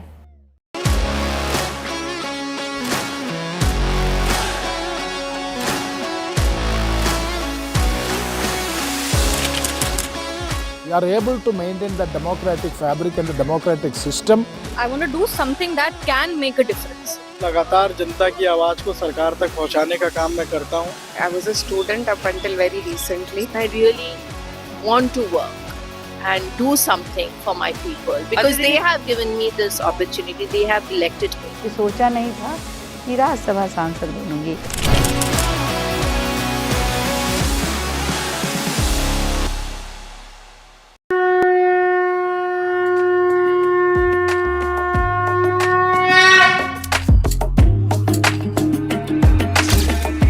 Mahakumbh, the festival of faith, the world's biggest spiritual festival, the divine dip at the spiritual Sangam, a sacred confluence of faith, culture and heritage. NDTV's mega coverage of the Mega Fest. NDTV at Mahakumbh 2025.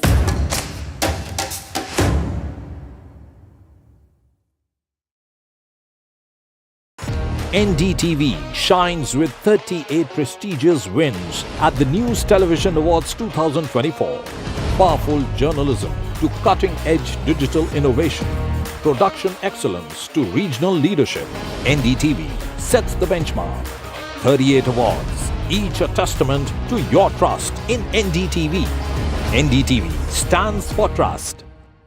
In today's interconnected world, India's voice is more crucial than ever. When India speaks, the world listens. At NDTV World, We are that voice, bringing you intelligent and insightful news from India and beyond. From geopolitics and diplomacy to economic shifts, migrations, tech disruptions, and the stories of our diaspora. We cover the news that shapes our global future. NDTV World, your new home for global news, is here.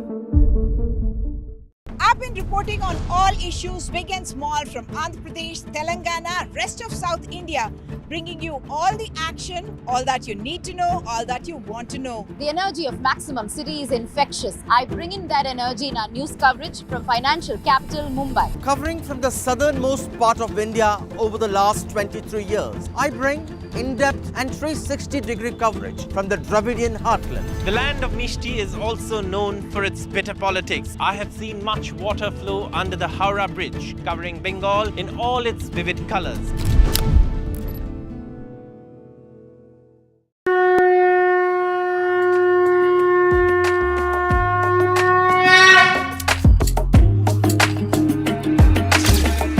Mahakumbh, the festival of faith, the world's biggest spiritual festival, the divine dip at the spiritual Sangam, a sacred confluence of faith, culture and heritage. NDTV's mega coverage of the Mega Fest. NDTV at Mahakumbh 2025.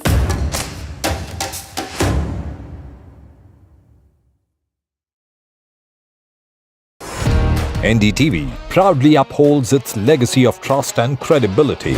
According to the prestigious Reuters Institute's Digital News Report 2024, NDTV is the top-most news platform in the country. Number 1 in both online and offline reach in India. Beating all its competition, NDTV stands for trust. New day, new show, a new experience. Start your day with the news, not views. We bring you stories that matter and impact your lives. News that informs and keeps you ahead. from Maximum City, Mumbai, to the seat of governance, Delhi. NDTV brings to you the best breakfast show. The breakfast show only on NDTV 24/7 every morning at 8 a.m.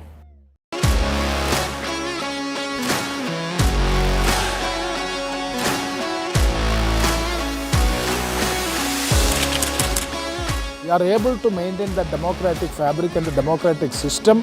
I want to do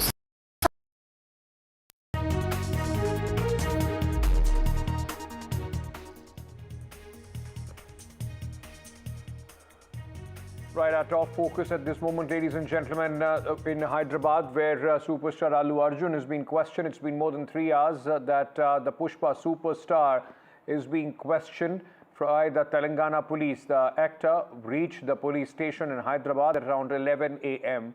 And this is regarding the Pushpa 2 Stampede case. The police on Monday had served Allu Arjun a notice asking him to appear at the police station in Hyderabad.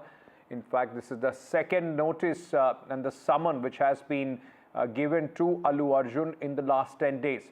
Arjun told the police that he would cooperate with their investigation. As per information, Allu Arjun is being asked questions about what happened on the day of the stampede and the allegation against him that he refused to leave the theatre even after the stampede. The development comes days after the actor was arrested on December 13 and granted interim bail for 4 weeks by the Telangana High Court in connection with the Stampede case at the premiere of Pushpa 2 at a theatre in Hyderabad on December 4th.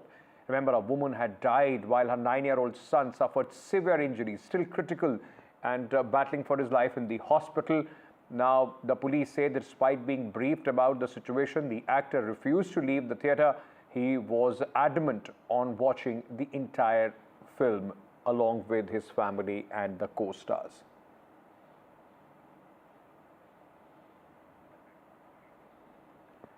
Let me bring in my colleague Uma Sudhir, who is with us from outside the police station where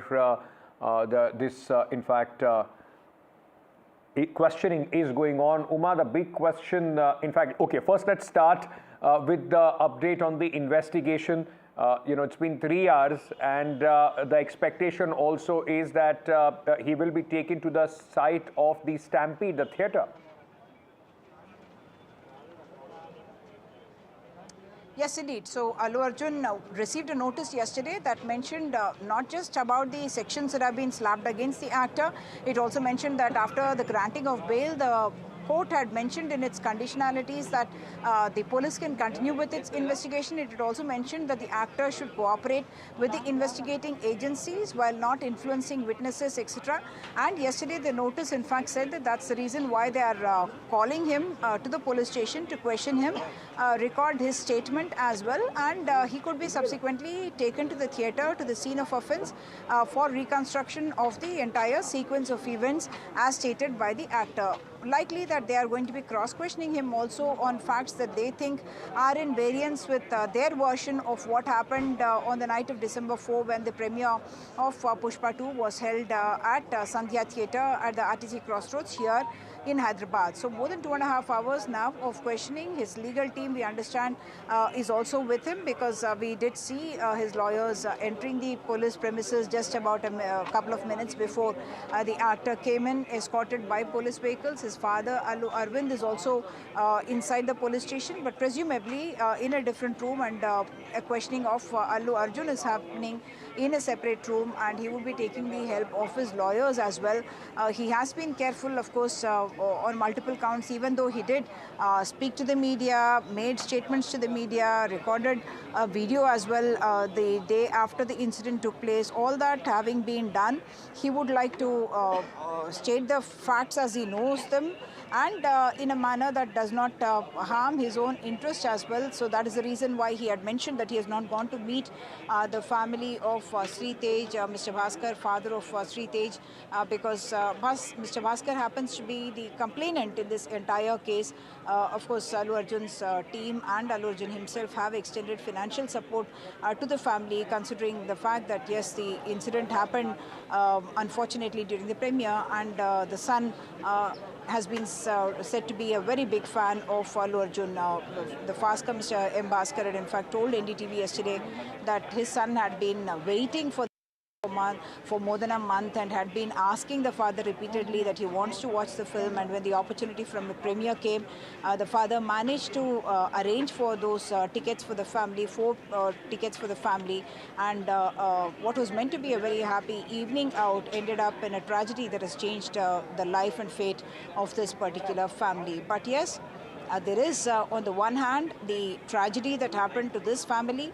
The second part is a police investigation and what will happen in the court of law. The third part is what is seeming to be a face-off between Chief Minister Revanth Reddy and Allu Arjun.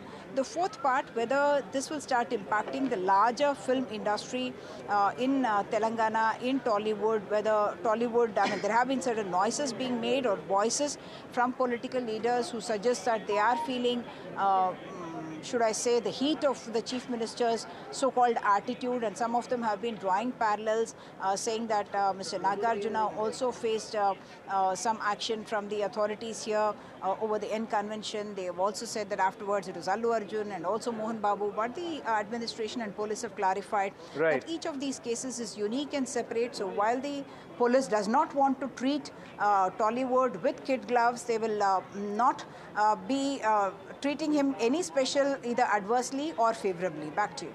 Like you said, 4 parts of this entire story, but also I want to ask you, Allu Arjun is accused number 11 as far as the police's complaint is concerned. What about the other 10 accused in this case? Because the allegation also is that because he's a superstar, whatever the police does gets, disproportionate, of course, limelight, and then it becomes Allu Arjun versus Revanth Reddy. What about the other 10 accused as far as in this case is concerned? So the other accused in this case include the owners of Sandhya Theatre, the managers at Sandhya Theatre, the floor managers as well, and what we understand is also the private security team, the production unit, members of Allu Arjun. All of them have been named, and in fact even before Allu Arjun's arrest, the theatre management, at least 3 people, including one of the owners, the manager Mr. Nagaraj, as well as one other floor manager who was managing the lower balcony during the crowd movement, all of them were in fact arrested and subsequently got bail along with Allu Arjun when he had in fact filed the quash petition, and he had been taken to Chanchalguda jail, and that's when the quash petition came up, taken as a lunch motion, and subsequently he was given that 4-week reprieve. What I must point out is that the police has been proceeding with this case as expected, because Allu Arjun is not named as accused number 1, like you rightly pointed out. He's accused number 11, but yes, a disproportionate amount of the attention has gone to Allu Arjun because he happens to be the celebrity that he is. And there have been political voices and voices from the film fraternity as well who have spoken in many ways, compounding the noise that produces and escalating it by several levels. So while the management people as well as the managers at the theatre were also arrested by the police, and the commissioner had told me that a few others are on the run and we are on the lookout for them in order to arrest them, but they felt that with the moving of the quash petition as well and subsequently wanting to question Allu Arjun, they have actually not had an opportunity to question Allu Arjun on this, and this questioning, this summoning by the police can also be seen from Allu Arjun's side as an opportunity to present his version of what happened to the police on record here at Chikkarpalli police station, where we understand that the DCP and the ACP are in the room where the questioning is in fact happening. And very specifically, of course, other than the sequence of events that he will be relating to the police, specifically he will be asked about whether he was aware that the police had actually denied permission to the theatre authorities for the arrival of Allu Arjun and his co-stars and the production unit as well. The Circle Inspector Mr. Raju Nayak had actually cited multiple reasons why it cannot be allowed, including the fact that that area is heavily crowded, it's a heavy density traffic area, there are multiple theatres and restaurants, it happens to be at the RTC crossroads, all of which add to the vulnerability of the area. The theatre itself, the Sandhya Theatre, has 2 theatres inside. There's a 70 mm and there's a 35 mm, and there's a single entry and exit gate that happens to be there, and all that was cited as reasons by the Circle Inspector to deny permission. So Allu Arjun will be asked about whether he was aware that permission had been denied. Did the theatre owners or management convey to Allu Arjun that permission was denied? Who took the call to go ahead with the arrival of the star for the premiere show despite the permission being denied? And did the police in fact tell him at any stage that he is not being given permission and therefore he should not proceed? Presumably there would have been intelligence inputs that would have been given to the police about Allu Arjun deciding or coming or arriving at that place. So was there any call at all that was taken by senior police officers to stop Allu Arjun from arriving at that place? Because it is very, police have put out saying that, you know, the kind of deployment that they had done there for the last 2-3 days when the premiere show was announced and the show was taking place, there was chaos at the theatre and they were finding it very difficult to in fact manage the crowds, and it is the arrival of the actor that had made things go out of control, and they've also blamed the private security of Allu Arjun, the role of private security men around Allu Arjun in pushing people, in trying to open the gates themselves, all of which the police has pointed out is not within the purview of the private security crew of Allu Arjun. Right. You know, now let's just talk about what you said earlier. Now there are people, there are politicians and political parties which are in fact trying to blame some sort of an overreaction, which they say has been done by Revant Reddy and the Congress government there. It's BRS and the BJP. We heard the reactions of various ministers, former ministers and leaders of the BJP as well. They seem to be tag teaming against the Congress. Is there a sense of to try and drive home some sort of a political advantage with what is happening as far as this case is concerned?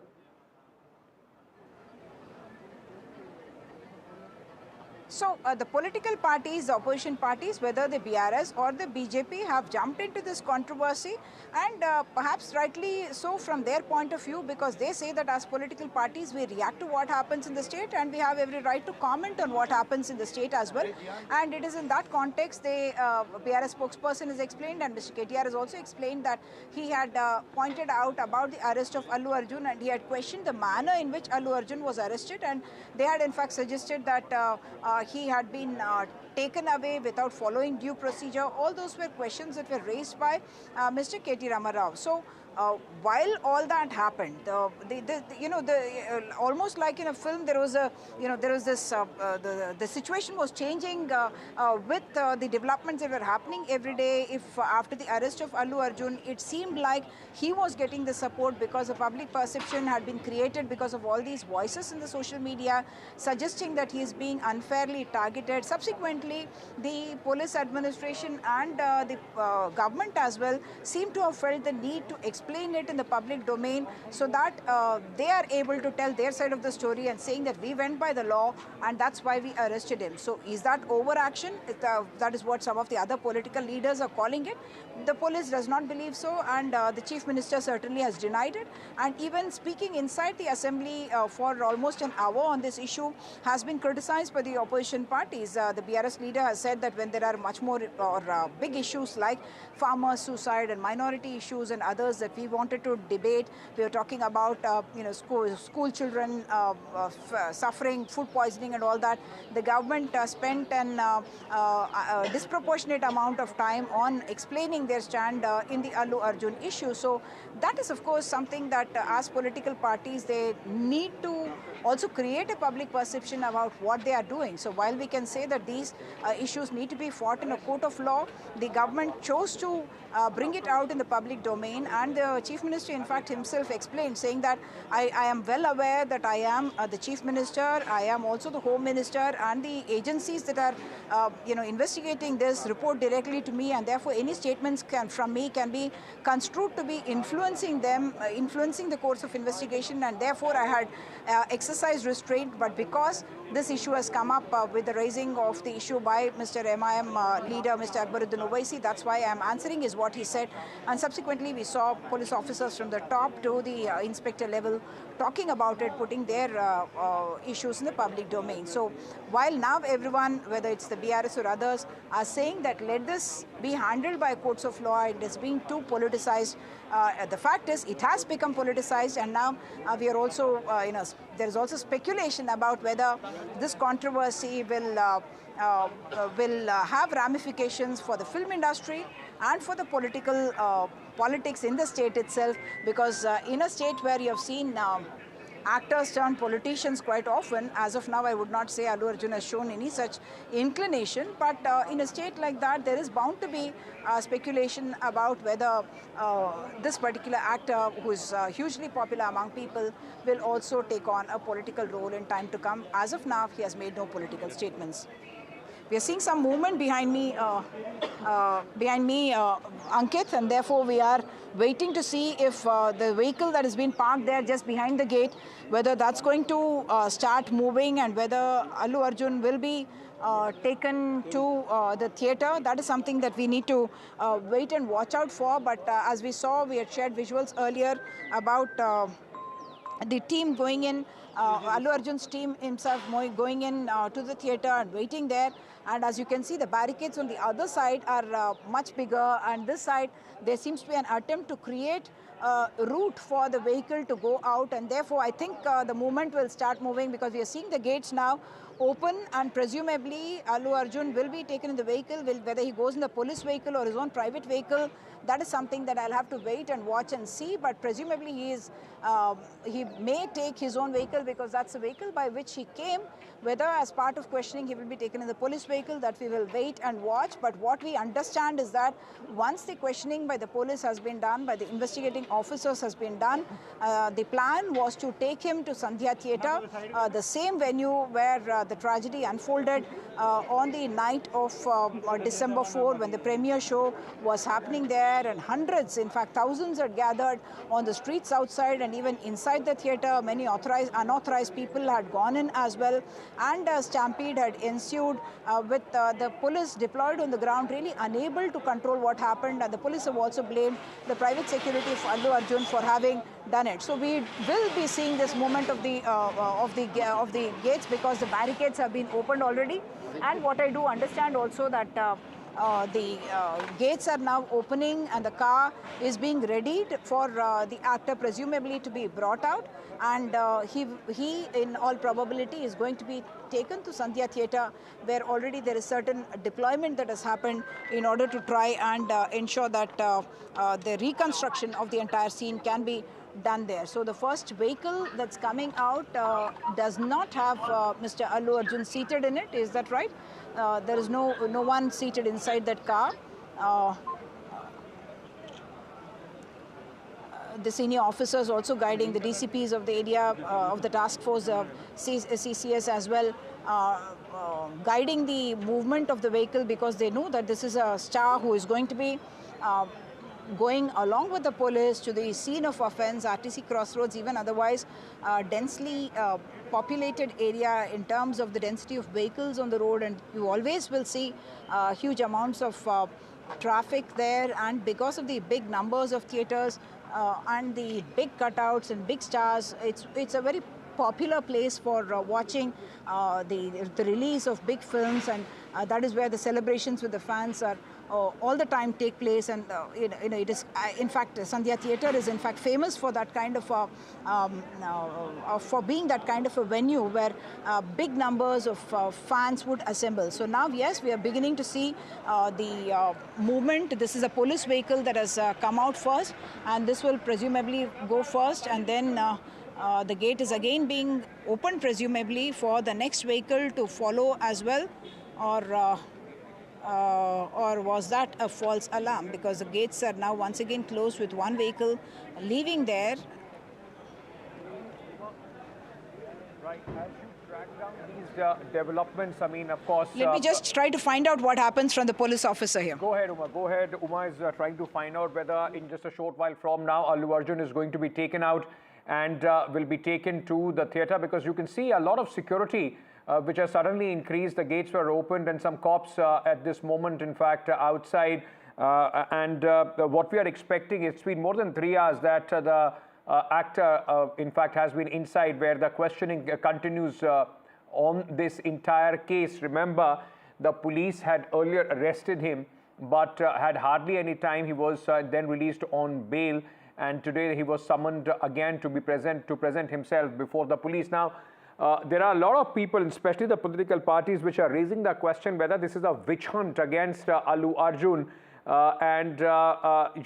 whether this is just the chief minister versus the superstar. I mean, ego clash of the titans in Telangana. But what we see at this moment is some movement after more than 3 hours, which seems like preparations for Allu Arjun to be taken out. But as my colleague said, she's confirming these developments at this moment as we speak. It's been more than 3 hours that Allu Arjun is being questioned inside the police station on the Stampede case. Remember, this happened on December 4th when Allu Arjun's movie Pushpa 2 was being released. At the premiere of this movie, there was a massive crowd which had gathered, unfortunately, for a woman and her child who was a huge fan of Allu Arjun. That woman passed away in the stampede, and the son has been severely injured, head injuries, in the hospital. Yesterday, Uma, my colleague, spoke to the father of that boy as well, and what he said, that although he doesn't hold Allu Arjun responsible for what had happened, the unfortunate twist of fate that took away his wife and left his child struggling for his life. But he also, in fact, is the complainant as far as this case is concerned. So A lot of things happening at this moment, and a massive amount of politics also being played in this case. Remember, Allu Arjun the very next day had announced some sort of a compensation money for the family. 25 lakh rupees is what he had announced at that point of time. Uma Sudhir is back with us. Uma, over to you for more information. So the police certainly deploying the vehicles in such a manner that seems to suggest that there will be a movement to take actor Allu Arjun to Sandhya Theatre, the scene of offence from where the reconstruction of the sequence of events can actually happen, because the note that they had sent across yesterday had very specifically mentioned that while they are calling him for questioning, they also may take him to the theatre for that reconstruction to be done. So I did ask some senior officers. Right now, of course, things being sensitive the way they are, and the crowd movement as well, any news of Allu Arjun coming there could once again, in fact, bring in the people, bring in the numbers, and that's the reason why I would presume my questions were answered with a smile by the senior officer from the Central Crime Station. So, but yes, they are making the preparations, which seems very obvious that it would be the movement of the actor from here, the other people who are along with him, his legal team as well, presumably will go along with them. The security forces have already gotten, and yes, the vehicle beginning to come out, and yes, now the movement has begun to happen, where we are presuming now that he will be taken from here.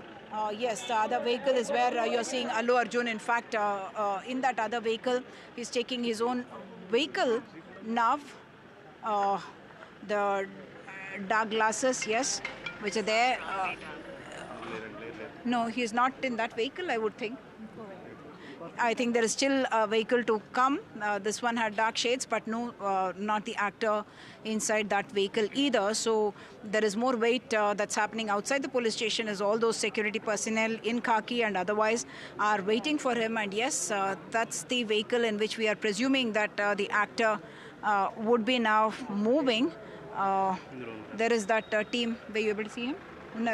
Yeah, so that is, yes, that is Allu Arjun there, yes, sitting along with his lawyer, the back of that vehicle, and presumably being taken to Sandhya Theatre. And I would reckon that we would also start moving to Sandhya Theatre, Ankit, because the action is now moving from Chikadpalli to Sandhya Theatre, and therefore I'm going to start taking you and our viewers to Sandhya Theatre, which is a distance away from here, but we will start moving towards that.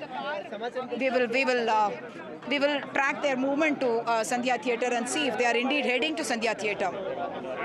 Back to you, Ankit. Right. So Allu Arjun, in fact, been taken out from the police station after more than 3 hours of questioning, and presumably being taken to the Sandhya Theatre, the scene of crime where that woman had passed away.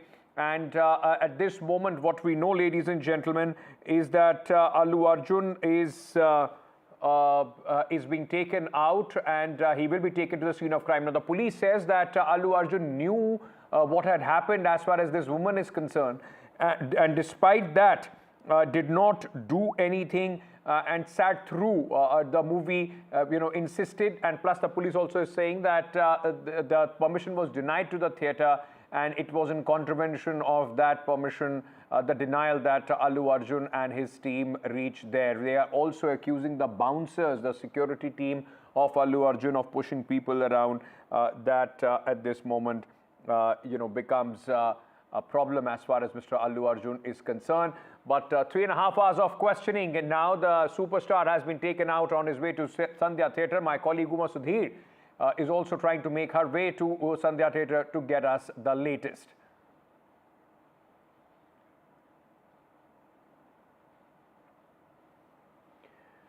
Okay, so after being questioned, ladies and gentlemen, for over 3 hours, he was summoned yesterday. Allu Arjun presented himself at the police station at around 11 a.m. and then since then, it's 2:45, it's 10 minutes to 3 at this moment. Allu Arjun has been taken out of the police station. He's in his personal vehicle along with his legal team.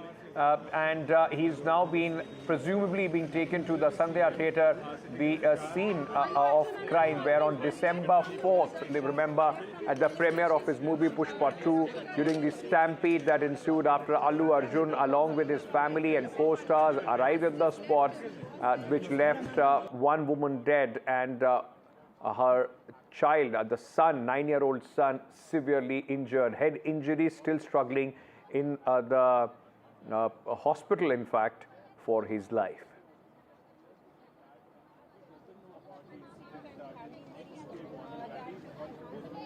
So what we are expecting at this moment is that Mr. Allu Arjun will be taken to the Stampede Theatre, where the incident took place on December 4th.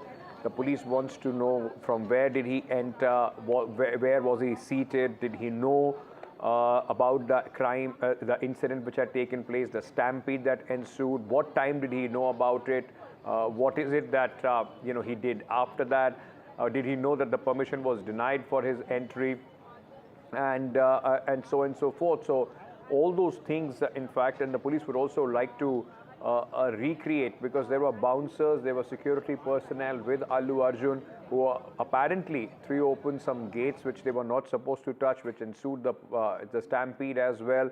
So all those things, all those questions will be asked of the Telugu superstar as far as the police investigation is concerned. Remember, he was arrested on December 13th, let off this very same day on an interim bail by the Telangana High Court, and for 4 weeks. And since then, Allu Arjun has been questioned now again by the police. He was summoned yesterday, after which he appeared at the police station this morning, in fact, at 11 a.m.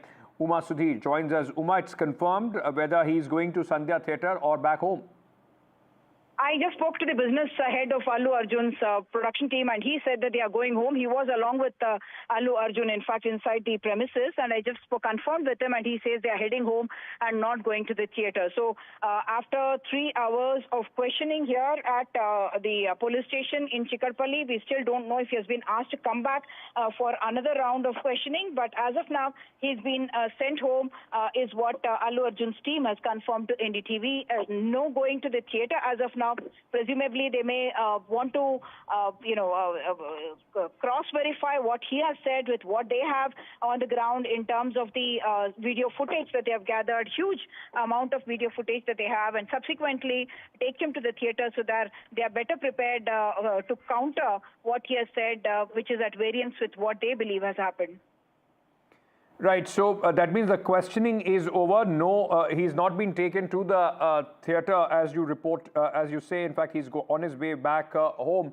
Does that mean, Uma, that the questioning is over? Could he be called back again if the police is not satisfied with his answers?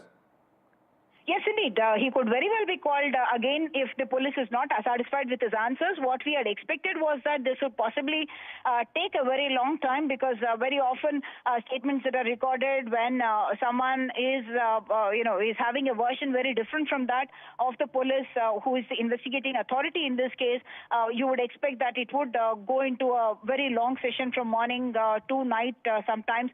But in this particular case, just about 3 hours is what it took for actor Allu Arjun to come in, and we have also been told by the team that Allu Arjun was in fact with his lawyer, Mr. Ashok Reddy, and they were in a separate room where the questioning was done by the police officers, and they had recorded the statement of Allu Arjun as he had perceived it, and as he has revealed to them what happened from his point of view, what was the sequence of events.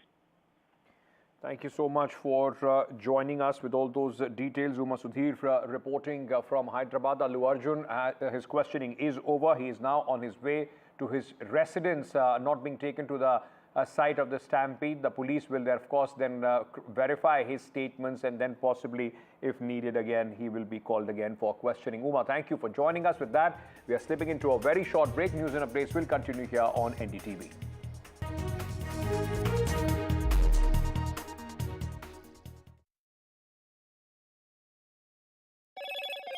Hello, Moto.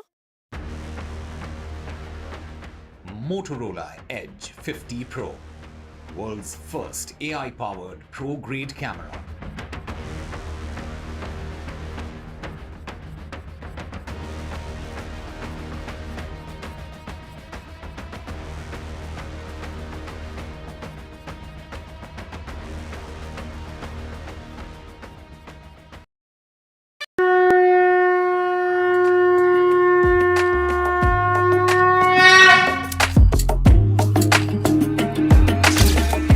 Mahakumbh, the festival of faith, the world's biggest spiritual festival, the divine dip at the spiritual sangam, a sacred confluence of faith, culture and heritage. NDTV's mega coverage of the Mega Fest. NDTV at Mahakumbh 2025.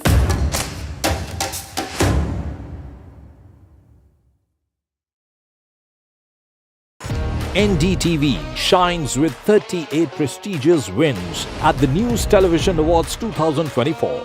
Powerful journalism to cutting-edge digital innovation, production excellence to regional leadership. NDTV sets the benchmark. 38 awards, each a testament to your trust in NDTV. NDTV stands for trust. In today's interconnected world, India's voice is more crucial than ever. When India speaks, the world listens. At NDTV World, we are that voice, bringing you intelligent and insightful news from India and beyond. From geopolitics and diplomacy to economic shifts, migrations, tech disruptions, and the stories of our diaspora. We cover the news that shapes our global future. NDTV World, your new home for global news is here. I've been reporting on all issues, big and small, from Andhra Pradesh, Telangana, rest of South India, bringing you all the action, all that you need to know, all that you want to know. The energy of Maximum City is infectious. I bring in that energy in our news coverage from financial capital Mumbai. Covering from the southernmost part of India over the last 23 years, I bring in-depth and 360-degree coverage from the Dravidian heartland. The land of Mishti is also known for its bitter politics. I have seen much water flow under the Howrah Bridge, covering Bengal in all its vivid colors.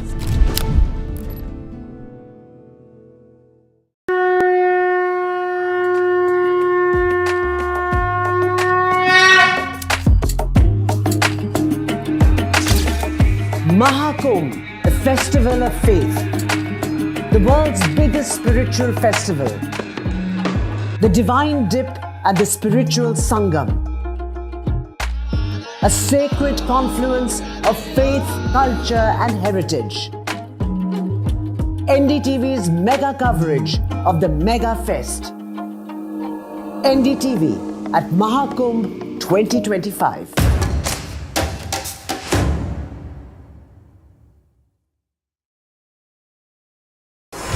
NDTV proudly upholds its legacy of trust and credibility. According to the prestigious Reuters Institute's Digital News Report 2024, NDTV is the top-most news platform in the country. Number 1 in both online and offline reach in India, beating all its competition. NDTV stands for trust. New day, new show, a new experience. Start your day with the news, not views. We bring you stories that matter and impact your lives. News that informs and keeps you ahead. from Maximum City, Mumbai, to the seat of governance, Delhi. NDTV brings to you the best breakfast show. The breakfast show only on NDTV 24/7 every morning at 8 a.m.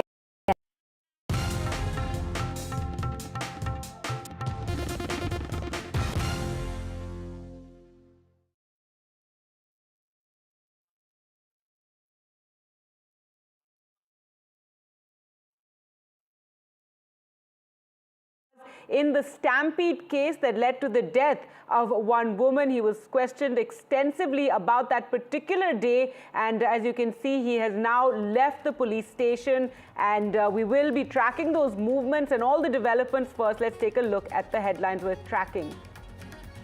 Actor Allu Arjun has left the police station in Hyderabad, where he was taken for questioning for the Stampede case. He appeared before the Hyderabad police in connection with the Stampede Theatre incident in which one woman died. He was grilled for 4 hours.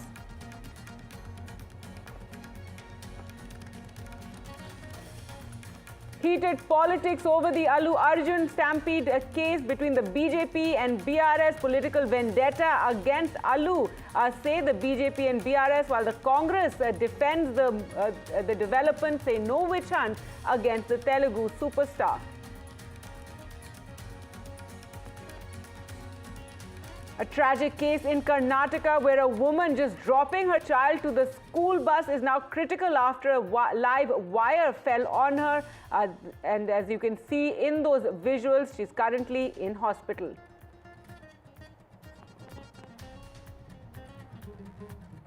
The Congress moved the top court over the tweaks in the election rules. This is after CCTV was restricted to the public. The Congress goes to the Supreme Court.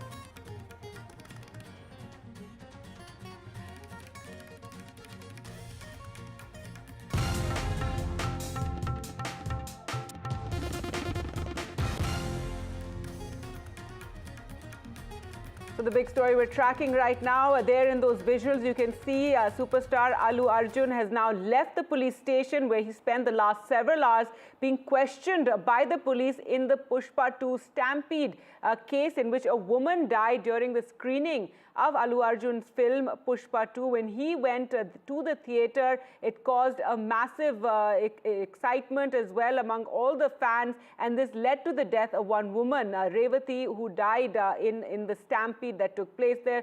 There's also a lot of politics, as we've been reporting over the last couple of days, going on over the Allu Arjun case. But today, Allu Arjun, as he was summoned by the police to join the case, arrived at the police station and he was grilled for around 4 hours, and finally he was allowed to leave the police station. Earlier we were told he would be going to the theatre to recreate what happened that night, and the police wanted to question him further, but for the moment it seems he has been allowed to go home. So what we do know so far regarding the questioning that Allu Arjun had to undergo is that the 41-year-old was questioned by the police about whether he knew that police permission had been denied to the theatre for him to come to that theatre. Remember, that has become a controversy, that it's now revealed that the theatre had been denied permission to allow Allu Arjun to come there. The actor has claimed he did not know. This is something he had said earlier, but this was also asked of him by the police as he was questioned today. Let's just listen in to some of the responses. Revanth Reddy ji किसी को influence नहीं कर रहे, जो law and order का जो issue है law and order अपने हिसाब से कर रहे हैं। आज भी आप देखेंगे तो अल्लू अर्जुन को बुला के पुलिस स्टेशन में उनके ऊपर इंक्वायरी हो रहा। आज वो लोग बोलने को बड़े बड़े बातें बोलते हैं, ये उनका सोच समझ कर राजनीति करने की कोशिश कर रहे हैं। उनसे ये इस तरह के बातों में तेलंगाना के लोग आने वाले नहीं है, और जो बीजेपी और बीआरएस का जो गठबंधन है, ये पूरा एपिसोड में मालूम पड़ रहा है कि दोनों भी किस तरह से डिफेंस करने के मतलब साथ में मिलके एक सिचुएशन को डिफेंस करने का कोशिश कर रहे हैं। The way that the Chief Minister of Telangana, this gentleman Revant Reddy, and working with this rabble-rousing MLA called Akbaruddin Owaisi are targeting a movie star seems to me something that is suspicious, something that has an ulterior motive. These politicians have made it a business. Many politicians have made it a business of extortions and putting these kinds of pressures on people. That there is this dubious collaboration between Revant Reddy and Akbaruddin Owaisi when it comes to this particular gentleman actor Allu Arjun. आज रेवंत रेड्डी के सरकार ने वो मनमना कर रहे, जो चाहे उसको अरेस्ट कर रहे, जो चाहे उनको छोड़ दे रहे। इन्हें ने आज 2 घंटा असेंबली में बहुत सारे स्टेट में इश्यूज है, किसानों का इशू है, लेबर का इशू है, दलितों का इशू है, माइनॉरिटीज का इशू है। उसके लिए बात करने के लिए टाइम नहीं है रेवंत रेड्डी को, लेकिन 2-2 घंटा एक फिल्म एक्टर के पीछे पड़ के वो एक पर्सनलाइज्ड टारगेट करके जा रहा है। देखिए, मैं वो केस के बारे में नहीं बोल रहा हूँ। अगर से तुम केस रजिस्टर करना है तो करो, जो लॉ करना है करो, लेकिन सबके साथ क्यों नहीं करते? All right, so there are some of the comments made by various political parties as the politics also is peaking over the Allu Arjun case, with both the BRS and BJP attacking the Revanth Reddy-led government over its what they're calling witch hunt involving Allu Arjun. Let's go across to Uma Sudhir now for more. First and foremost, Uma, what is going on? Allu Arjun questioned for several hours. He has now left the police station. Yes, indeed. I'm standing outside the Chikatpalli police station where Allu Arjun arrived a little before 11 o'clock. Just before that, his lawyer, Mr. Ashok Reddy, was here, and also certain other people from the Allu Arjun team, business team, and also his father, Allu Arjun, who's also very prominent and big producer here in Tollywood. All of them had come in there, and after nearly 4 hours of questioning a short while ago, Allu Arjun left for his home. And in the vehicle we could see Allu Arjun and his lawyer Ashok Reddy sitting, and of course there were dark glasses, so the visibility was that much less, and therefore the cameras may not have managed to capture his presence there. But what I do understand from Allu Arjun's team is that they have not asked him to come to the theatre as of now. They were headed home, so they are going home after nearly 4 hours of questioning. What I was also told is that Allu Arjun was questioned in a separate room with the presence of only his lawyer, Mr. Ashok Reddy, along with him when he was answering the questions from the police, and that was recorded by the police. Presumably, many of those issues in which the police believes that the version of the events as they know it is different from the version of events as it unfolded on December 4th. That is going to be questioned, because we have already all heard about Allu Arjun and what he said about how he ended up coming to the theatre despite the theatre reportedly not being given permission by the police to arrive there. So presumably Allu Arjun would have been asked whether he knew that permission had been denied for the actor and his team, his co-actors and the production unit to come to the theatre for the premiere show, whether he knew that there was chaos and a tragedy that unfolded outside.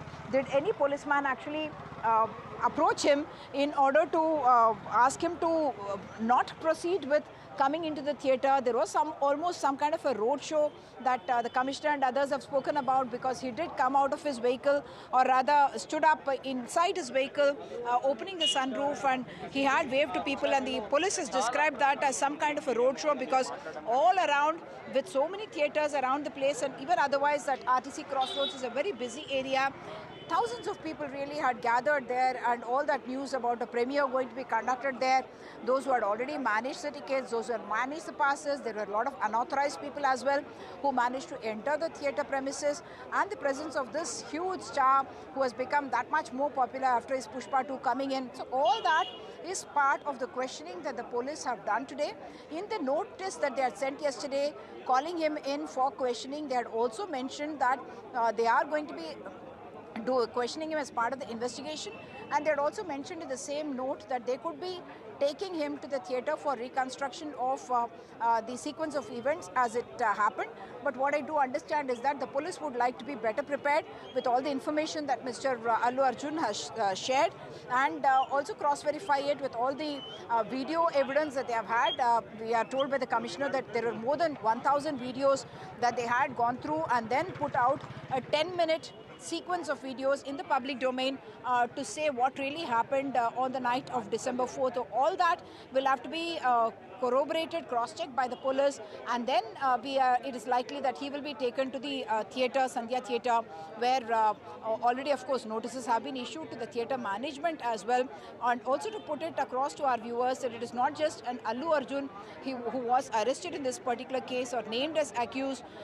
There are multiple people. Allu Arjun is accused number 11, whereas the theatre management, the theatre owners, the managers on the floor of the theatre, all of them were named as accused, and some people from Allu Arjun's team as well who were dealing with security. They have all been named in the FIR, and a few of them were arrested as well, and yes, given bail when Allu Arjun got the bail as well. So while the police has today recorded a statement No information yet on whether they are going to be summoning him again. I presume a fresh notice will be given for issuing summons to Mr. Allu Arjun when he comes in, if he needs to be brought in once again for questioning by the police. But as of now, what we do know is that while this entire issue has played out in the public domain, on the social media space, and also in a sense, should I say, on the streets of Hyderabad because of the attack that happened on Allu Arjun and demonstrations either in support or against Mr. Allu Arjun, and the political voices that were adding to the noise in this issue.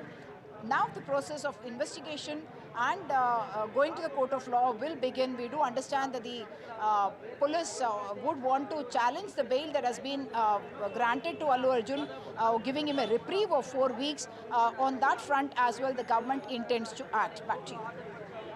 All right, Uma, and just a brief word also on the politics that's playing out over this, as you've been reporting over the last couple of days, so much back and forth, the BRS, BJP saying this is a witch hunt, saying that Revant Reddy has no time for other things, whereas he has so much time to spare about, this very tragic case, of course, but really Allu Arjun being targeted in this way by the police. So politics and films have almost an umbilical connection in states like Telangana, where the film industry has also thrown up political leaders as well. In this particular context, ever since the accident happened, or even before the premiere as well, there was politics about whether they will be granted permission, whether they will be allowed to hike ticket rates and so on. But after the arrest of Allu Arjun, the voices became that much more shrill, and it is almost as though they were divided on political lines, because you saw BRS and the BJP backing the actor and suggesting that he had been unfairly targeted or singled out for the targeting by the government, while the government, it almost seemed like, had woken up late in the public perception battle at least, and it was after a few days that they put out even what had submitted in court, the denial of permission to the Stampede Theatre management, that itself which we had put out a day after the arrest of Allu Arjun. So that did come out late in the public domain, and subsequently when the Chief Minister decided to speak on the floor of the Assembly and elaborated on the sequence of events and also spoke about the film world not standing up for what is right, but what he described as a biased support for the actor, and saying that they are not showing humanity in going across and supporting the family that had suffered the maximum because of this. So all that, once it started, the political parties have now changed the tune and said that we do not want this to be politicized, and that it should be confined to a court of law. And yes, Mr. Harish Rao suggesting that spending so much time on this issue when there were other issues like farmers issues, and also minority issues, and issues of schools, quality of food, all that should have been given more importance, or at least as much importance as what they are giving. Of course, the political leadership of the Congress specifying that the Chief Minister had only responded to an issue raised by one of the members of the Assembly, Akbaruddin Owaisi. Back to you. All right, Uma, thanks so much for joining us with that, and we'll be returning to you through the day as this story develops further. But moving on now, we're joined by Mr. Sanjay Sahai, former IPS officer, and Shehzad Khan, an actor there. Thank you so much both for joining us on this issue. And first to you, Sanjay Sahai, this entire case involving Allu Arjun, the stampede, the tragic death of a woman, it's been carrying on for so many days. So much has been said on it, but the opposition claiming that this is a witch hunt, and that the manner in which the police is investigating is at the behest of the Congress government in the state. See, I will not go for whatever opposition. I understand, but in your view, if how this case is being handled. Yeah. So, but what is certain there, that it is a political slugfest, and it is less of a pure criminal investigation, where it is the prerogative of the investigating officer to conduct the investigation in the manner he deems fit. But for the investigating officer, I think most of us don't even know who is the investigating officer. So, but for the investigating officer, from the ACP till the incumbent Chief Minister of the state, they have been talking about details of the investigation. As far as the current status is concerned, I think huge amount of work would have been done by the investigating team to put together pieces of evidence so as to create a very clear-cut story. And as the story goes, nearly 1,000 video footages have been gone through, and equal amount of circumstantial evidence and other evidence of the people who have been around. I think all have been collated and been made to a very neat narrative. Why Allu Arjun was called there today is to corroborate or to contradict in whichever manner the Allu Arjun feels that the sequence of events have taken place. The next would be that he would be taken to the scene of offense as and when required, and they will recreate the whole story. So out of this whole recreation of the story and the evidence available so far, they will be able to put a charge sheet. As far as the investigation of the case is concerned, I think the police on its own side first said that there was no communication, then the letter from Sandhya Theatre came out, and then the denial letter came out. So I think at different points in time, both the police and the Allu Arjun side have been either responding, reacting, or putting in information and evidence in the public domain. So finally, what has happened, it has turned out to be a media trial and more of a social media trial. And both the sides are batting it out for the perception battle. So that is where we stand. Otherwise, a case of this nature, which is not very complicated by any stretch of criminal investigation, should have been done, finished and dusted in around a week's time and charge sheeted. But the clarity which the government has with regards to Allu Arjun having committed the sections or the offences which have been there in the FIR, I think that level of clarity cannot be provided at a time where the investigation is still incomplete and the basic threads of the investigation are being put together. The two things which the investigators would have done today, one is whether Allu Arjun was communicated of the denial of permission, and second thing is after the incident happened or after that tragedy happened, whether he was aware that the tragedy had happened or not. So he claimed that he was not aware of it. So this is broadly, so that will give the broad milestones, whether he was aware, not aware, and that the sunroof issue is also there. But finally, not denying the fact, the police failed in getting the intelligence, and that is why they were caught unawares. But even without giving the permission, there's good amount of police presence there, not commensurate to whatever was required. And finally, and most importantly, that the criminal investigation, the way it has come so far, I think that gives enough of pointers on which it can be debated and criticized.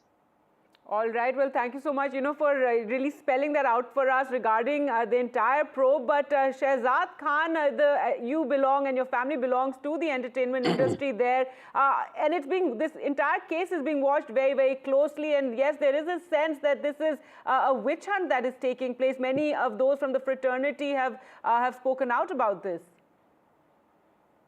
Thank you very much for having me on your show. Since a few days, what we are seeing on the TV, and our honorable panelist also said that this is now going to become, the media trial is already started and mudslinging will start very soon. But I think what has happened is very, very wrong, and the strictest punishment should be given to the culprits, whoever it be it the theatre owners, be it Allu Arjun, be it his manager, his bouncers, because we have lost a life and we have lost, a child is also there who's still in coma. Yes. And no matter what money he offers, you cannot buy a life. You cannot get a life back. Life has, you cannot pay money for a life which has been lost.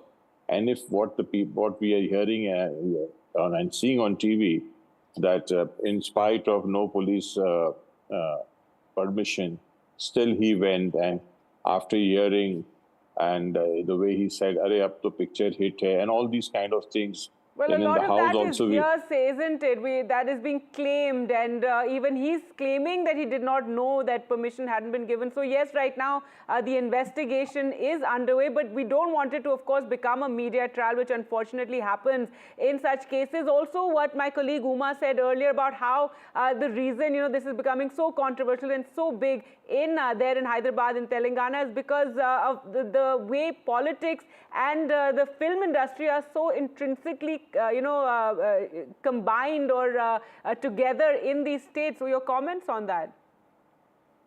See, everybody is, कहते हैं ना, हिंदी में कहावत है, सब हर आदमी चढ़ते हुए सूरज को सलाम करता है.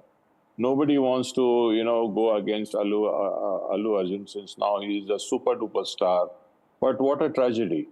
Yes. After such a big success, the man is going through so much of torture. He had to spend a night in jail. Now he'll have to keep on visiting the police station, because now the police. I know one thing, that you cannot play with the law, however big you are, unless you leave the country and you go. So if he has rubbed the law the wrong way, or if he has taken the law for granted, then there is a price which he has to pay, and it will be only through the law. Because now अब क्या हो गया है कि अब इज्जत का सवाल हो गया है हमारे पुलिस फोर्स का भी, एंड कुछ लोग कह रहे हैं कि भाई पुलिस की गलती. जब अगर पुलिस ने इन्फॉर्म किया, police has informed the theatre, they have not given the permission, and still this gentleman goes. And, like a neta, he comes out of the sunshade and sunroof and he's waving out. That was all not needed for. We have Shah Rukh Khans and Salman Khans here in Bombay. Have you ever seen them doing all these kind of cheap stuff? They've never done all this. They quietly keep a trial show, or they keep a premiere show where they invite their friends whom they want to, and they see the film with them, and then everybody goes home. Well, it was, a marketing, event, I this suppose. Is a very, yes, very unfortunate. And it's a very, I'm very sorry, I'm cutting you, but it's a very third grade way of marketing. This is done. Right, Shehzad Khan, that's your opinion. Perhaps this is something that's more common in the South, but still, Sanjay Sahai, your final comments on this entire issue. We don't want it to become a media trial. We're just showing the politics of it. We're showing that Allu Arjun is being questioned. Right now, what is important is that this investigation should happen very quickly, don't you think? We also have seen that the father in this case, the husband of the woman who died tragically, he says he doesn't want to pursue the case, but of course now it's a much bigger issue than that. Your comments? Things are in a mess, and any further delay will make it messier. Investigators are also human beings, and this whole sort of this media fanfare, and now it's not a media trial. I think from a media trial, the bigger trial these days is the social media trial. Yes. And as things pass by, it becomes more and more and more difficult, because in the social media, everybody can amplify his voice, and he is a global publication house. And if 100, 200, 500 people come together, what sort of nuisance they can create on the social media, you and me, all of us are aware of.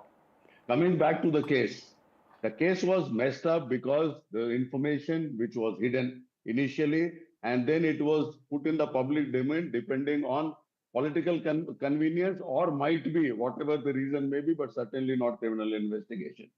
As the case stands right now, the post-mortem report of the lady would be available. The present condition of the boy is also available.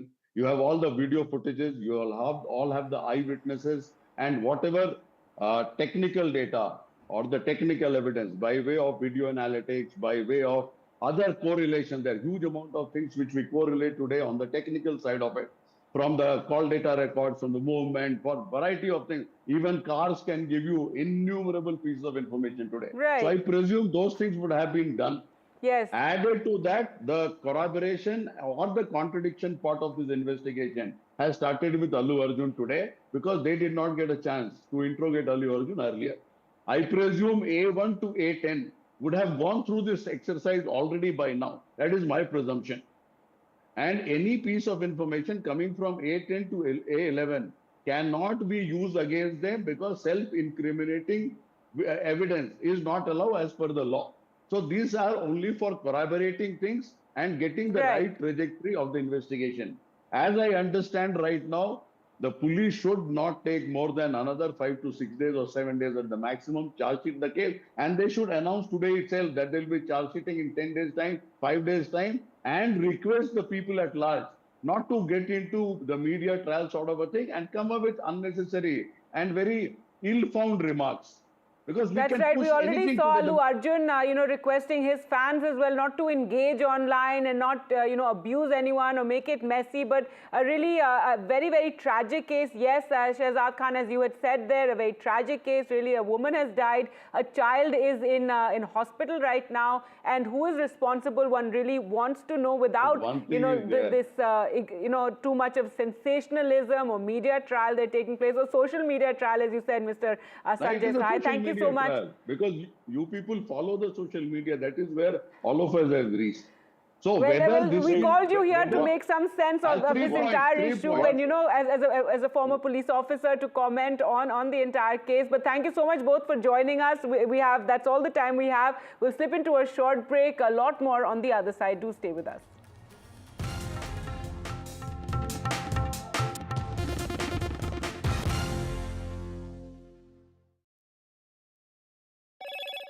Hello, Moto. Motorola Edge 50 Pro, world's first AI-powered pro-grade camera.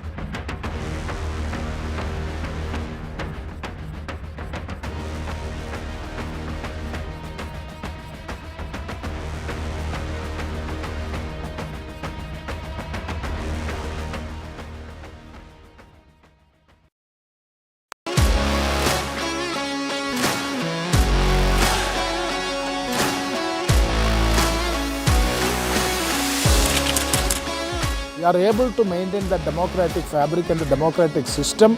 I want to do something that can make a difference. लगातार जनता की आवाज को सरकार तक पहुंचाने का काम मैं करता हूं. I was a student up until very recently. I really want to work and do something for my people because they have given me this opportunity. They have elected me. सोचा नहीं था कि राज्यसभा सांसद बनूंगी.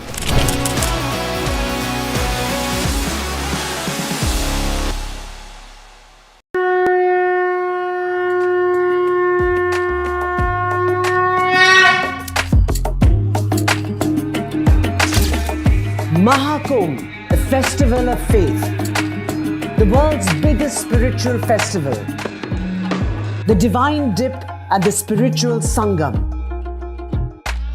a sacred confluence of faith, culture and heritage. NDTV's mega coverage of the Mega Fest. NDTV at Mahakumbh 2025.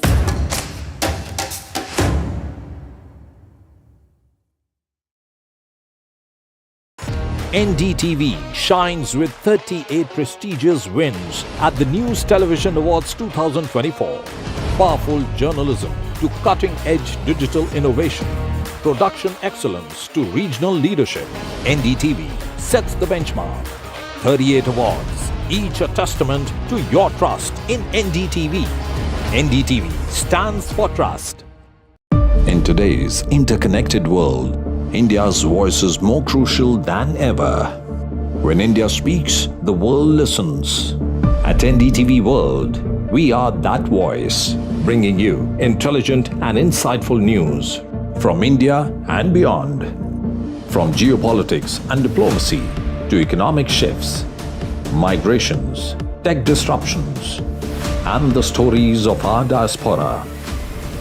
We cover the news that shapes our global future. NDTV World, your new home for global news is here.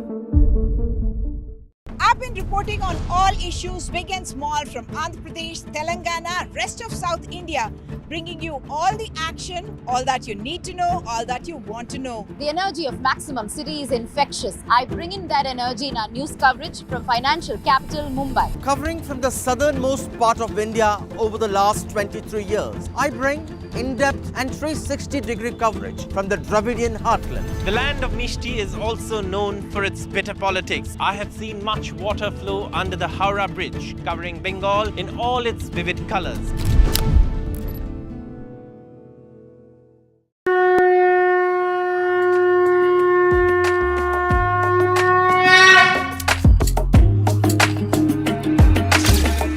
Mahakumbh, the festival of faith, the world's biggest spiritual festival, the divine dip at the spiritual Sangam,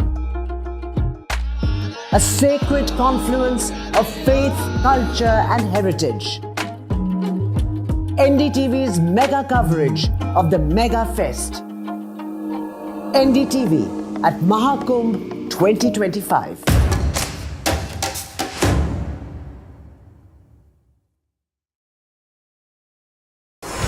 NDTV proudly upholds its legacy of trust and credibility. According to the prestigious Reuters Institute's Digital News Report 2024, NDTV is the topmost news platform in the country. Number 1 in both online and offline reach in India. Beating all its competition, NDTV stands for trust. New day, new show, a new experience. Start your day with the news, not views. We bring you stories that matter and impact your lives. News that informs and keeps you ahead. from Maximum City, Mumbai, to the seat of governance, Delhi. NDTV brings to you the best breakfast show. The breakfast show only on NDTV 24/7 every morning at 8 a.m.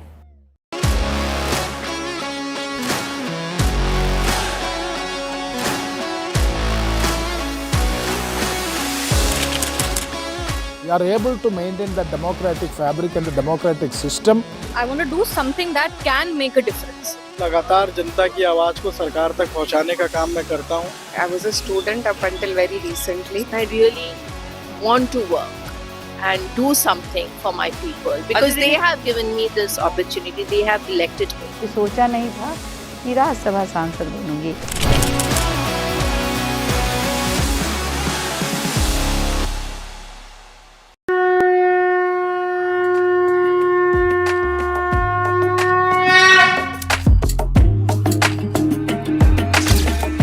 Mahakumbh, the festival of faith, the world's biggest spiritual festival, the divine dip at the spiritual sangam, a sacred confluence of faith, culture and heritage. NDTV's mega coverage of the Mega Fest. NDTV at Mahakumbh 2025.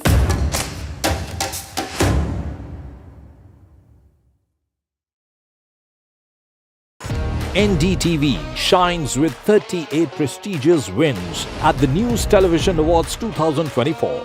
Powerful journalism to cutting-edge digital innovation, production excellence to regional leadership, NDTV sets the benchmark.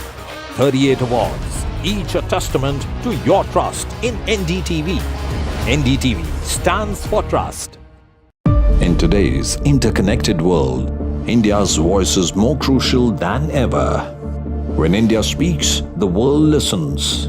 At NDTV World, we are that voice, bringing you intelligent and insightful news from India and beyond. From geopolitics and diplomacy to economic shifts, migrations, tech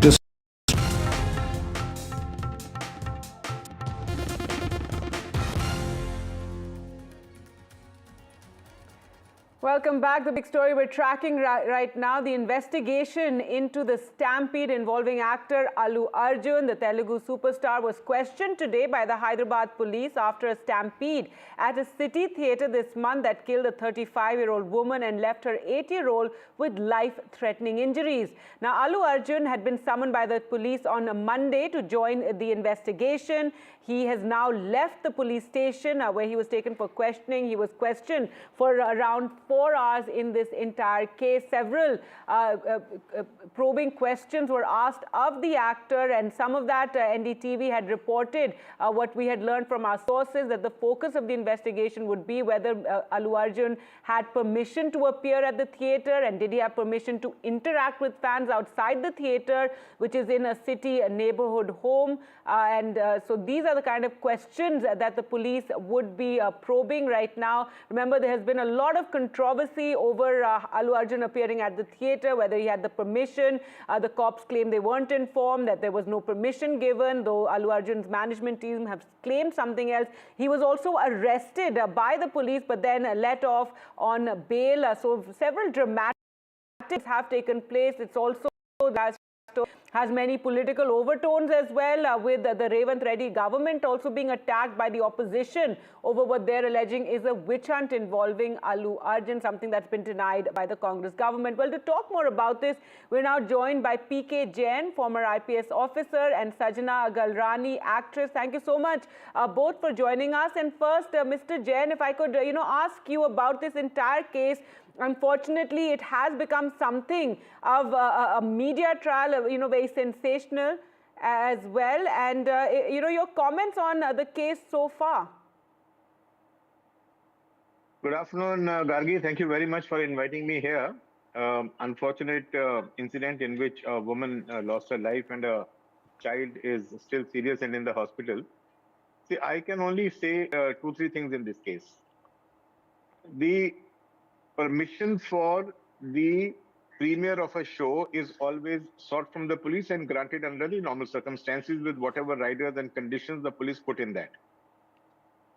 At the time of taking permission, there is no question of taking permission for any specific individual to remain present there or not to remain present there. In this case, if the management had sought permission for the premiere of a movie, it was granted. They were going ahead with the show, and in that it is invariably mentioned that the cast of the film and some other VIPs are likely to attend. So accordingly, the police are required to make some security and crowd control bandobast.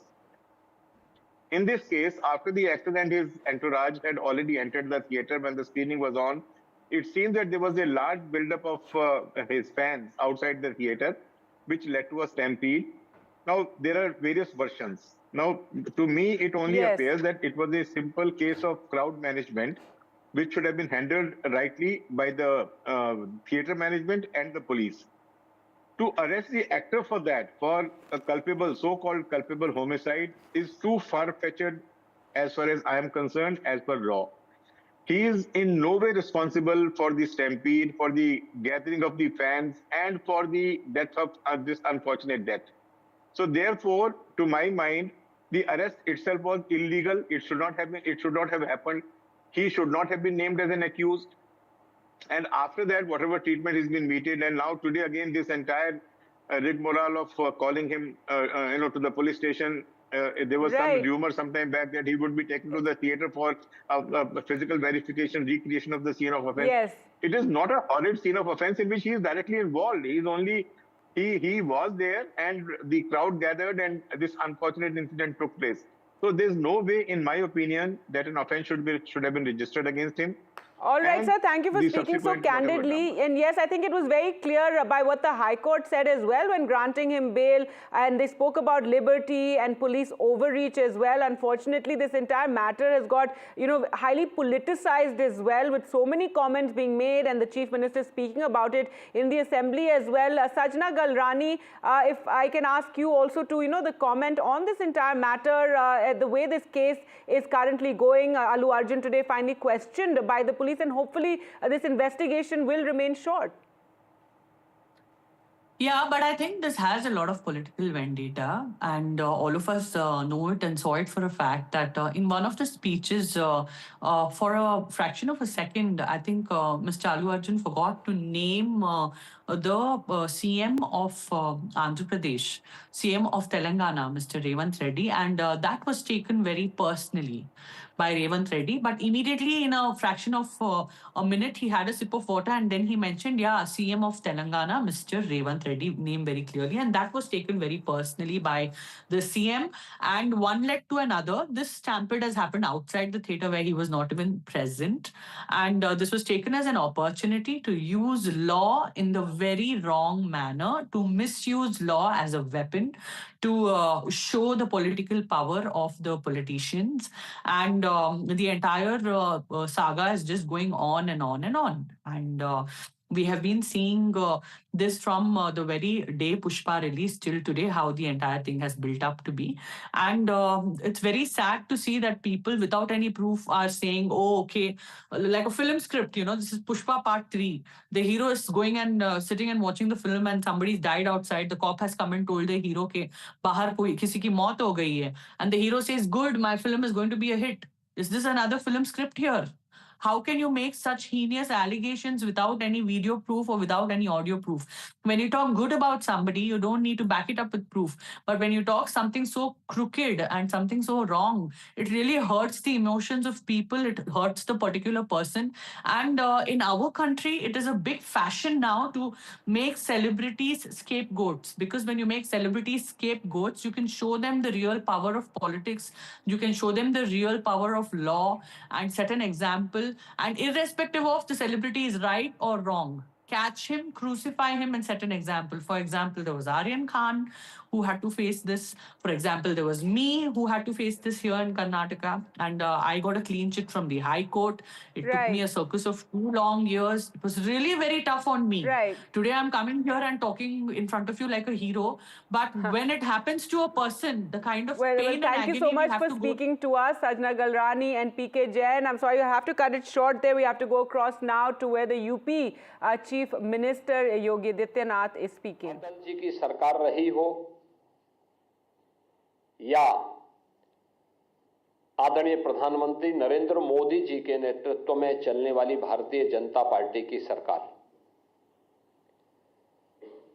सदैव बाबा साहब भीमराव अंबेडकर की भावनाओं के अनुरूप Bharatiya Janata party ने बाबा साहब भीमराव अंबेडकर को सम्मान दिया, उन भावनाओं को प्रतिनिधित्व दिया और हर स्तर पर उनके प्रति श्रद्धा और सम्मान का भाव रखा। चाहे वे पंचतीर्थ याद करें, बाबा साहब भीमराव अंबेडकर का जन्म मऊ मध्य प्रदेश के जिस क्षेत्र में हुआ था, वहां पर भारतीय जनता पार्टी के तत्कालीन मुख्यमंत्री श्री सुंदरलाल पटवा जी ने स्मारक बनाने का काम किया था और उसका उद्घाटन सरदार अटल बिहारी वाजपेयी जी के द्वारा किया गया। दिल्ली में अंबेडकर सेंटर के लिए भूमि प्रदान किया था स्वर्गीय चंद्रशेखर जी ने और वहां पर अंबेडकर इंटरनेशनल सेंटर की स्थापना आदरणीय प्रधानमंत्री मोदी जी ने किया। दीक्षा भूमि नागपुर में भव्य स्मारक बनाने का कार्य हो या फिर इंग्लैंड में जहां पर बाबा साहब भीमराव अंबेडकर ने उच्च शिक्षा अर्जित की थी, वहां पर बाबा साहब भीमराव अंबेडकर का भव्य स्मारक बनाने का कार्य हो या फिर मुंबई के चैत्य भूमि, ये पंचतीर्थ जो बाबा साहब भीमराव अंबेडकर से जुड़े हुए हैं, ये भारतीय जनता पार्टी ने बनाए हैं और बाबा साहब की स्मृति को जीवंत बनाए रख करके सदैव सदैव के लिए भारत के अंदर वंचितों और दलितों के लिए एक आशा की किरण के रूप में बाबा साहब भीमराव अंबेडकर को सम्मान दिया। आज जो कुछ भी कार्य मोदी जी के नेतृत्व में चलने वाली एनडीए की सरकार के द्वारा किए जा रहे हैं, जिनमें पहली बार दलित और वंचित शासन की योजना का हिस्सा ईमानदारी के साथ बन रहा है, चाहे वह हर घर में शौचालय बनाने का कार्य हो, हर एक परिवार को, वंचित और दलित परिवार को आवास की सुविधा, सिर ढकने के लिए आवास की सुविधा हो, स्वास्थ्य बीमा का कवर देने का कार्य हो, चाहे वह देश के अंदर 80 करोड़ लोगों को राशन की सुविधा उपलब्ध करवाने का कार्य हो, अनुसूचित जाति, जनजाति और अन्य वंचित तबके को शासन की सभी प्रकार की सुविधाओं से आच्छादित करने का कार्य हो, ये सभी प्रधानमंत्री मोदी जी के नेतृत्व में देश के अंदर बखूबी चल रहा है। बाबा साहब भीमराव अंबेडकर इसी बात के लिए सदैव प्रेरणा प्रदान करते थे। इसी प्रेरणा से प्रेरित होकर के भारतीय जनता पार्टी अपने इस अभियान को पूरी ईमानदारी और प्रतिबद्धता के साथ आगे बढ़ा रही है। एक और भारतीय जनता पार्टी उन मूल्यों, उन आदर्शों के प्रति समर्पित होकर के कार्य कर रही है, तो दूसरी तरफ कांग्रेस, जिसका इतिहास देश के अंदर भारत के दलितों और वंचितों का अपमान करना, जिसका इतिहास तुष्टीकरण के आधार पर दलितों और वंचितों को उनके अधिकारों से पूरी तरह रोकने की एक कुत्सित चेष्टा का हिस्सा रहा है, और दूसरी तरफ तुष्टीकरण के आधार पर देश को विभाजन के कगार तक पहुंचाने का कार्य भी कांग्रेस ने किया। कौन नहीं जानता है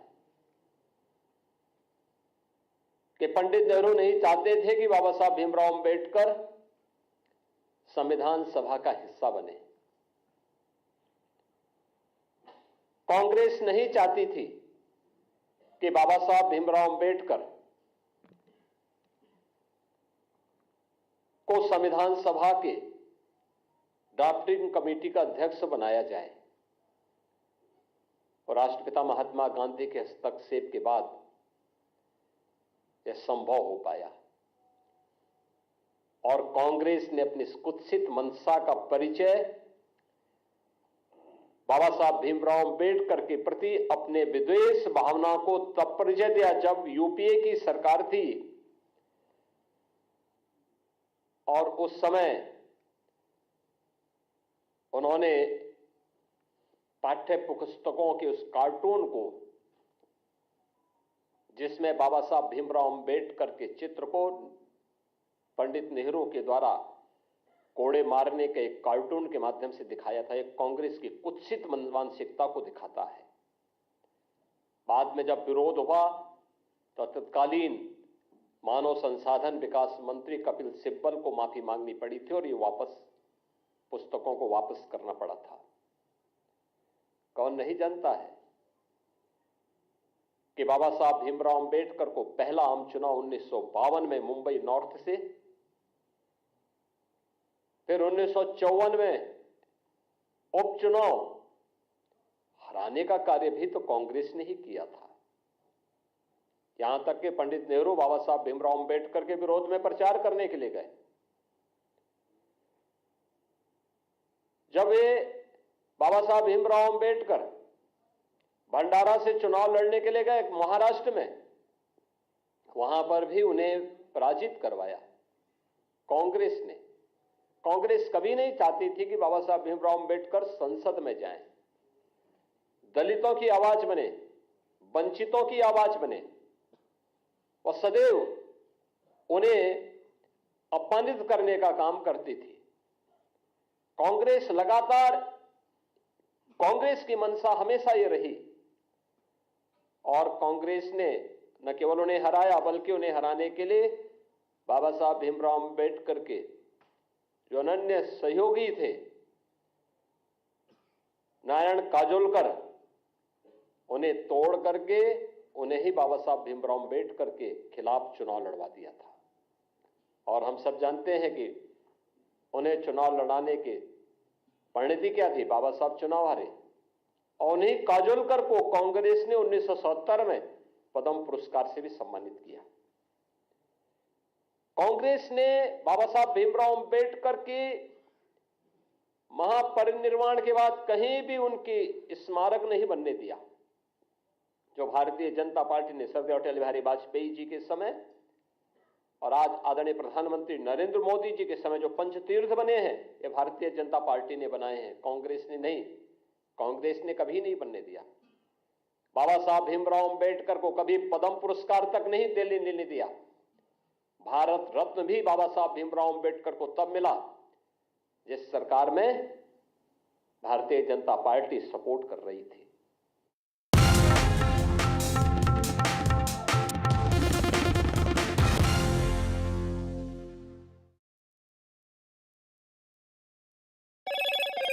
Hello, Moto. Motorola Edge 50 Pro, world's first AI-powered pro-grade camera.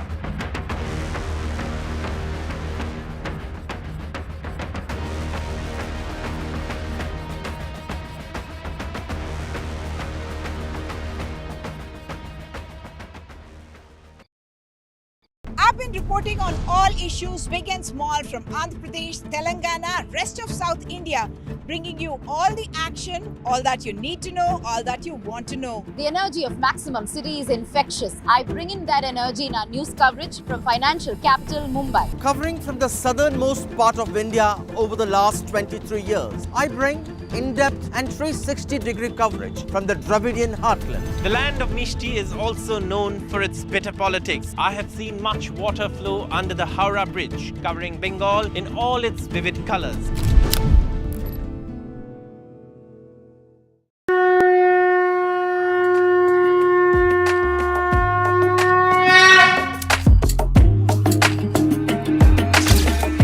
Mahakumbh, the festival of faith, the world's biggest spiritual festival, the divine dip at the spiritual Sangam, a sacred confluence of faith, culture and heritage. NDTV's mega coverage of the Mega Fest. NDTV at Mahakumbh 2025.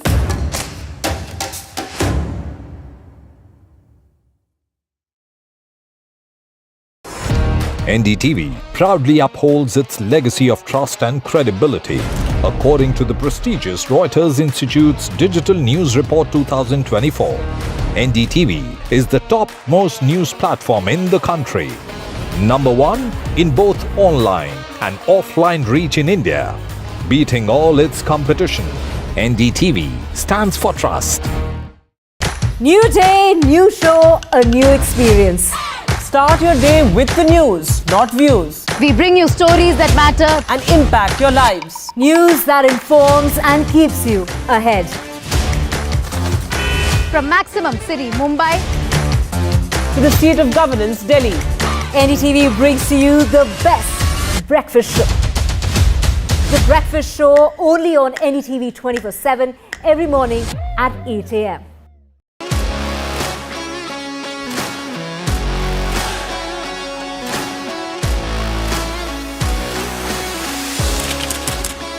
We are able to maintain the democratic fabric and the democratic system. I want to do something that can make a difference. लगातार जनता की आवाज को सरकार तक पहुंचाने का काम मैं करता हूं.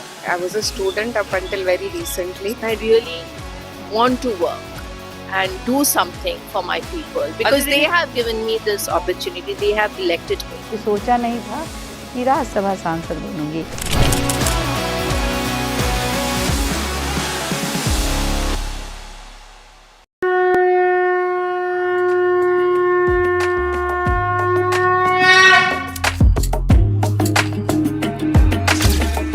Mahakumbh, the festival of faith, the world's biggest spiritual festival, the divine dip at the spiritual Sangam,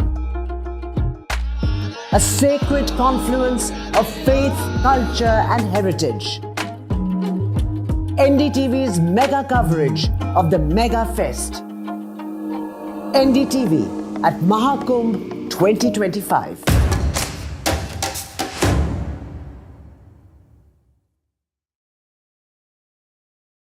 NDTV shines with 38 prestigious wins at the News Television Awards 2024.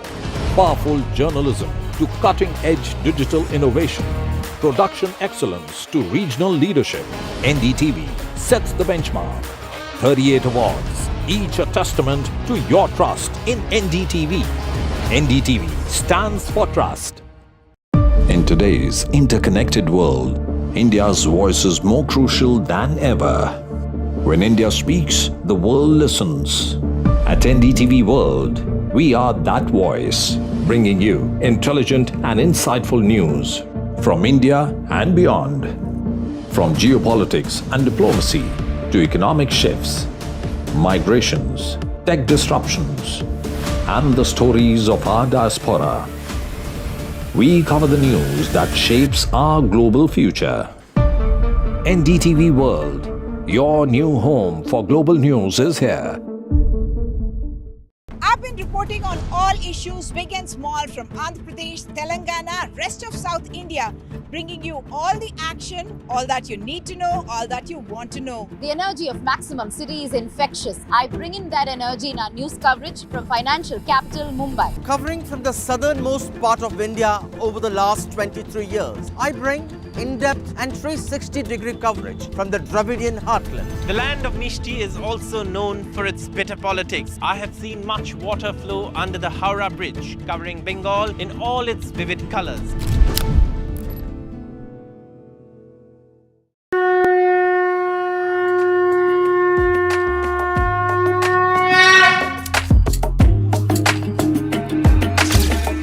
Mahakumbh, a festival of faith, the world's biggest spiritual festival, the divine dip at the spiritual Sangam, a sacred confluence of faith, culture and heritage. NDTV's mega coverage of the Mega Fest. NDTV at Mahakumbh 2025.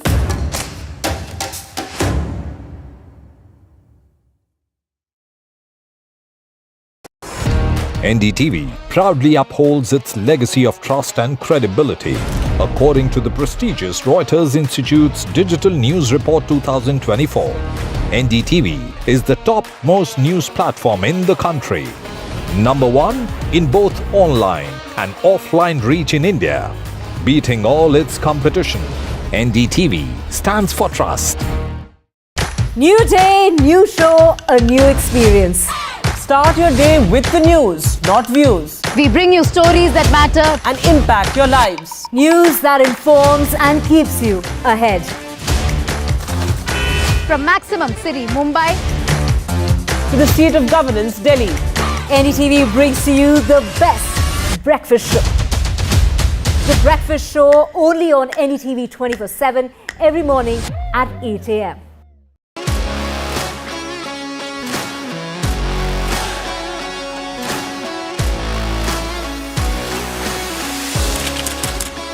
We are able to maintain the democratic fabric and the democratic system. I want to do something that can make a difference. लगातार जनता की आवाज को सरकार तक पहुंचाने का काम मैं करता हूं. I was a student up until very recently. I really want to work and do something for my people because they have given me this opportunity. They have elected me. सोचा नहीं था कि राज्यसभा सांसद बनूंगी.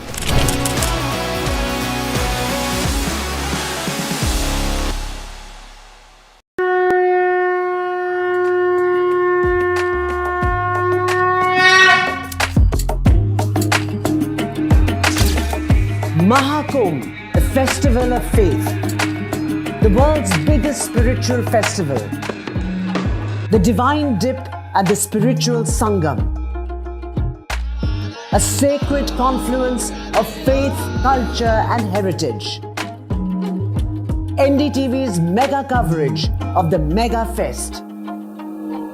NDTV at Mahakumbh 2025.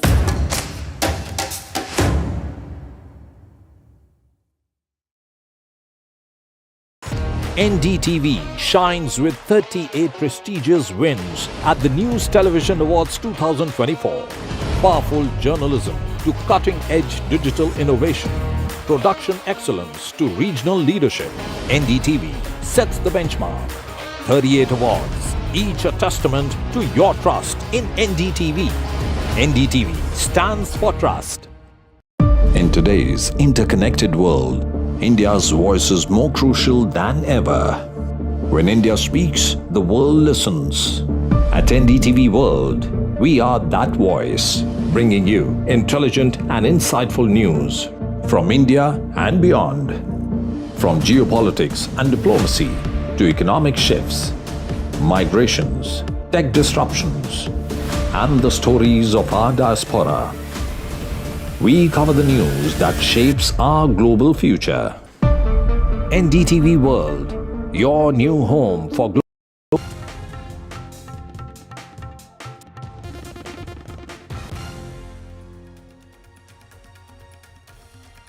Actor Allu Arjun left from the police station in Hyderabad where he was taken for questioning for the Stampede case. He is on his way home.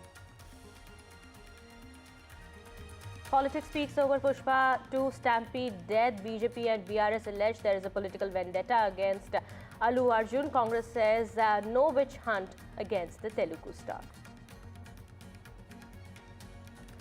Congress has moved Supreme Court over election rules tweak restricts the public access to CCTV footages. UP Chief Minister Adityanath slams Congress on Ambedkar issue. UP CM says Congress insulted Ambedkar in Parliament.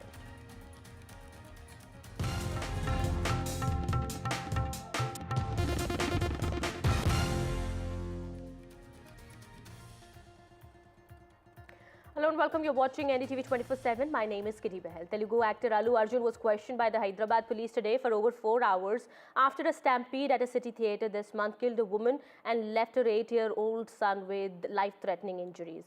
Allu Arjun was seen leaving from the Chikatpalli police station in Hyderabad a while back, where he was taken for questioning earlier for the Stampede case. Now, security has been stepped up at his residence. He is on his way home, we are learning. As per information now, Allu Arjun was questioned about what happened on the day of the Stampede. Did he have permission to go to the Sandhya Theatre then? Did he have permission to interact with fans? And also the charge against him that he refused to leave from the theatre even after the Stampede happened. Now, a political fight has also intensified over this issue between the BRS and the Congress. The BRS says that Chief Minister Revanth Reddy is targeting Allu Arjun. It's a witch hunt against Allu Arjun. That is what the BRS, even the BJP, is alleging that. The Congress, however, says the BRS is behind the Stampede incident and they were trying to politicize the issue. Congress leader Anil Kumar Yadav has said that Revanth Reddy is not trying to influence anybody. The law and order is being handled in the state, and even today, people were being called to the police station and inquiry is being done on them. So law and order is being followed in the state. That is what the Congress here says in the clarification. The BJP has accused Telangana Chief Minister Revanth Reddy of orchestrating a state-sponsored attack on actor Allu Arjun. Well, BJP says that Revanth Reddy and Akbaruddin Owaisi are trying to target Allu Arjun and there is an ulterior motive which is clearly visible here now. Listen into these reactions from the political parties. Revanth Reddy ji किसी को influence नहीं कर रहे. जो law and order का जो issue है, law and order अपने हिसाब से कर रहे हैं. आज भी आप देखेंगे तो अल्लू अर्जुन को बुला के पुलिस स्टेशन में उनके ऊपर इंक्वायरी हो रहा. आज वो लोग बोलने को बड़े बड़े बातें बोलते हैं. ये उनका सोच समझ कर राजनीति करने की कोशिश कर रहे हैं. उनसे ये इस तरह के बातों में तेलंगाना के लोग आने वाले नहीं है. और जो बीजेपी और बीआरएस का जो गठबंधन है, ये पूरा एपिसोड में मालूम पड़ रहा है कि दोनों भी किस तरह से डिफेंस करने के, मतलब साथ में मिलके एक सिचुएशन को डिफेंस करने का कोशिश कर रहे हैं. The way that the Chief Minister of Telangana, this gentleman Revanth Reddy, and working with this rabble-rousing MLA called Akbaruddin Owaisi are targeting a movie star seems to me something that is suspicious, something that has an ulterior motive. These politicians have made it a business. Many politicians have made it a business of extortions and putting these kinds of pressures on people. That there is this dubious collaboration between Revanth Reddy and Akbaruddin Owaisi when it comes to this particular gentleman actor Allu Arjun. आज रेवंत रेड्डी के सरकार ने वो मनमना कर रहे, जो चाहे उसको अरेस्ट कर रहे, जो चाहे उनको छोड़ दे रहे. इन्हें ने आज 2 घंटा असेंबली में बहुत सारे स्टेट में इश्यूज है. किसानों का इशू है, लेबर का इशू है, दलितों का इशू है, माइनॉरिटीज का इशू है. उसके लिए बात करने के लिए टाइम नहीं है रेवंत रेड्डी को. लेकिन 2 घंटा एक फिल्म एक्टर के पीछे पड़ के वो एक पर्सनलाइज्ड टारगेट करके जा रहा है. देखिए, मैं वो केस के बारे में नहीं बोल रहा हूँ. अगर से तुम केस रजिस्टर करना है तो करो, जो लॉ करना है करो, लेकिन सबके साथ क्यों नहीं करते.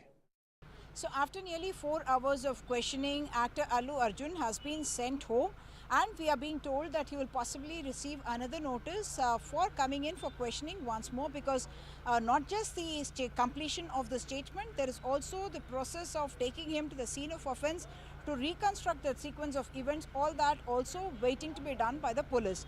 What I also understand is that Allu Arjun's team has conveyed to us or shared with us that Allu Arjun and his lawyer, Mr. Ashok Reddy, were seated in a special room where the police, the investigating officers had in fact questioned him, and there's a list of questions that were possibly asked to him, whether he knew that permission had been denied for the arrival of the hero, heroine and the production unit for the premiere show, whether who took the decision to go ahead despite the denial of permission. Was it conveyed to him that the permission has been denied? Did his own team members try to contact the police and tell them what kind of arrangements they would require at the site where he was to go, which is the Sandhya Theatre where the premiere was to take place, and also whether he was approached by any policeman, police officer to leave the premises or to leave that area because permission has been denied. When he was already seated inside the theatre, did a policeman speak to him and ask him to leave? And did he continue to stay there inside the theatre? How long he was there inside the theatre before he decided to leave? Allu Arjun, of course, has made statements in the public domain talking about the fact that he said that no police officer had approached him, and it's only that managers of his own team had told him, and that's when he decided to leave the theatre. And he's also on record saying that he did not know about the death of Revati till the next morning, after which he had released a video. So that is also something that has come up for questioning here inside the Chikadpalli police station. This, of course, has become a very high-profile case, and therefore a lot of interest in what is happening with Allu Arjun. But of course, there are others accused in the same case as well. Allu Arjun himself has been slapped with sections of the BNS, including culpable homicide not amounting to murder, voluntarily causing grievous hurt, and also acting along with others with a common intent to cause harm. All of those sections applied, and he is of course accused number 11 in this particular case. And yes, the theatre owner, one of the theatre owners, a manager of the theatre, Mr. Nagaraj, as well as a floor manager who was manning in fact the lower balcony of the theatre, all of them were taken into custody, and subsequently they were also received bail or got bail. We also understand that the police has an intent to challenge the bail that's been granted to Mr. Allu Arjun by the High Court, and they are proceeding on those lines, getting legal counsel as well. All right, so serious charges have been slapped against Allu Arjun, and a political fight has erupted here. Kartik Indra Reddy, a spokesperson of the BRS, joins us on the broadcast.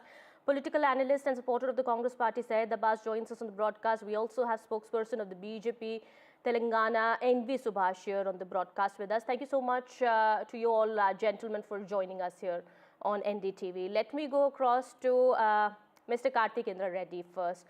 Mr. Reddy, why does the BRS say that the Congress is targeting Allu Arjun and it's a witch hunt against the Telugu actor? Isn't it obvious right now? Well, anybody who has his ears very close to Hyderabad, eyes and ears very close to Hyderabad, now they know this is no more a political vendetta case. It is a personal witch hunt. It is so obvious. You know, what happened on that day in that Sandhya Theatre is an unfortunate accident. And I'm sure all the cases which have been booked against the actor, the movie team, and the theatre, the court will take its course. And obviously, neither you, me, or the Chief Minister cannot be the judge and decree that Allu Arjun is the culprit in this. But that is what is happening. The Chief Minister has taken upon himself, and he took up at least 2 to 2.5 hours in the state legislative assembly trying to pin down the crime on Allu Arjun and Allu Arjun only. This is not a political vendetta. This is something which has gone very personal right now. And it is, and you know, we all know why this is happening. This is just because a petty reason that Allu Arjun forgot to mention or forgot to recollect the Chief Minister's name in an event. Allu Arjun forgot to take his name. And that is the reason you're saying that the Chief Minister is getting personal here. Yes, this is as petty as it sounds, as shallow it sounds. That's the reason. That is the only reason. The actor forgot to recollect the Chief Minister's name, and that is the reason why the Chief Minister's ego is hurt, and he's taking it too personally. Okay, he's taking it personally. All right, let me go across to the BJP spokesperson also. Mr. NV Subhash, you're saying that the BJP continues to say that it's not just CM Revant Reddy, but also Akbaruddin Owaisi and both are trying to target Allu Arjun. It's in both parties in collusion that they are trying to, take out personal enmity against Allu Arjun. Why is that so? Yeah, see, from past 1 year, what we are seeing that, after Revant Reddy's, the government has come to power in Telangana. Certain sections of the society have been targeted, especially, the students, the employees, and the farmers. Now it's the turn for, the businessmen and the builders. Now it is going for the film actors. When we see Mr. Nagarjuna's, the structure, the building, the convention center has been raised down. And of course, Mr. Mohan Babu, another senior actor, he's, though it's a family feud, but now Allu Arjun has been targeted. And this is nothing but Bharatiya Janata Party, accuses the Congress government that they are targeting, and they are doing the witch hunting for the film fraternity on that. If the situation is so bad that the police could not control, or if the police hasn't given any permission for Mr. Allu Arjun to enter into the Sandhya Theatre premises where the stampede has occurred, then the police would have really arrested them instead of dilly-dallying and then watching things to happen and going out of the hands.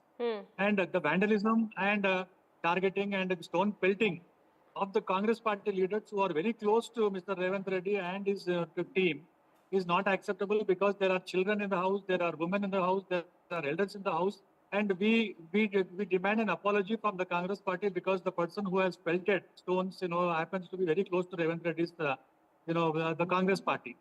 So this situation where they are scaring away the film fraternity, which will ultimately lead to leave the state and then go to other state, because Andhra Pradesh is already having the film just infrastructure development. But sir, why do you think, why would Revant Reddy want that? See, well, Revant Reddy, he must have has some kind of a personal enmity on that, and there are situations what we have, the reports from the circles that Allu Arjun, while addressing the press conference and the event, where he has forgotten the name of Mr. Revant Reddy, and people in all walks of life are not taking Revant Reddy as a serious chief minister. So he wanted to show with arm twisting tactics so that people will come into their line on that. You're saying that he's being arrogant. The chief minister is being arrogant here, and because Allu Arjun forgot to take the name of Revant Reddy at an event and forgot to thank him that point in time, and that is why Revant Reddy is getting personal here. Okay, that's the allegation from the BRS and the BJP. Okay, let me take a point from Syed Abbas. Mr. Abbas, the Chief Minister also levelled a fresh charge against Allu Arjun, saying that even after the death of the woman in that stampede, he refused to leave from the event, and he also went on to do his roadshow. It prompted the police to force him out. What's the basis of this charge? Well, ma'am, what deeply pains me is how the BJP leaders and BRS leaders are trivializing the death of a 35-year-old woman. Her son has been orphaned, who is still battling for his life, 9-year-old son, but they do not speak of that. KTR Garu, honorable leader of the BRS, did not even once come to the hospital, but he has all the time in the world to use his social media, Twitter, and post about it. If you're really concerned, respected sirs of the BJP and BRS, please go meet the deceased families and do something about it, rather than politicizing this issue. I'd also like to know from my good friends of the BJP and BRS, how is Allu Arjun, apart from being an actor, my profession could be political analyst, your could be a politician. How is he any different from you and I, sir? Why should he be dealt differently?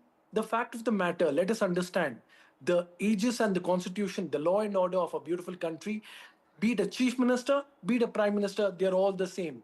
Allu Arjun ho, or maybe Amitabh Bachchan ho, ya Amir Khan ho, they are all human beings like you and I, sir. They have all the rights as a citizen. So therefore, had Revant Reddy ji or the Congress government or the Telangana police dealt with him any different way, or you'd have used kid gloves in a soft way, they would say, oh, Revant Reddy supports VIP culture. Revant Reddy stands for celebrities. No, sir. Revant Reddy is an honorable chief minister of the beautiful state of Telangana, and he will do whatever it takes to bring in justice for the 35-year-old woman.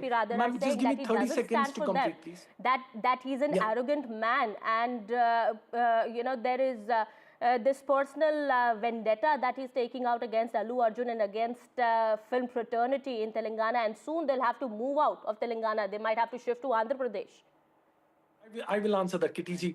Who on earth, I would say even KCR Garu was the Chief Minister of Telangana. There have been several dozens and hundreds of Chief Ministers in the beautiful states of India. Would they, only because of not remembering a name of a leader, would they do this? The fact of the matter, what is sacrosanct here? 35-year-old Revati Reddy's death, she must be brought to justice. The 8-year-old boy is still in the hospital battling with coma for the last 20 days. Allu Arjun ho ya koi bhi ho, they are answerable under the purview of the law. Now the second point, the BJP leader, ma'am, on your channel, let me name him, Raghunandan Rao is a BJP leader of Telangana. Can we question Mr. Subhash? Do you know what he said? Oh, this is a small case. A death of a woman, 8-year-old boy in coma for the last 20 days. Is this a small case? Absolutely the fact is, not. why is BJP, PRS supporting this VIP culture? And now, final point, ma'am. The fact of the matter, are they even aware that there has been security beefed up, stepped up at the home of Allu Arjun? By whom? The state police on the orders of Revanth Reddy. Not just that, when Mandals attacked, they were arrested and put in jail. Later, they were released on bail. But what did he say? He ordered the state deputy general of police to give full security. Any laxity by the police will not be tolerated. Okay, That okay, is let the me take leader a of question. Revanth Okay, Reddy. let me take a question from Mr. Karthik here. Mr. Karthik, the Congress also says the Chief Minister himself has said this, that Allu Arjun did not heed to the request of the police when this incident happened, when the death of that woman happened in this stampede that broke out at Sandhya Theatre. He had to be pushed out. He had to be forcefully taken out of the theatre. He even waved at the fans after he left from his car. I mean, I haven't personally seen those visuals anywhere, but this is the charge from the Chief Minister. What do you have to say about that, Mr. Reddy? The Chief Minister's reputation is at the lowest in his career ever. Right now, none of his words are taken seriously by anybody here in Telangana or anywhere else, because the Chief Minister is now lying through his nose. And let me ask Syed, who kind of now takes sympathy for Revati Desh, and as I told you, it is unfortunate. I'll also, let me ask him about another death. There are two cases right now in Telangana right now, Kitty, that is in discussion. One, because now that we are covering the death of Revati, the unfortunate accident, and we all know Bunny was there. He was not directly involved. He did not push or did not provoke anybody to have a stampede. Yet Bunny is booked or Allu Arjun is booked. Yes, he should be. Now Syed keeps asking me, do you approve of this VIP culture that we should not book him? No, we should absolutely book him and let the court take its course. But there is another case. Let Syed answer me. Let him give me an answer to that. There is one gentleman called Sai Reddy.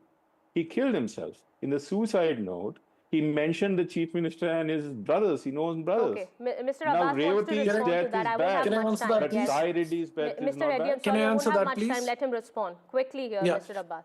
Quickly, let me respond to you. From the day one since of this incident, since December 4th, I've been having my good friends of BRS, including Karthik or Sridhar Reddy Garu or even Krishang Mane Garu, who are going all guns blazing, supporting the actor. For what?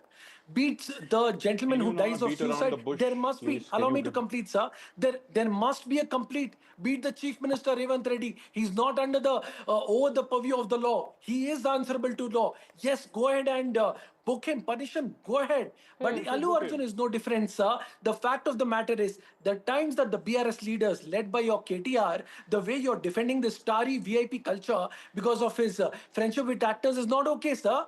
We stand with the common man. Let me take a last response from Mr. NV Subhash also. Well, I don't have much time. Mr. NV Subhash, before I let you go, why did the BJP leaders say that it was a small issue, that it's a petty issue?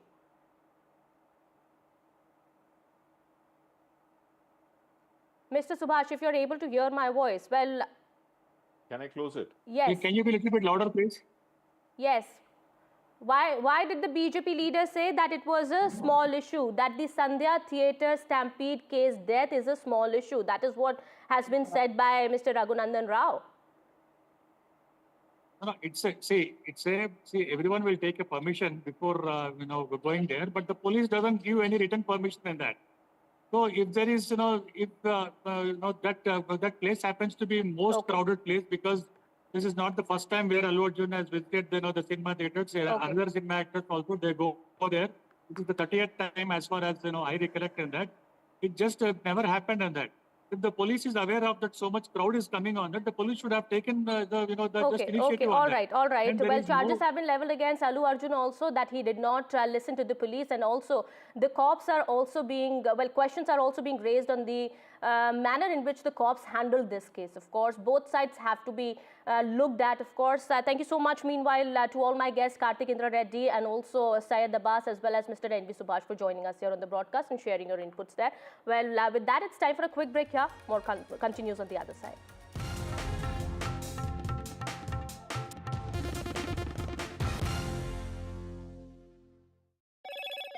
Hello, Moto.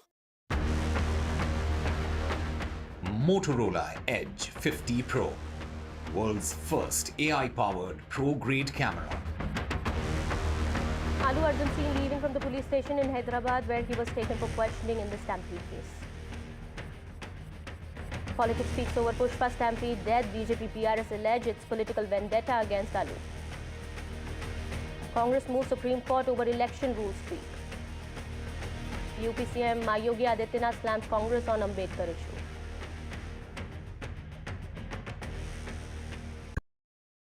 I've been reporting on all issues, big and small, from Andhra Pradesh, Telangana, rest of South India, bringing you all the action, all that you need to know, all that you want to know. The energy of Maximum City is infectious. I bring in that energy in our news coverage from financial capital Mumbai. Covering from the southernmost part of India over the last 23 years, I bring in-depth and 360-degree coverage from the Dravidian heartland. The land of Mishti is also known for its bitter politics. I have seen much water flow under the Howrah Bridge, covering Bengal in all its vivid colors.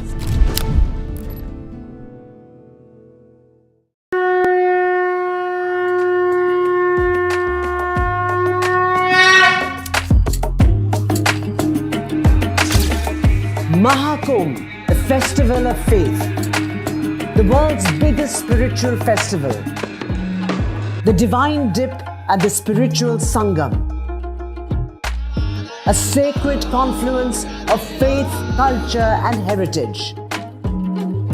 NDTV's mega coverage of the Mega Fest. NDTV at Mahakumbh 2025.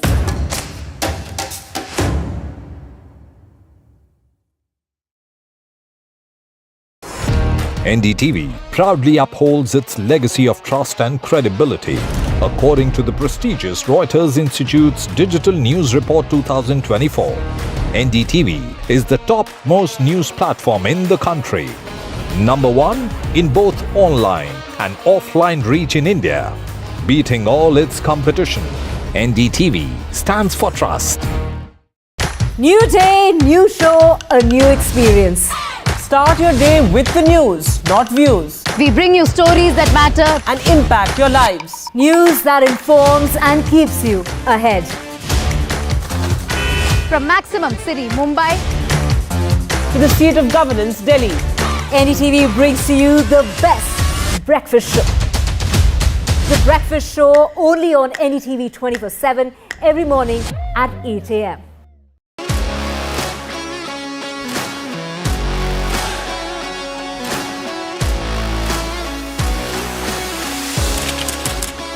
We are able to maintain the democratic fabric and the democratic system.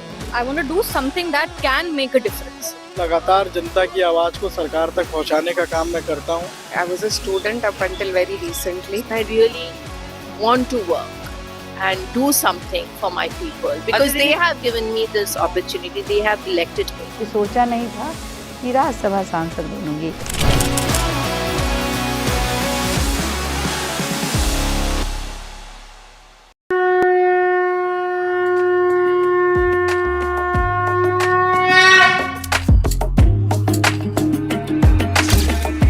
Mahakumbh, the festival of faith, the world's biggest spiritual festival, the divine dip at the spiritual Sangam, a sacred confluence of faith, culture and heritage.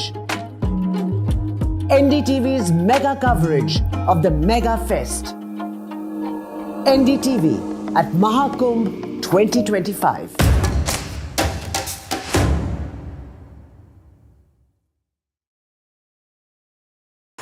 NDTV shines with 38 prestigious wins at the News Television Awards 2024. Powerful journalism to cutting-edge digital innovation, production excellence to regional leadership, NDTV sets the benchmark. 38 awards, each a testament to your trust in NDTV. NDTV stands for trust. In today's interconnected world, India's voice is more crucial than ever. When India speaks, the world listens. At NDTV World, we are that voice, bringing you intelligent and insightful news from India and beyond.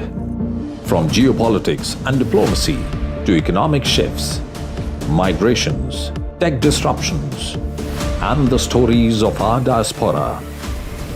We cover the news that shapes our global future. NDTV World, your new home for global news is here. I've been reporting on all issues, big and small, from Andhra Pradesh, Telangana, rest of South India, bringing you all the action, all that you need to know, all that you want to know. The energy of Maximum City is infectious. I bring in that energy in our news coverage from financial capital Mumbai. Covering from the southernmost part of India over the last 23 years, I bring in-depth and 360-degree coverage from the Dravidian heartland. The land of Mishti is also known for its bitter politics. I have seen much water flow under the Howrah Bridge, covering Bengal in all its vivid colors.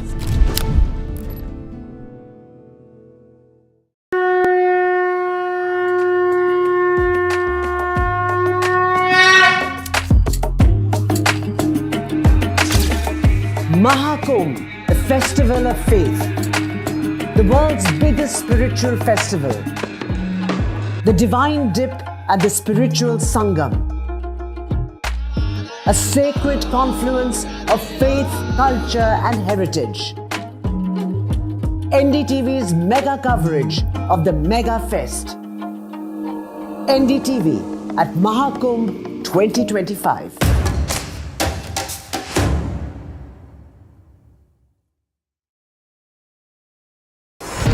NDTV proudly upholds its legacy of trust and credibility.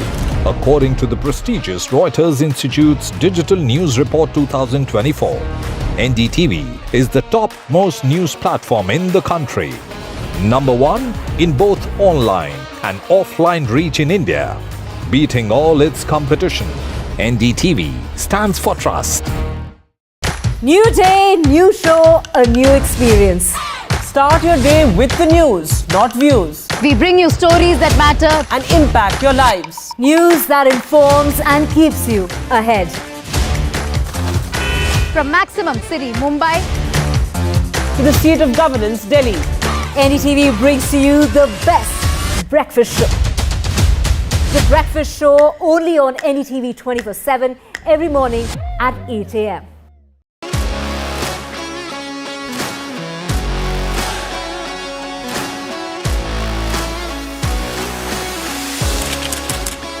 We are able to maintain the democratic fabric and the democratic system.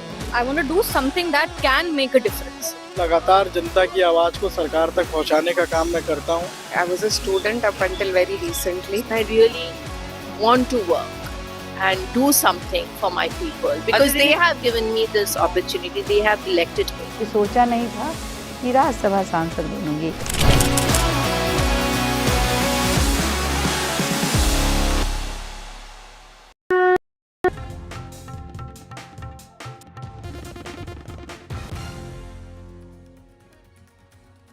Welcome back after the break. A scuffle broke out between Congress and the BJP councillors over B.R. Ambedkar during the General House meeting of Chandigarh Municipal Corporation today.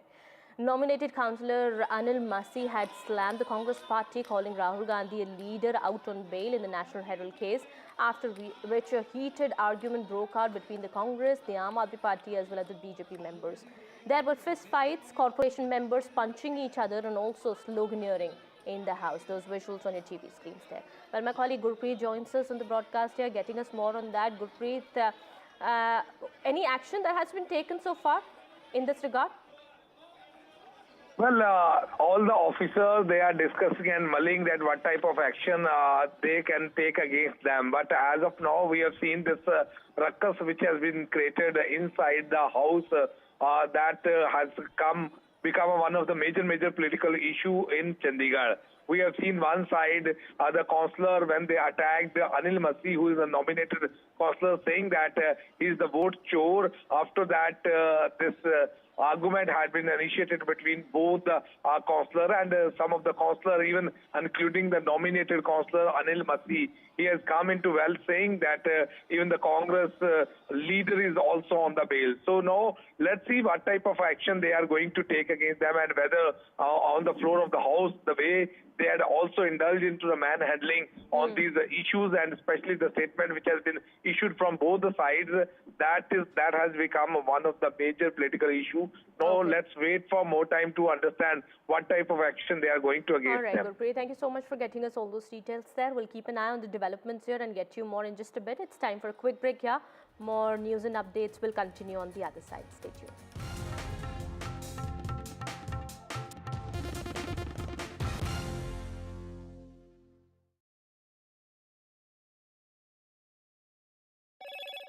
Hello, Moto. Motorola Edge 50 Pro, world's first AI-powered pro-grade camera.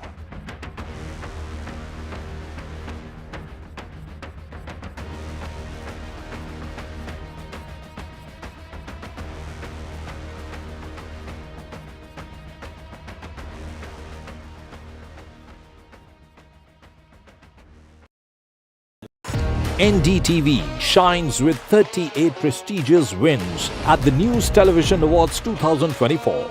Powerful journalism to cutting-edge digital innovation. Production excellence to regional leadership. NDTV sets the benchmark. 38 awards, each a testament to your trust in NDTV. NDTV stands for trust. In today's interconnected world, India's voice is more crucial than ever. When India speaks, the world listens. At NDTV World, we are that voice, bringing you intelligent and insightful news from India and beyond. From geopolitics and diplomacy to economic shifts, migrations, tech disruptions, and the stories of our diaspora. We cover the news that shapes our global future. NDTV World, your new home for global news is here. I've been reporting on all issues, big and small, from Andhra Pradesh, Telangana, rest of South India, bringing you all the action, all that you need to know, all that you want to know. The energy of Maximum City is infectious. I bring in that energy in our news coverage from financial capital Mumbai. Covering from the southernmost part of India over the last 23 years, I bring in-depth and 360-degree coverage from the Dravidian heartland. The land of Mishti is also known for its bitter politics. I have seen much water flow under the Howrah Bridge, covering Bengal in all its vivid colors.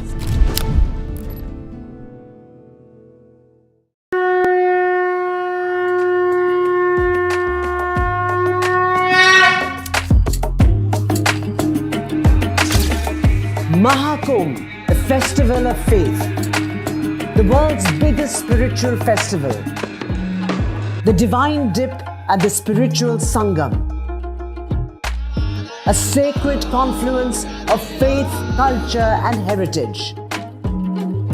NDTV's mega coverage of the Mega Fest. NDTV at Mahakumbh 2025.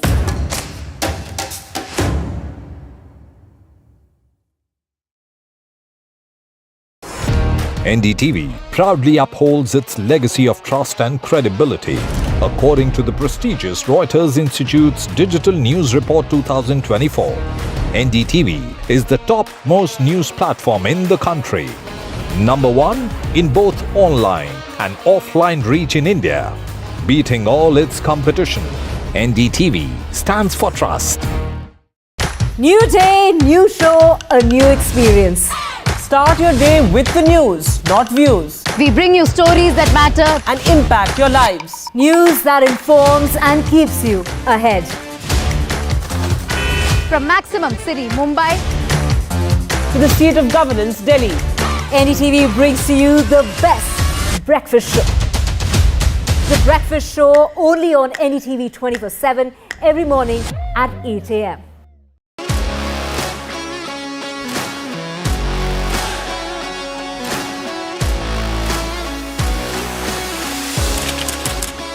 We are able to maintain the democratic fabric and the democratic system. I want to do something that can make a difference. लगातार जनता की आवाज को सरकार तक पहुंचाने का काम मैं करता हूं। I was a student up until very recently. I really want to work and do something for my people because they have given me this opportunity. They have elected me. ये सोचा नहीं था कि राज्यसभा सांसद बनूंगी।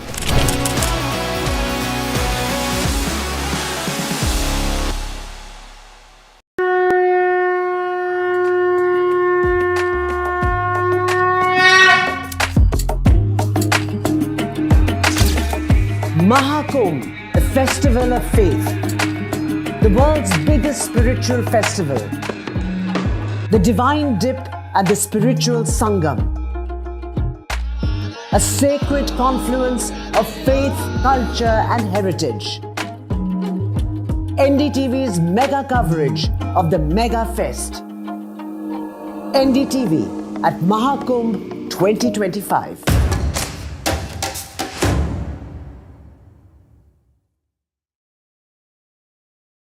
NDTV shines with 38 prestigious wins at the News Television Awards 2024. Powerful journalism to cutting-edge digital innovation. Production excellence to regional leadership. NDTV sets the benchmark. 38 awards, each a testament to your trust in NDTV. NDTV stands for trust. In today's interconnected world, India's voice is more crucial than ever. When India speaks, the world listens. At NDTV World, we are that voice, bringing you intelligent and insightful news from India and beyond. From geopolitics and diplomacy to economic shifts, migrations, tech disruptions, and the stories of our diaspora. We cover the news that shapes our global future. NDTV World, your new home for global news is here. I've been reporting on all issues, big and small, from Andhra Pradesh, Telangana, rest of South India, bringing you all the action, all that you need to know, all that you want to know. the energy of Maximum City is infectious. I bring in that energy in our news coverage from financial capital Mumbai. Covering from the southernmost part of India over the last 23 years, I bring in-depth and 360-degree coverage from the Dravidian heartland. The land of Mishti is also known for its bitter politics. I have seen much water flow under the Howrah Bridge, covering Bengal in all its vivid colors.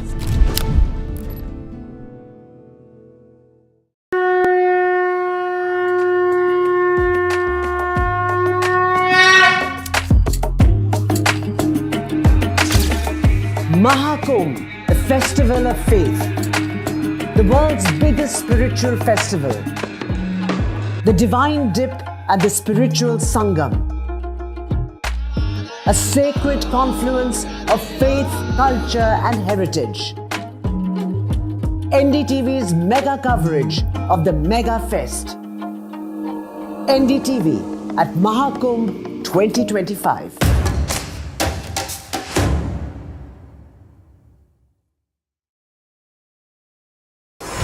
NDTV proudly upholds its legacy of trust and credibility. According to the prestigious Reuters Institute's Digital News Report 2024, NDTV is the top-most news platform in the country. Number one in both online and offline reach in India, beating all. New day, new show, a new experience.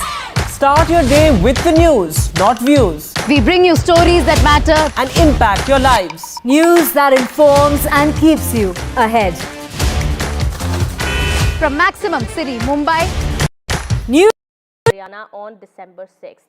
A new elevated road will open in northeast Delhi, and that's the latest that we're picking up at the moment. The new line of Delhi Metro Phase 4 The foundation stone of it will be laid on December 6th, and Prime Minister Modi will be doing that.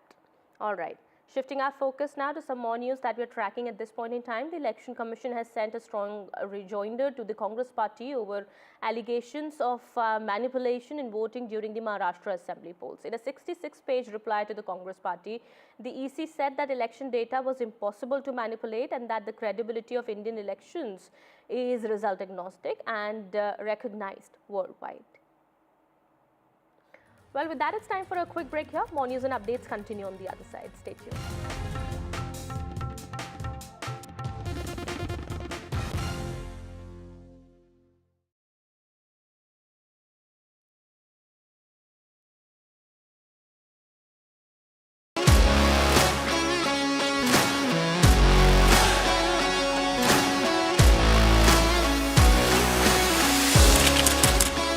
We are able to maintain the democratic fabric and the democratic system. I want to do something that can make a difference. लगातार जनता की आवाज को सरकार तक पहुंचाने का काम मैं करता हूं. I was a student up until very recently. I really want to work and do something for my people because they have given me this opportunity. They have elected me. सोचा नहीं था कि राज्यसभा सांसद बनूंगी.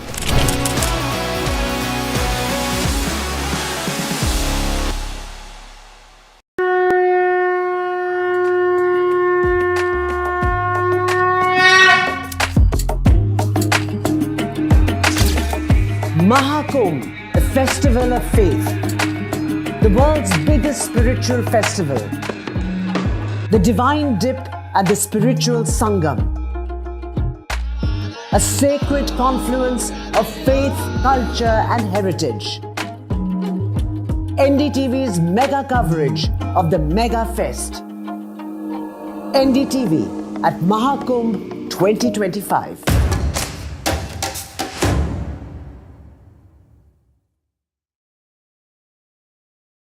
NDTV shines with 38 prestigious wins at the News Television Awards 2024. Powerful journalism to cutting-edge digital innovation. Production excellence to regional leadership. NDTV sets the benchmark. 38 awards, each a testament to your trust in NDTV. NDTV stands for trust. In today's interconnected world, India's voice is more crucial than ever. When India speaks, the world listens. At NDTV World, we are that voice, bringing you intelligent and insightful news from India and beyond. From geopolitics and diplomacy to economic shifts, migrations, tech disruptions, and the stories of our diaspora. We cover the news that shapes our global future. NDTV World, your new home for global news is here. I've been reporting on all issues, big and small, from Andhra Pradesh, Telangana, rest of South India, bringing you all the action, all that you need to know, all that you want to know. The energy of Maximum City is infectious. I bring in that energy in our news coverage from financial capital Mumbai. Covering from the southernmost part of India over the last 23 years, I bring in-depth and 360-degree coverage from the Dravidian heartland. The land of Mishti is also known for its bitter politics. I have seen much water flow under the Howrah Bridge, covering Bengal in all its vivid colors.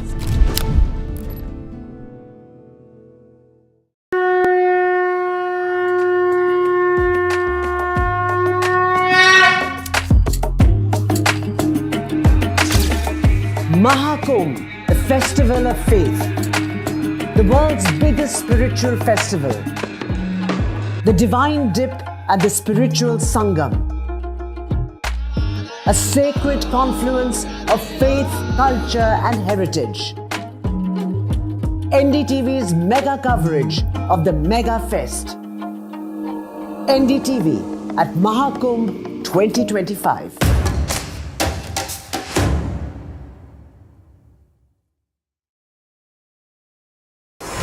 NDTV proudly upholds its legacy of trust and credibility. According to the prestigious Reuters Institute's Digital News Report 2024, NDTV is the top-most news platform in the country. Number 1 in both online and offline reach in India, beating all its competition. NDTV stands for trust. New day, new show, a new experience. Start your day with the news, not views. We bring you stories that matter and impact your lives. News that informs and keeps you ahead. from Maximum City, Mumbai, to the seat of governance, Delhi. NDTV brings to you the best breakfast show. The breakfast show only on NDTV 24/7 every morning at 8 a.m.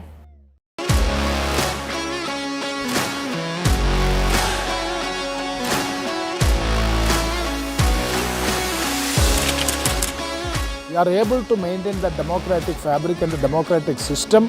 I want to do something that can make a difference. लगातार जनता की आवाज को सरकार तक पहुंचाने का काम मैं करता हूं. I was a student up until very recently. I really want to work and do something for my people because they have given me this opportunity. They have elected me. सोचा नहीं था कि राज्यसभा सांसद बनूंगी.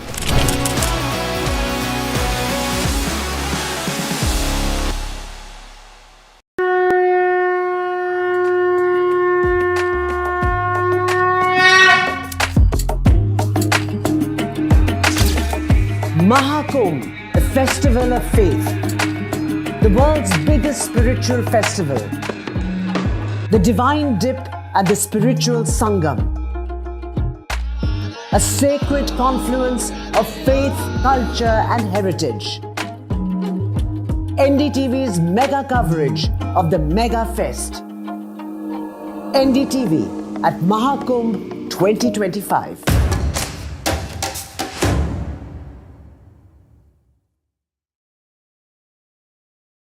NDTV shines with 38 prestigious wins at the News Television Awards 2024. Powerful journalism to cutting-edge digital innovation, production excellence to regional leadership. NDTV sets the benchmark. 38 awards, each a testament to your trust in NDTV. NDTV stands for trust. In today's interconnected world, India's voice is more crucial than ever.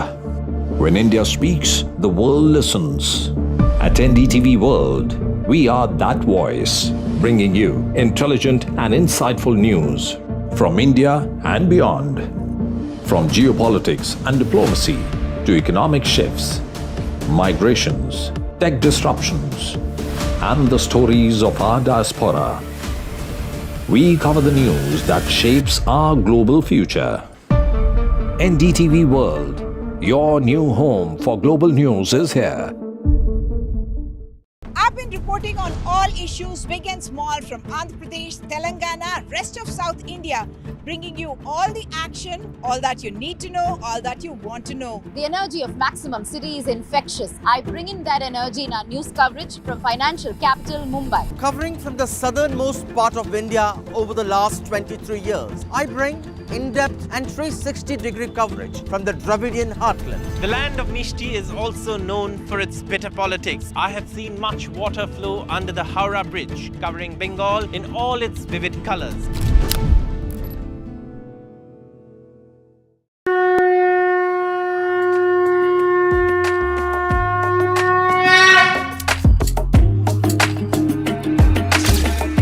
Mahakumbh.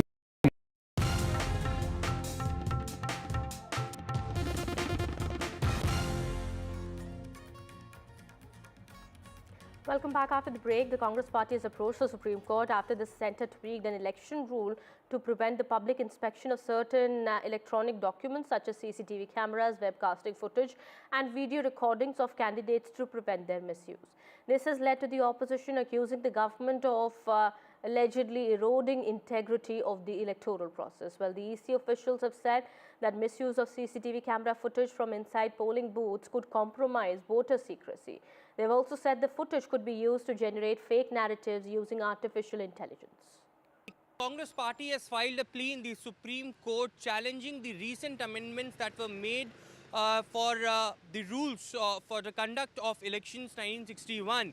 In this particular petition that has been filed by the Congress party, it has been mentioned that the recent amendments that have been made, which restricts public for important election material and also restricts to electronic data, including the CCTV footages, is something that Supreme Court should intervene and they should restore the entire election code of conducts. It is the Congress party which went on to say that by restricting the public to access the important documents as well as the electronic footage of the election is something which the Election Commission might be charged of free and fair elections, and also this cannot be allowed unilaterally and without public consultations. Amend such a vital law in such a brazen manner is something that the Congress party wants the integrity of the Election Commission to be fixed. Hopefully the Supreme Court will restore is something that Congress has demanded. Remember, yesterday as well the Congress party did a press conference and highlighted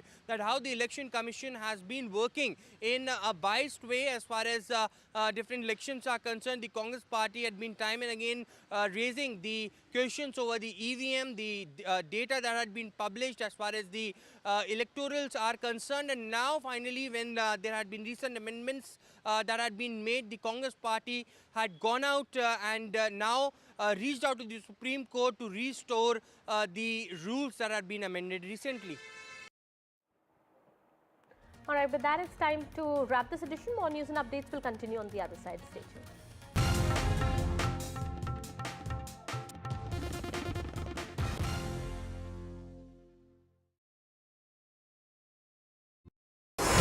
NDTV proudly upholds its legacy of trust and credibility.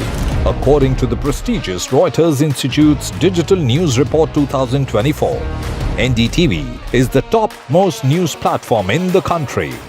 Number 1 in both online and offline reach in India. Beating all its competition, NDTV stands for trust. New day, new show, a new experience. Start your day with the news, not views. We bring you stories that matter and impact your lives. News that informs and keeps you ahead. from Maximum City, Mumbai, to the seat of governance, Delhi. NDTV brings to you the best breakfast show. The breakfast show only on NDTV 24/7 every morning at 8 a.m.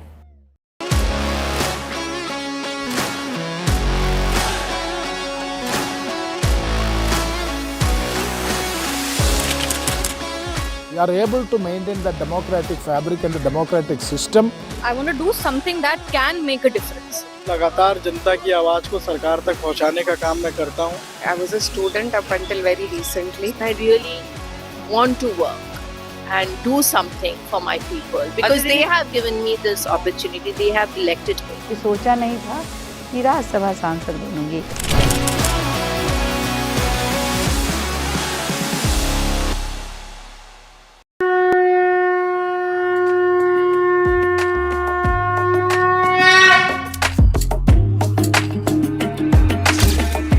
Mahakumbh, the festival of faith, the world's biggest spiritual festival, the divine dip at the spiritual Sangam,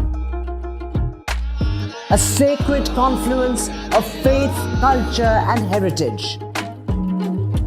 NDTV's mega coverage of the Mega Fest.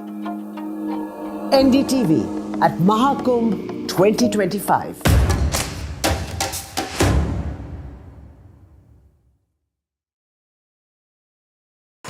NDTV shines with 38 prestigious wins at the News Television Awards 2024. Powerful journalism to cutting-edge digital innovation, production excellence to regional leadership, NDTV sets the benchmark. 38 awards, each a testament to your trust in NDTV. NDTV stands for trust. In today's interconnected world, India's voice is more crucial than ever. When India speaks, the world listens. At NDTV World, we are that voice, bringing you intelligent and insightful news from India and beyond. From geopolitics and diplomacy to economic shifts, migrations, tech disruptions, and the stories of our diaspora. We cover the news that shapes our global future. NDTV World, your new home for global news, is here.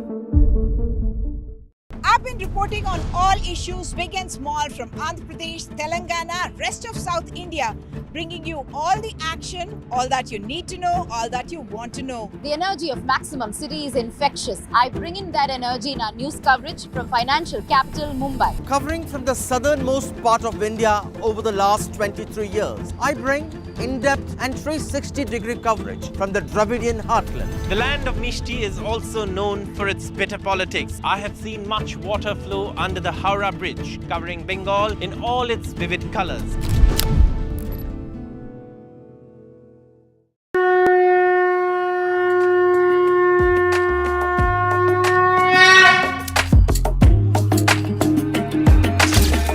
Mahakumbh, the festival of faith, the world's biggest spiritual festival, the divine dip at the spiritual Sangam, a sacred confluence of faith, culture and heritage. NDTV's mega coverage of the Mega Fest. NDTV at Mahakumbh 2025.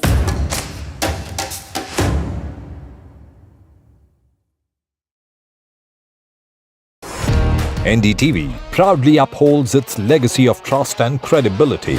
According to the prestigious Reuters Institute's Digital News Report 2024, NDTV is the top-most news platform in the country. Number 1 in both online and offline reach in India.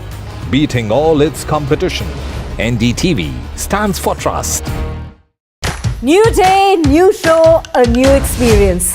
Start your day with the news, not views. We bring you stories that matter and impact your lives. News that informs and keeps you ahead.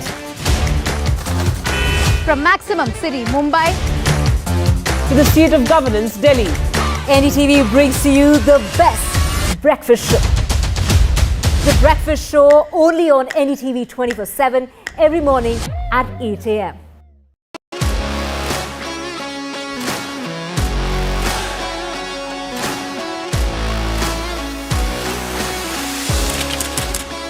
We are able to maintain the democratic fabric and the democratic system. I want to do something that can make a difference. लगातार जनता की आवाज को सरकार तक पहुंचाने का काम मैं करता हूं.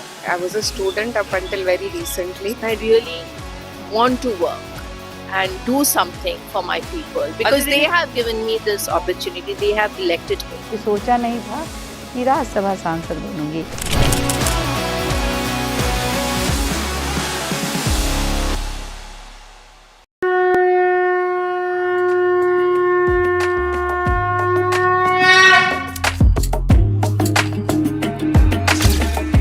Mahakumbh, the festival of faith, the world's biggest spiritual festival, the divine dip at the spiritual Sangam, a sacred confluence of faith, culture and heritage. NDTV's mega coverage of the Mega Fest. NDTV at Mahakumbh 2025.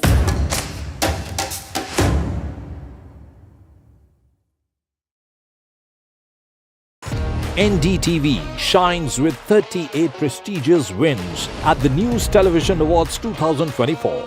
Powerful journalism to cutting-edge digital innovation, production excellence to regional leadership, NDTV sets the benchmark. 38 awards, each a testament to your trust in NDTV. NDTV stands for trust.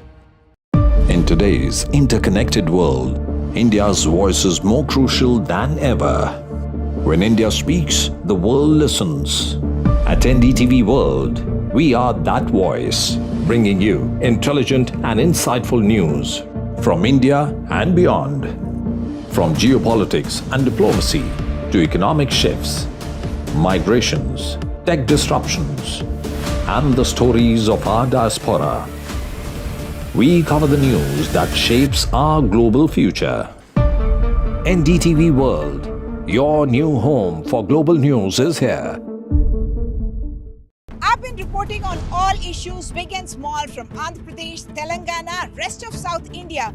Bringing you all the action, all that you need to know, all that you want to know. The energy of Maximum City is infectious. I bring in that energy in our news coverage from financial capital Mumbai. Covering from the southernmost part of India over the last 23 years, I bring in-depth and 360-degree coverage from the Dravidian heart.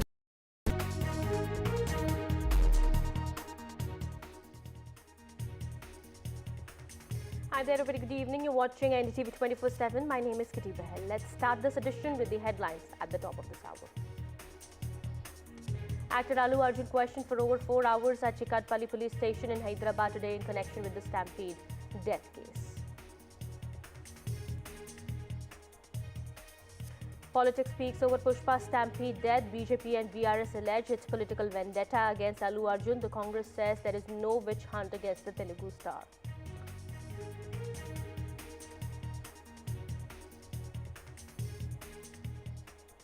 Congress party approaches Supreme Court after the centre tweaked an election rule to prevent public inspection of certain electronic documents to prevent their misuse.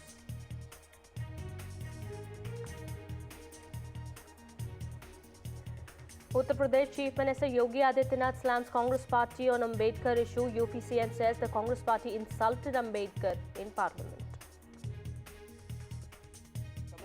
Congress कभी नहीं चाहती थी कि बाबा साहब भीमराव अम्बेडकर संसद में जाएं, दलितों की आवाज बने, वंचितों की आवाज बने और सदैव उन्हें अपमानित करने का काम करती थी.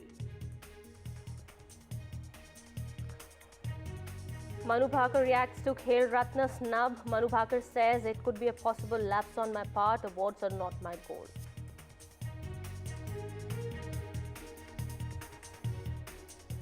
And over 300 roads, including 3 national highways, have been shut in Himachal Pradesh amid the massive snowstorm. 4 people died in the chaos.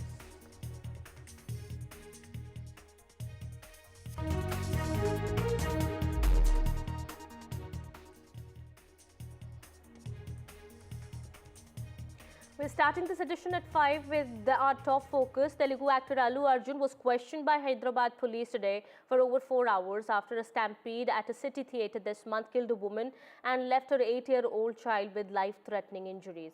Allu Arjun was seen leaving from the Chikatpalli police station in Hyderabad a while back, where he was taken for questioning earlier for the Stampede death case. Now we are learning security has also been stepped up at his residence. As per information, Allu Arjun has been questioned about what happened on the day of the Stampede. Did he have permission to go to the Sandhya Theatre? Did he have permission to interact with the fans then? And also the charge against him that he refused to leave from the theatre even after the Stampede took place.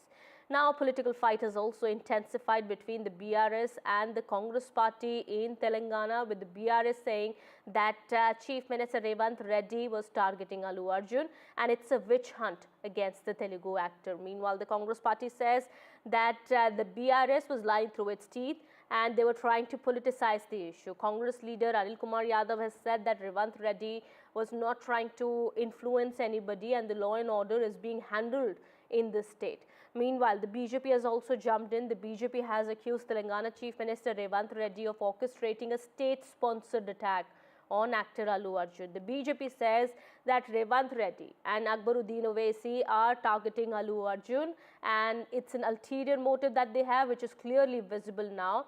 And the BJP also went on to say that politicians in Telangana have made it a business of extorting from people. There's a dubious collaboration between Revanth Reddy and Akbaruddin Owaisi. Listen in.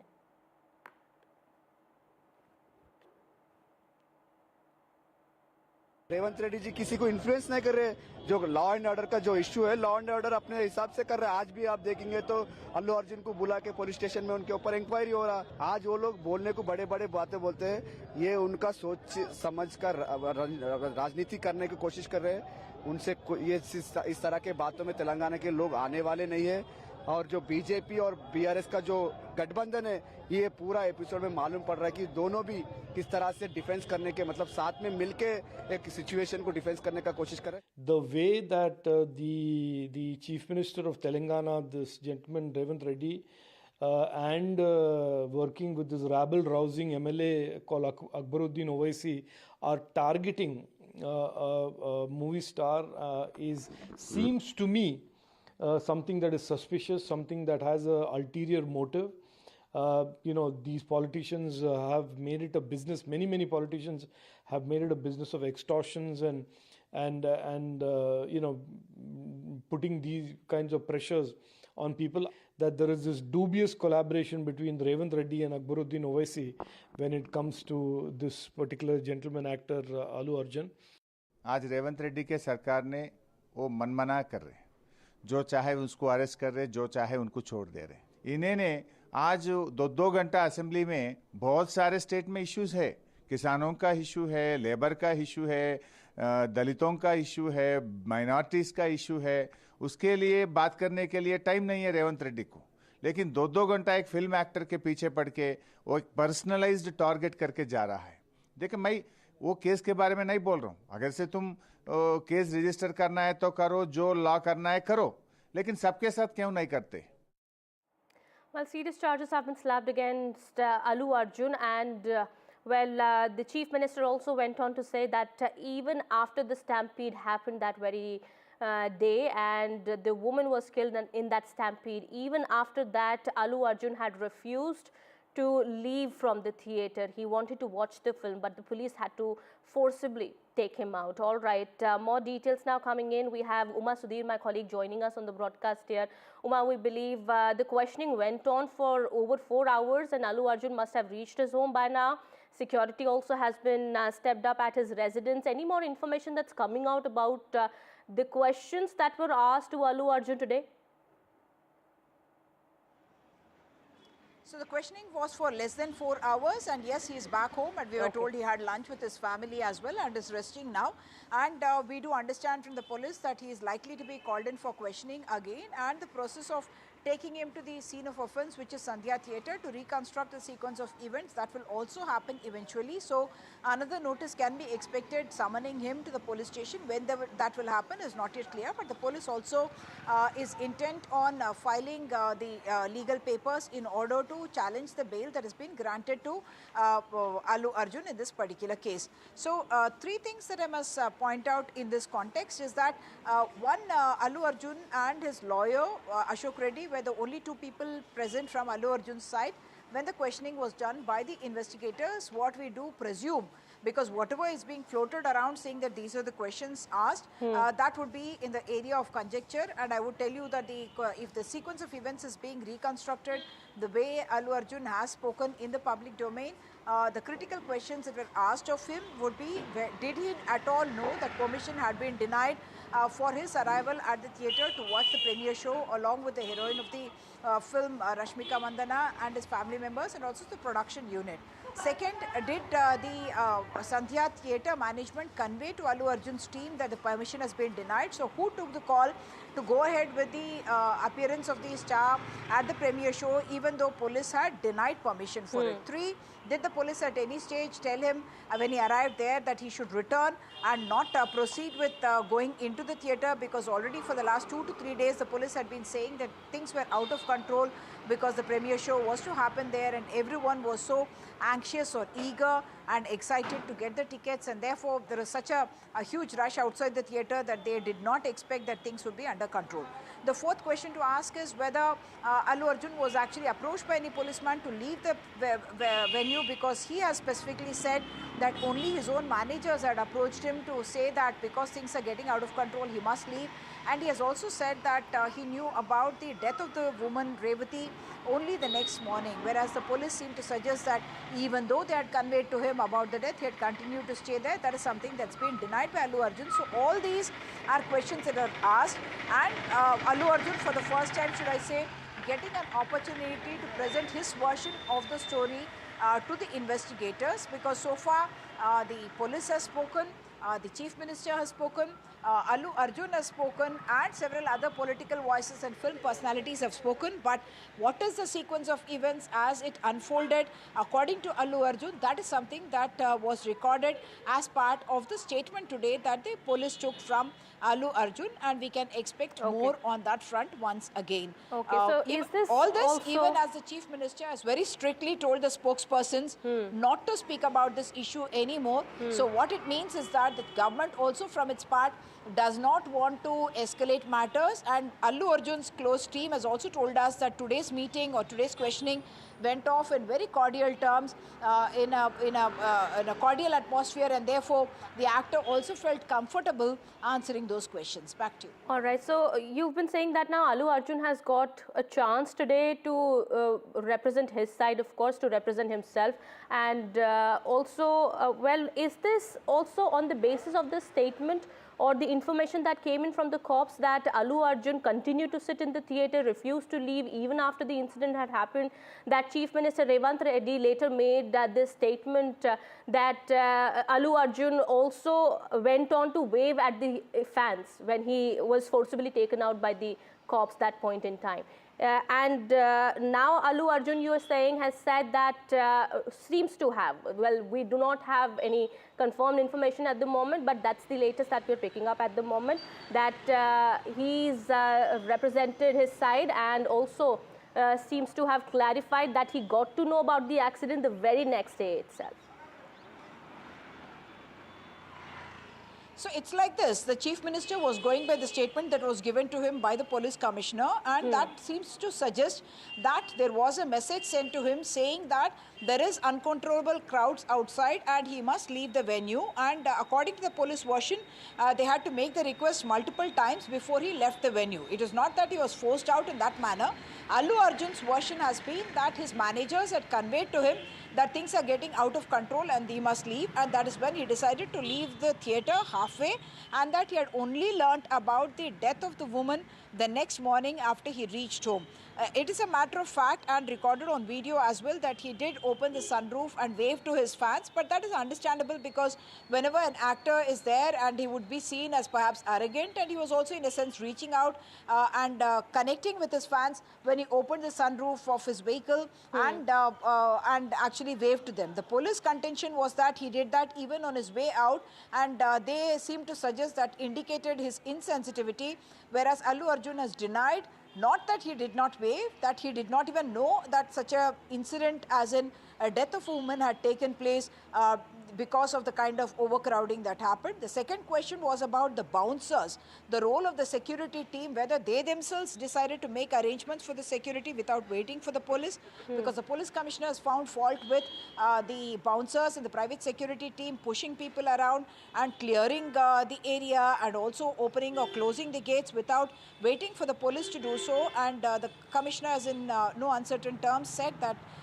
any celebrity will be held responsible for any acts which may be considered as wrong that are committed by his private security team. Back to you. Okay, all right. So, first round of questioning has happened today, and Allu Arjun could be called again as per information coming in for questioning once again. But we do understand he's already at his home. He was allowed to go back to his home by the cops today after about more than 3 hours of questioning today. But what about his family? We do understand his children were moved out of his residence earlier.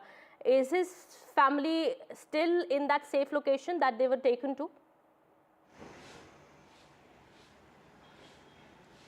So the family has in fact decided not to speak about the incident or about where the whereabouts of the different individuals are. I did speak to a person in Allu Arjun's team who confirmed to me that he went straight home from the police station. Nearly 4 hours of questioning, that it was in a very cordial atmosphere that the questioning happened, that he and his lawyer Ashok Reddy were present inside the hall when the questioning happened, and that he went home and he had lunch with his family, and then he is resting is what I was told by the team. and we are also being told that his legal team is in constant touch with him about their next course of action, and they also expect that possibly next summons may come in, but they do believe that there is an attempt to de-escalate the tension and what Allu Arjun has called as misunderstanding that has erupted or crept up between the police and administration on the one side and the actor and his team on the other. And therefore the strategy, in a sense, should I say, is to lie low, cooperate with the investigation and allow the law to take its course without making any comments on it adversely or otherwise that may be seen to either flexing their muscles in public or in a sense trying to influence any of the witnesses or the course of the investigation. So both the Chief Minister as well as Allu Arjun's team, Chief Minister has already told all spokespersons, he has issued a diktat, should I say, that no one is to now comment on the Allu Arjun issue, even if they are questioned by the media. And Allu Arjun's team has also told me that they would like to lie low and cooperate with the investigation and allow it to run its course. Back to you. Thank you so much, Uma, for getting us all those details there. Well, we'll keep an eye on the developments here on this big story that we continue to track and get you more. Meanwhile, that's the latest that we're picking up. As per the information that's coming in, we do understand Allu Arjun has already reached his home after close to about 4 hours of questioning that took place today, and he could be called again by the cops for further questioning in this matter. Meanwhile, that's what we have. We'll keep an eye on the development. Shifting our focus now to some more news that we're tracking here. India's ace shooter Manu Bhaker, who made history in the 2024 Paris Olympics by winning 2 bronze medals, failed to make it in the 30-name shortlist for the nominees of the prestigious Major Dhyan Chand Khel Ratna Award. Now, Manu Bhaker has reacted to the controversy going around and said that there might be lapses on her part while filing the nomination. She has also added that winning awards are not her goals. Well, listen into what she said. बहुत shocking लगा कि खेल committee ने जो recommendation में मनु भाकर का नाम नहीं शामिल किया, उस पर डिस्कस नहीं किया।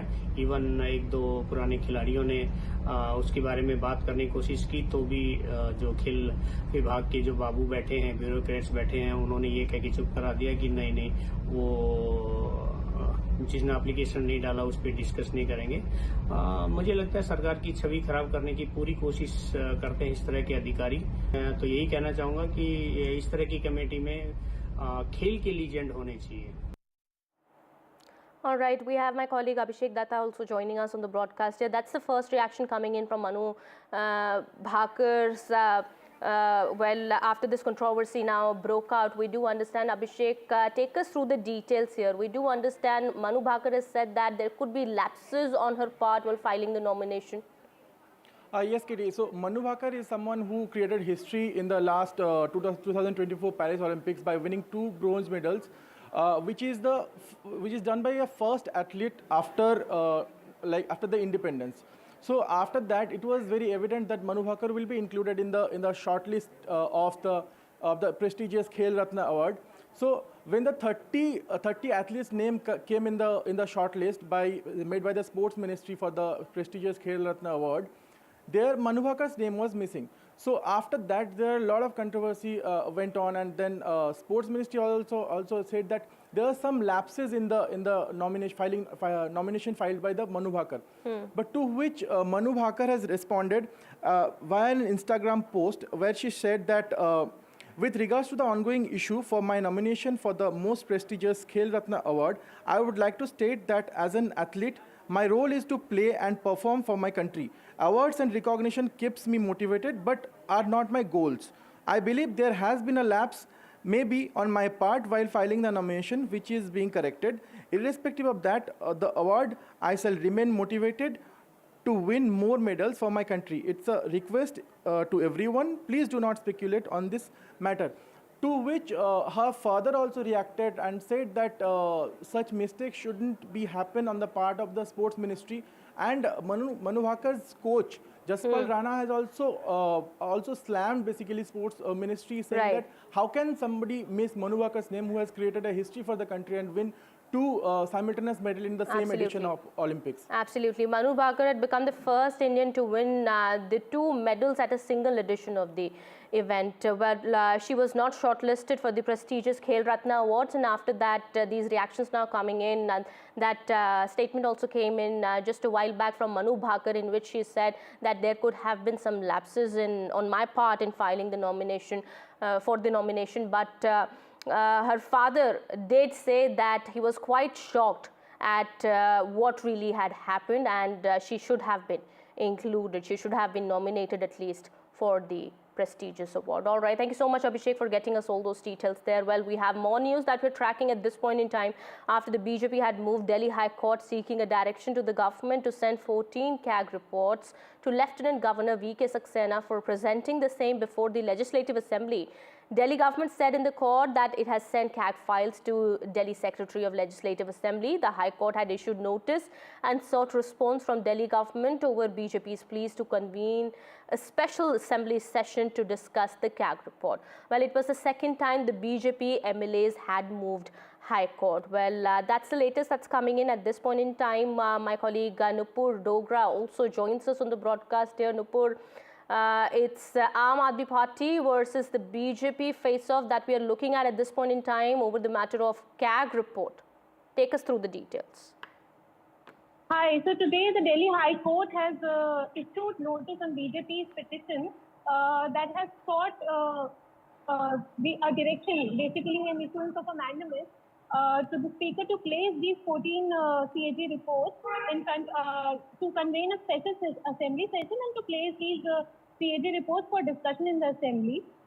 Though the High Court has disposed of the other petition, which had, because our government today informed the court that they have already sent, in the morning they have placed the 14 CAG reports to the Secretariat. The reports are already there in the Legislative Assembly, and they pleaded that the pleas by the BJP MLAs be quashed.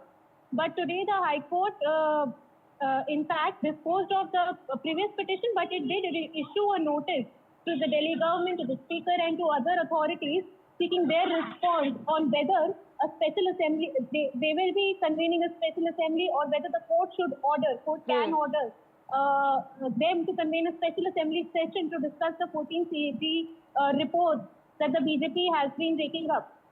BJP, on the other hand, says that AAP, in fear of court order, today has placed these reports, 14 CAG reports, with the Legislative Assembly. Okay. While AAP's lawyer had informed the court today that this is BJP's petition is purely politically motivated, and they are just waking up the issue for politics. All right. So, thank you so much, Nupur, for getting us all those details there. We'll keep an eye on the developments here on this story. Well, it's time for a quick break here. We'll be right back.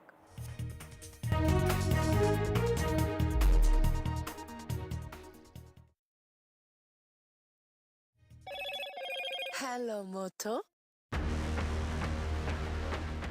Motorola Edge 50 Pro, world's first AI-powered pro-grade camera.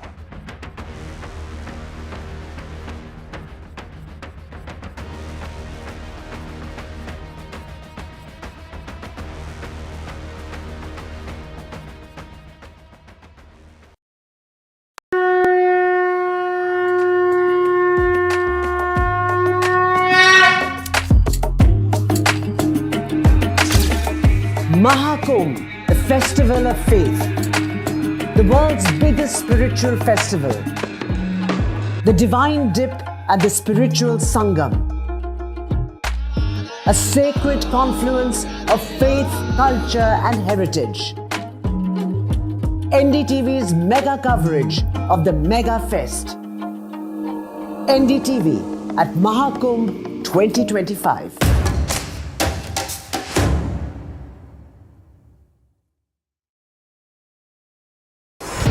NDTV proudly upholds its legacy of trust and credibility, according to New day, new show, a new experience.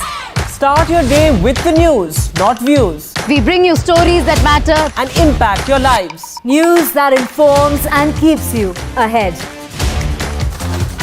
From Maximum City, Mumbai, to the seat of governance, Delhi. NDTV brings to you the best breakfast show. The breakfast show only on NDTV 24/7 every morning at 8 a.m.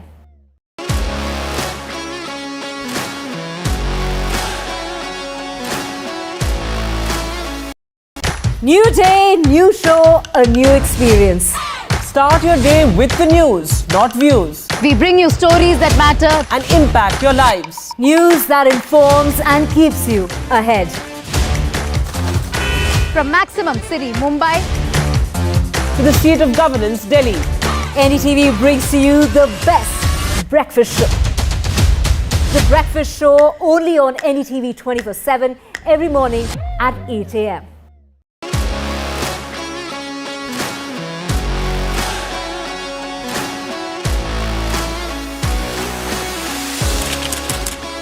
We are able to maintain the democratic fabric and the democratic system. I want to do something that can make a difference. लगातार जनता की आवाज को सरकार तक पहुंचाने का काम मैं करता हूं. I was a student up until very recently. I really want to work and do something for my people because they have given me this opportunity. They have elected me. सोचा नहीं था कि राज्यसभा सांसद बनूंगी.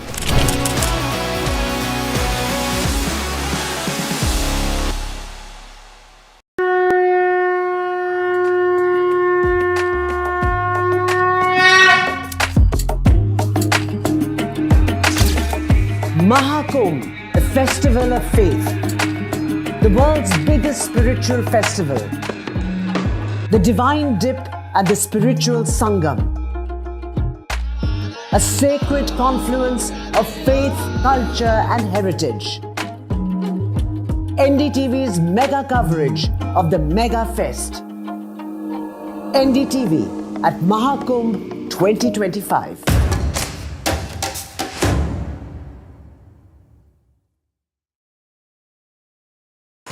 NDTV shines with 38 prestigious wins at the News Television Awards 2024. Powerful journalism to cutting-edge digital innovation, production excellence to regional leadership. NDTV sets the benchmark.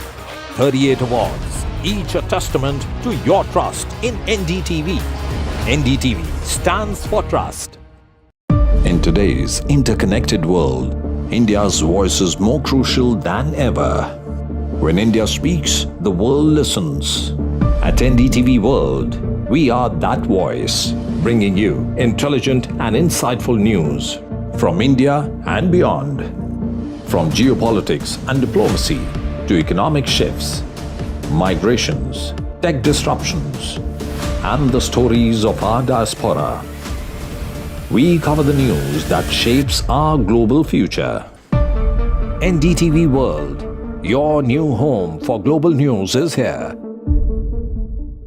I've been reporting on all issues, big and small, from Andhra Pradesh, Telangana, rest of South India, bringing you all the action, all that you need to know, all that you want to know. The energy of Maximum City is infectious. I bring in that energy in our news coverage from financial capital Mumbai. Covering from the southernmost part of India over the last 23 years, I bring in-depth and 360-degree coverage from the Dravidian heartland. The land of Mishti is also known for its bitter politics. I have seen much water flow under the Howrah Bridge, covering Bengal in all its vivid colors.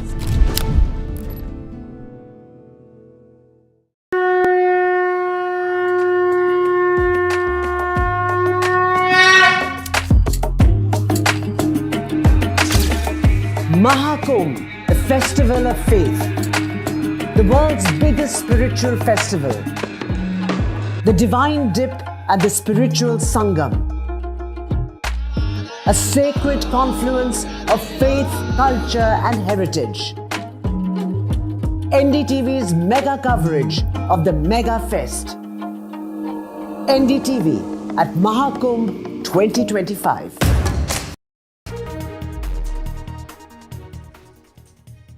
Welcome back after the break. UP Chief Minister Yogi Adityanath has hit out at the Congress party over the Ambedkar issue and said that Congress has always insulted the underprivileged in the country. He has also further blamed the Congress party for partition and said that Jawaharlal Nehru did not want Baba Saheb Ambedkar to be a part of the Constituent Assembly. Listen in. Congress जिसका इतिहास देश के अंदर भारत के दलितों और वंचितों का अपमान करना, जिसका इतिहास तुष्टीकरण के आधार पर दलितों और वंचितों को उनके अधिकारों से पूरी तरह रोकने की एक कुत्सित चेष्टा का हिस्सा रहा है। कौन नहीं जानता है कि पंडित नेहरू नहीं चाहते थे कि बाबा साहब भीमराव अंबेडकर संविधान सभा का हिस्सा बने।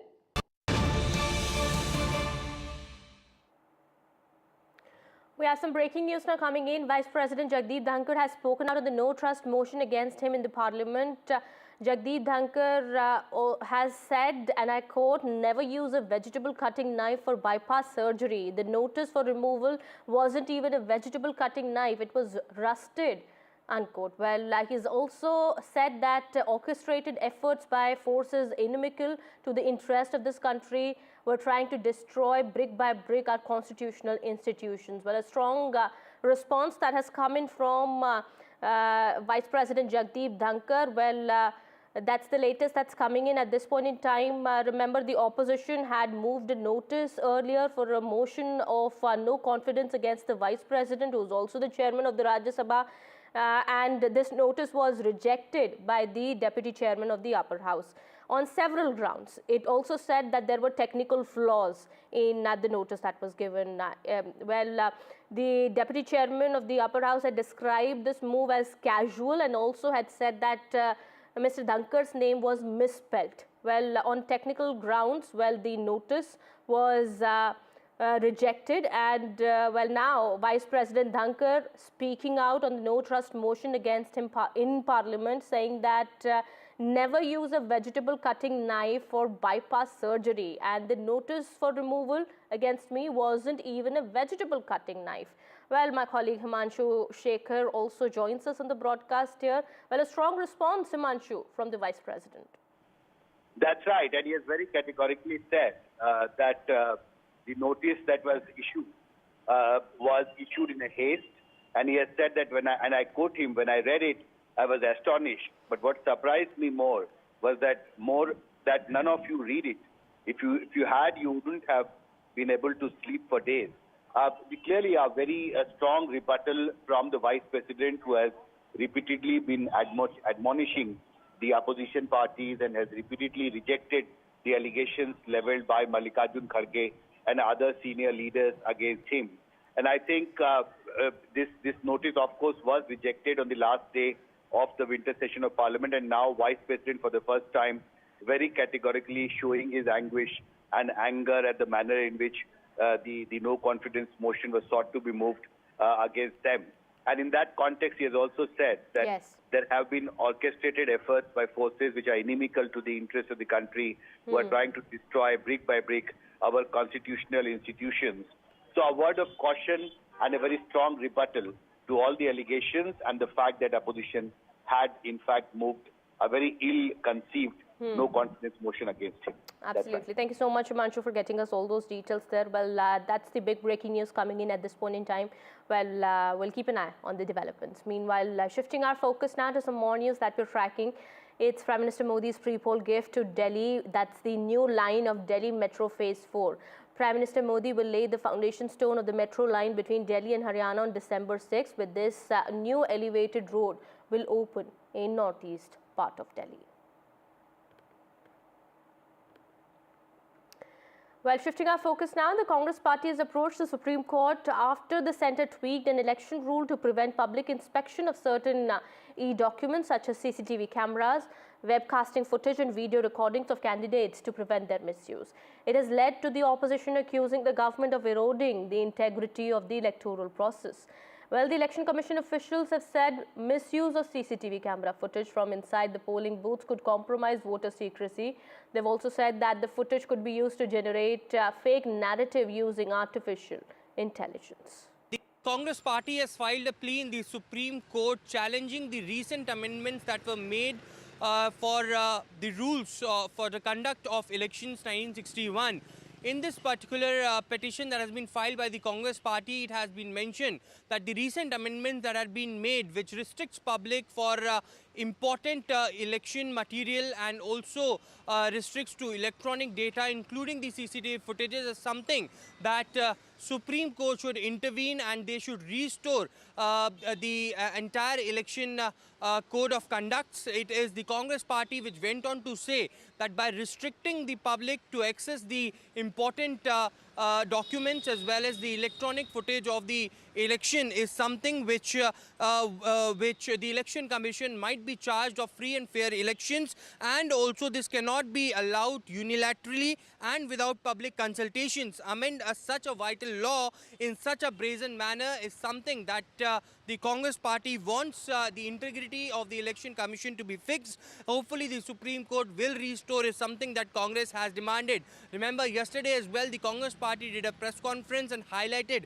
that how the Election Commission has been working in a biased way as far as different elections are concerned. The Congress party had been time and again raising the questions over the EVM, the data that had been published as far as the electorals are concerned, and now finally when there had been recent amendments that had been made, the Congress party had gone out and now reached out to the Supreme Court to restore the rules that had been amended recently.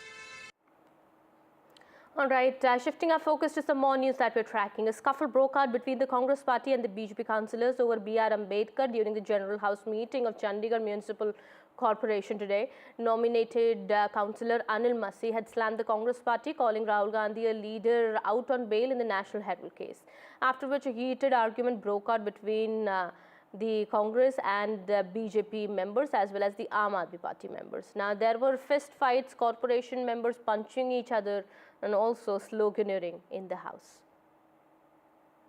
All right, that's the latest that we're picking at the moment. Whether any action has been taken against the corporation members in this regard or not, that remains to be seen. We'll try and get more details about this in just a bit. Meanwhile, those are visuals that came in a while back when this scuffle broke out inside the municipal corporation today. All right, Gurpreet joins us on the broadcast here. Gurpreet, any more updates that have come in? Any action that has been taken against these members of the corporation who were engaged in this fist fight and, seen slapping or punching each other? Well, we have seen all the officers, they are mulling and they are discussing at the length to understand what type of action they are going to take against those who had created ruckus on the floor of the house. We have seen a huge drama had been played today when one of the councillors, he has raised a statement against nominated councillor Anil Massi. He is saying that he is the vote chore, and after that we have seen the other side of the councillor. They had also come into well, and even the nominated councillor Anil Massi, he has also come into well where he has putting a question mark over the Congress leader, saying Rahul Gandhi is also on the bail. So we have seen the blows were being exchanged between all the MLAs, and finally what we have seen, this is a video recorded, the whole incident had been recorded. Now they are trying to mull over this whole incident to just understand what type of action they are going to take against these people who have created this high drama on the floor of the house in the municipal corporation meeting which has been held in Chandigarh. Thank you so much, Gurpreet, for getting us all those details there. We'll keep an eye on the developments here. Meanwhile, we are shifting our focus now. Over 300 roads have been cut off and over 3 national highways shut due to massive snowstorm in Himachal Pradesh. 500 vehicles have been stuck in the snow and at least 4 people have died in the last 24 hours in the ensuing chaos. ये सड़कें पूरी तरीके से जो है वो ठीक है और हमारी करीबन 350 सड़कें बंद हुई थी, जिसमें से 235 आज खोल दी जाएगी और कल करीबन 80-85 और खोल दी जाएगी। हमने करीबन 270 मशीनरी पीडब्ल्यूडी डिपार्टमेंट ने डिप्लॉय करी है, जिसमें जेसीबी मशीन्स है, टिपर्स है, बुलडोज़र्स है, तो कोई भी ऐसी असुविधा ना हो इसके लिए हम पूरा प्रयास कर रहे हैं। मैंने आज ही ऑनलाइन बैठक सभी अधिकारियों के साथ पूरे प्रदेश में करी है और हमने पूरा जायज़ा लिया है। जहाँ पे एडिशनल कोई मैन पावर की ज़रूरत है, एडिशनल मशीनरी की ज़रूरत है, उसको भी ऑन प्रायोरिटी डिप्लॉय किया जाएगा। इसमें कोई भी असुविधा ना टूरिस्ट को आएगी और ना ही जो हमारी क्षेत्र की प्रदेश की जनता है उनको आएगी। Well, my colleague Gurpreet joins us on the broadcast, getting us more on this news as well. Well, 4 people have died in the last 24 hours as per information. Gurpreet, is action being taken on the ground as has been promised by the Himachal government? Well, what we have learned, one alert has already been issued all the administration officers, specifically the deputy commissioner of all the district, to just see that where the traffic cross is happening. At the same time, all the help should be provided to the people who have been stranded on the various roads of Himachal Pradesh. We have seen around 300 roads have already been affected because of this heavy snowfall, and now they are trying to find out what is the way out for this thing, and they had already given a very clear instruction to all the deputy commissioners that they should take a stock of the situation on the ground, so that these passengers and specifically the tourists who have come from various locations of the country, they should not be affected because of this chaos which has been created in the various locations of Himachal Pradesh. So let's see that whether they are going to provide them a proper help at this point of time or not, and these roads which have been affected, they will be able to find out any solution for this problem or not. That is yet to be seen. Back to all right, thank you so much, Gurpreet, for getting us all those details there. Now, even as the snow in Himachal has led to logistical nightmare in Himachal Pradesh, in Uttarakhand we do understand tourists are now enjoying the snow. There are visuals coming in from Chamoli in Uttarakhand where tourists could be seen enjoying the pre-Christmas snow. बहुत अच्छा लग रहा है, ऐसा लग रहा है कि हम जन्नत में गए, हेवन, अभी सच में माउंटेन्स कॉलिंग। पूरे ओली जो कि जितने भी यहाँ अभी आने वाले टूरिस्ट हैं या जो आज से पहुंचेंगे क्रिसमस और न्यू ईयर की छुट्टी के लिए, उनको प्रकृति ने एक बहुत शानदार उपहार दिया है जिसमें कि पूरा ओली बर्फ से भर गया है। All right, we have more news that we're tracking now. Back to the Allu Arjun case. Telugu actor Allu Arjun was questioned today by the Hyderabad police for over 4 hours after a stampede at a city theatre this month killed a woman and left her 8-year-old child with life-threatening injuries. Allu Arjun was seen leaving from the Chikatpalli police station in Hyderabad earlier, where he was taken for questioning in the Stampede case. Now, security has also been stepped up at his residence. He has already reached his house. As per information, Allu Arjun has been questioned about what happened on the day of the stampede. Did he have permission to go to the Sandhya Theatre? Did he have permission to interact with fans? And also the charge against him that he refused to leave from the theatre even after the stampede took place. We have political reactions also coming in. Listen in. Revanth Reddy ji किसी को influence नहीं कर रहे, जो law and order का जो issue है, law and order अपने हिसाब से कर रहे हैं। आज भी आप देखेंगे तो अल्लू अर्जुन को बुला के पुलिस स्टेशन में उनके ऊपर इंक्वायरी हो रहा। आज वो लोग बोलने को बड़े बड़े बातें बोलते हैं, ये उनका सोच समझ कर राजनीति करने की कोशिश कर रहे हैं। उनसे ये इस तरह के बातों में तेलंगाना के लोग आने वाले नहीं है। और जो बीजेपी और बीआरएस का जो गठबंधन है, ये पूरा एपिसोड में मालूम पड़ रहा है कि दोनों भी किस तरह से डिफेंस करने के मतलब साथ में मिलके एक सिचुएशन को डिफेंस करने का कोशिश कर रहे हैं। The way that the Chief Minister of Telangana, this gentleman Revant Reddy, and working with this rabble-rousing MLA called Akbaruddin Owaisi are targeting a movie star seems to me something that is suspicious, something that has an ulterior motive. These politicians have made it a business. Many politicians have made it a business of extortions and putting these kinds of pressures on people. That there is this dubious collaboration between Revant Reddy and Akbaruddin Owaisi when it comes to this particular gentleman actor Allu Arjun. Revanth Reddy के सरकार ने वो मनमना कर रहे, जो चाहे उसको अरेस्ट कर रहे, जो चाहे उनको छोड़ दे रहे। इन्हें आज 2 घंटा असेंबली में बहुत सारे स्टेट में इश्यूज है, किसानों का इशू है, लेबर का इशू है, दलितों का इशू है, माइनॉरिटीज का इशू है। उसके लिए बात करने के लिए टाइम नहीं है रेवंत रेड्डी को। लेकिन 2 घंटा एक फिल्म एक्टर के पीछे पड़ के वो एक पर्सनलाइज्ड टारगेट करके जा रहा है।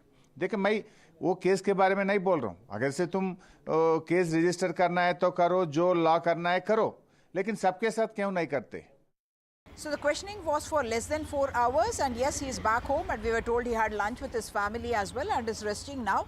And we do understand from the police that he is likely to be called in for questioning again, and the process of taking him to the scene of offence, which is Sandhya Theatre, to reconstruct the sequence of events, that will also happen eventually. So another notice can be expected summoning him to the police station. When that will happen is not yet clear, but the police also is intent on filing the legal papers in order to challenge the bail that has been granted to Allu Arjun in this particular case. So three things that I must point out in this context is that one, Allu Arjun and his lawyer Ashok Reddy were the only two people present from Allu Arjun's side when the questioning was done by the investigators. What we do presume, because whatever is being floated around saying that these are the questions asked, that would be in the area of conjecture. And I would tell you that if the sequence of events is being reconstructed the way Allu Arjun has spoken in the public domain, the critical questions that were asked of him would be, did he at all know that permission had been denied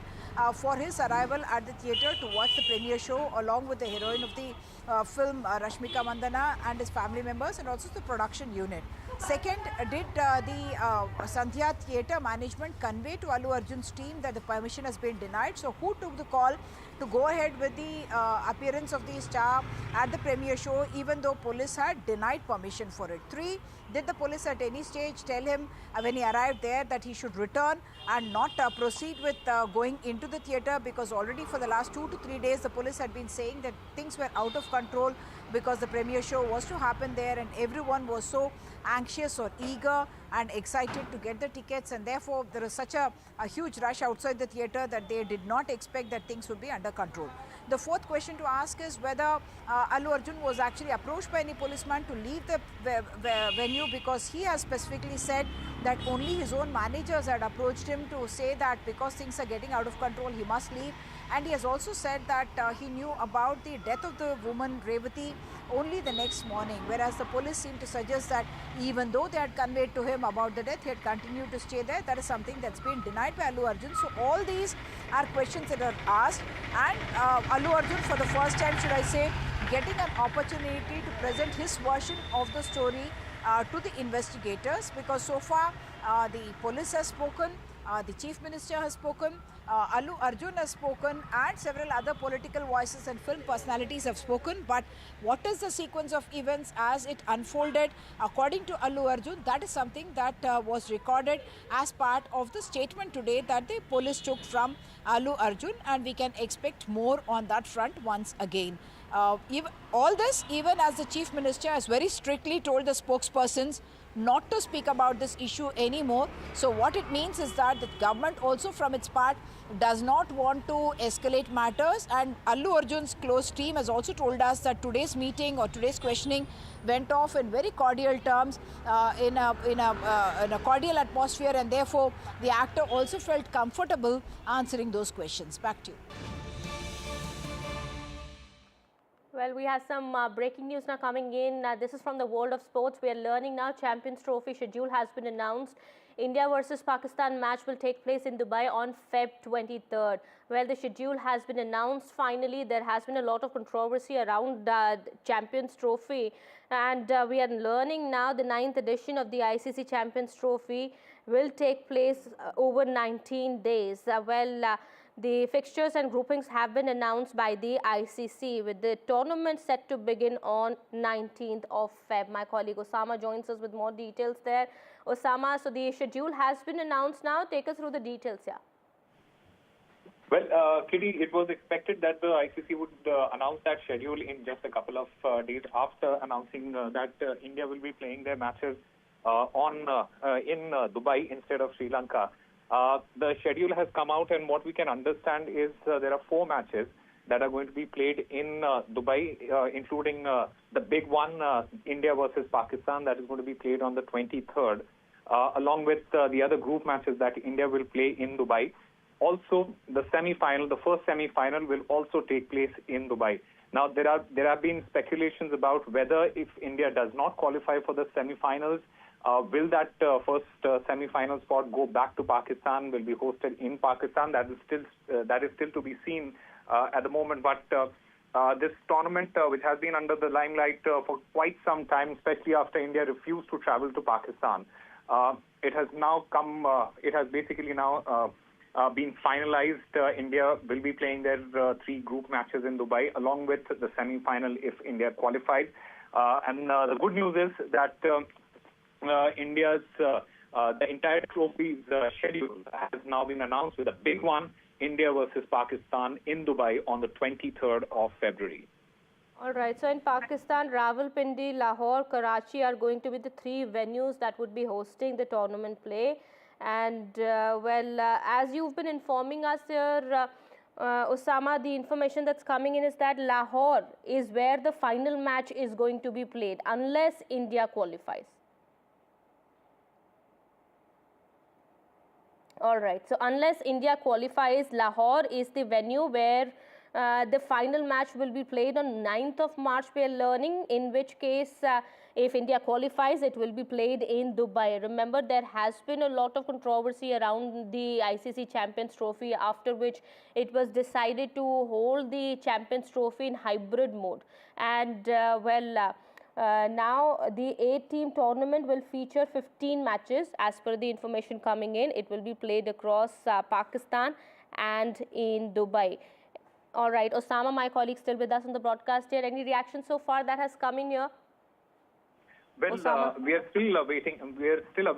Reactions from both the sides, from PCB as well as BCCI as of now. But from what we understand, there is, there has been a lot of back and forth between the BCCI as well as the PCB, along with ICC, over finalizing the venues and finalizing the schedule. Like you mentioned, this has been the entire thing came to a conclusion after the PCB chief Mohsin Naqvi and his UAE counterpart Sheikh Al Nahyan. They met on Saturday evening in Pakistan, and was then finalized that the hybrid model will go ahead, and India will be playing their matches in Dubai. There have been in a way a stalemate between India and Pakistan for a long time. Remember, the last time India played a bilateral series was in 2012, and that is a long gap that has India had not traveled to Pakistan since 2008 Mumbai terror attacks, in which 150 people had died, and that status quo was maintained by India and Indian government as well as the BCCI. Yes, but this does bring an end to that dilemma with now the match, if the final, of course, is going to happen in Lahore, but if India qualifies, it could be played in Dubai. This does end that dilemma. Absolutely. So in case India does not qualify for the knockouts, the knockout matches, including the final, will take place in Pakistan because they are the host country, and that has been the agreement. But if India does qualify for the knockouts and for the finals, the entire knockout tournament will be taking place in Dubai. All right. Osama, for the benefit of our viewers who've just joined in, take us through the details once again. There will be 15 matches, and they're going to be played in Pakistan as well as in Dubai. Absolutely. So, just to give a background to this entire tournament, the official fixtures, they were basically announced just a couple of minutes ago by the ICC. This is for the ICC Champions Trophy, and remember, the last time an ICC tournament took place was in 2017, which Pakistan won. This is the 50-over format, the ODI format tournament that is taking place after 2017. This tournament is being hosted by Pakistan in its entirety, but because India did not agree to travel to Pakistan, the hybrid model came into place where India will be playing their matches in Dubai, and Pakistan will be playing that big match, India versus Pakistan, in Dubai on the 23rd. Remember, this entire tournament, there are going to be 15 matches over the course of time, and Pakistan, Rawalpindi, Lahore, as well as Karachi, these are the venues In Pakistan, Rawalpindi, Lahore and Karachi, these are the venues that will be hosting the tournament in Pakistan along with Dubai. All right. And thank you so much. Yes, Osama, thank you so much for getting us all those details there. Well, that's the latest that's coming in. Well, the official schedule now has been announced and the India-Pak match is going to take place on Feb 23rd. Of course, all eyes will be on that. It's time to quickly wrap this bulletin. More news and updates continue on the other side. Stay tuned.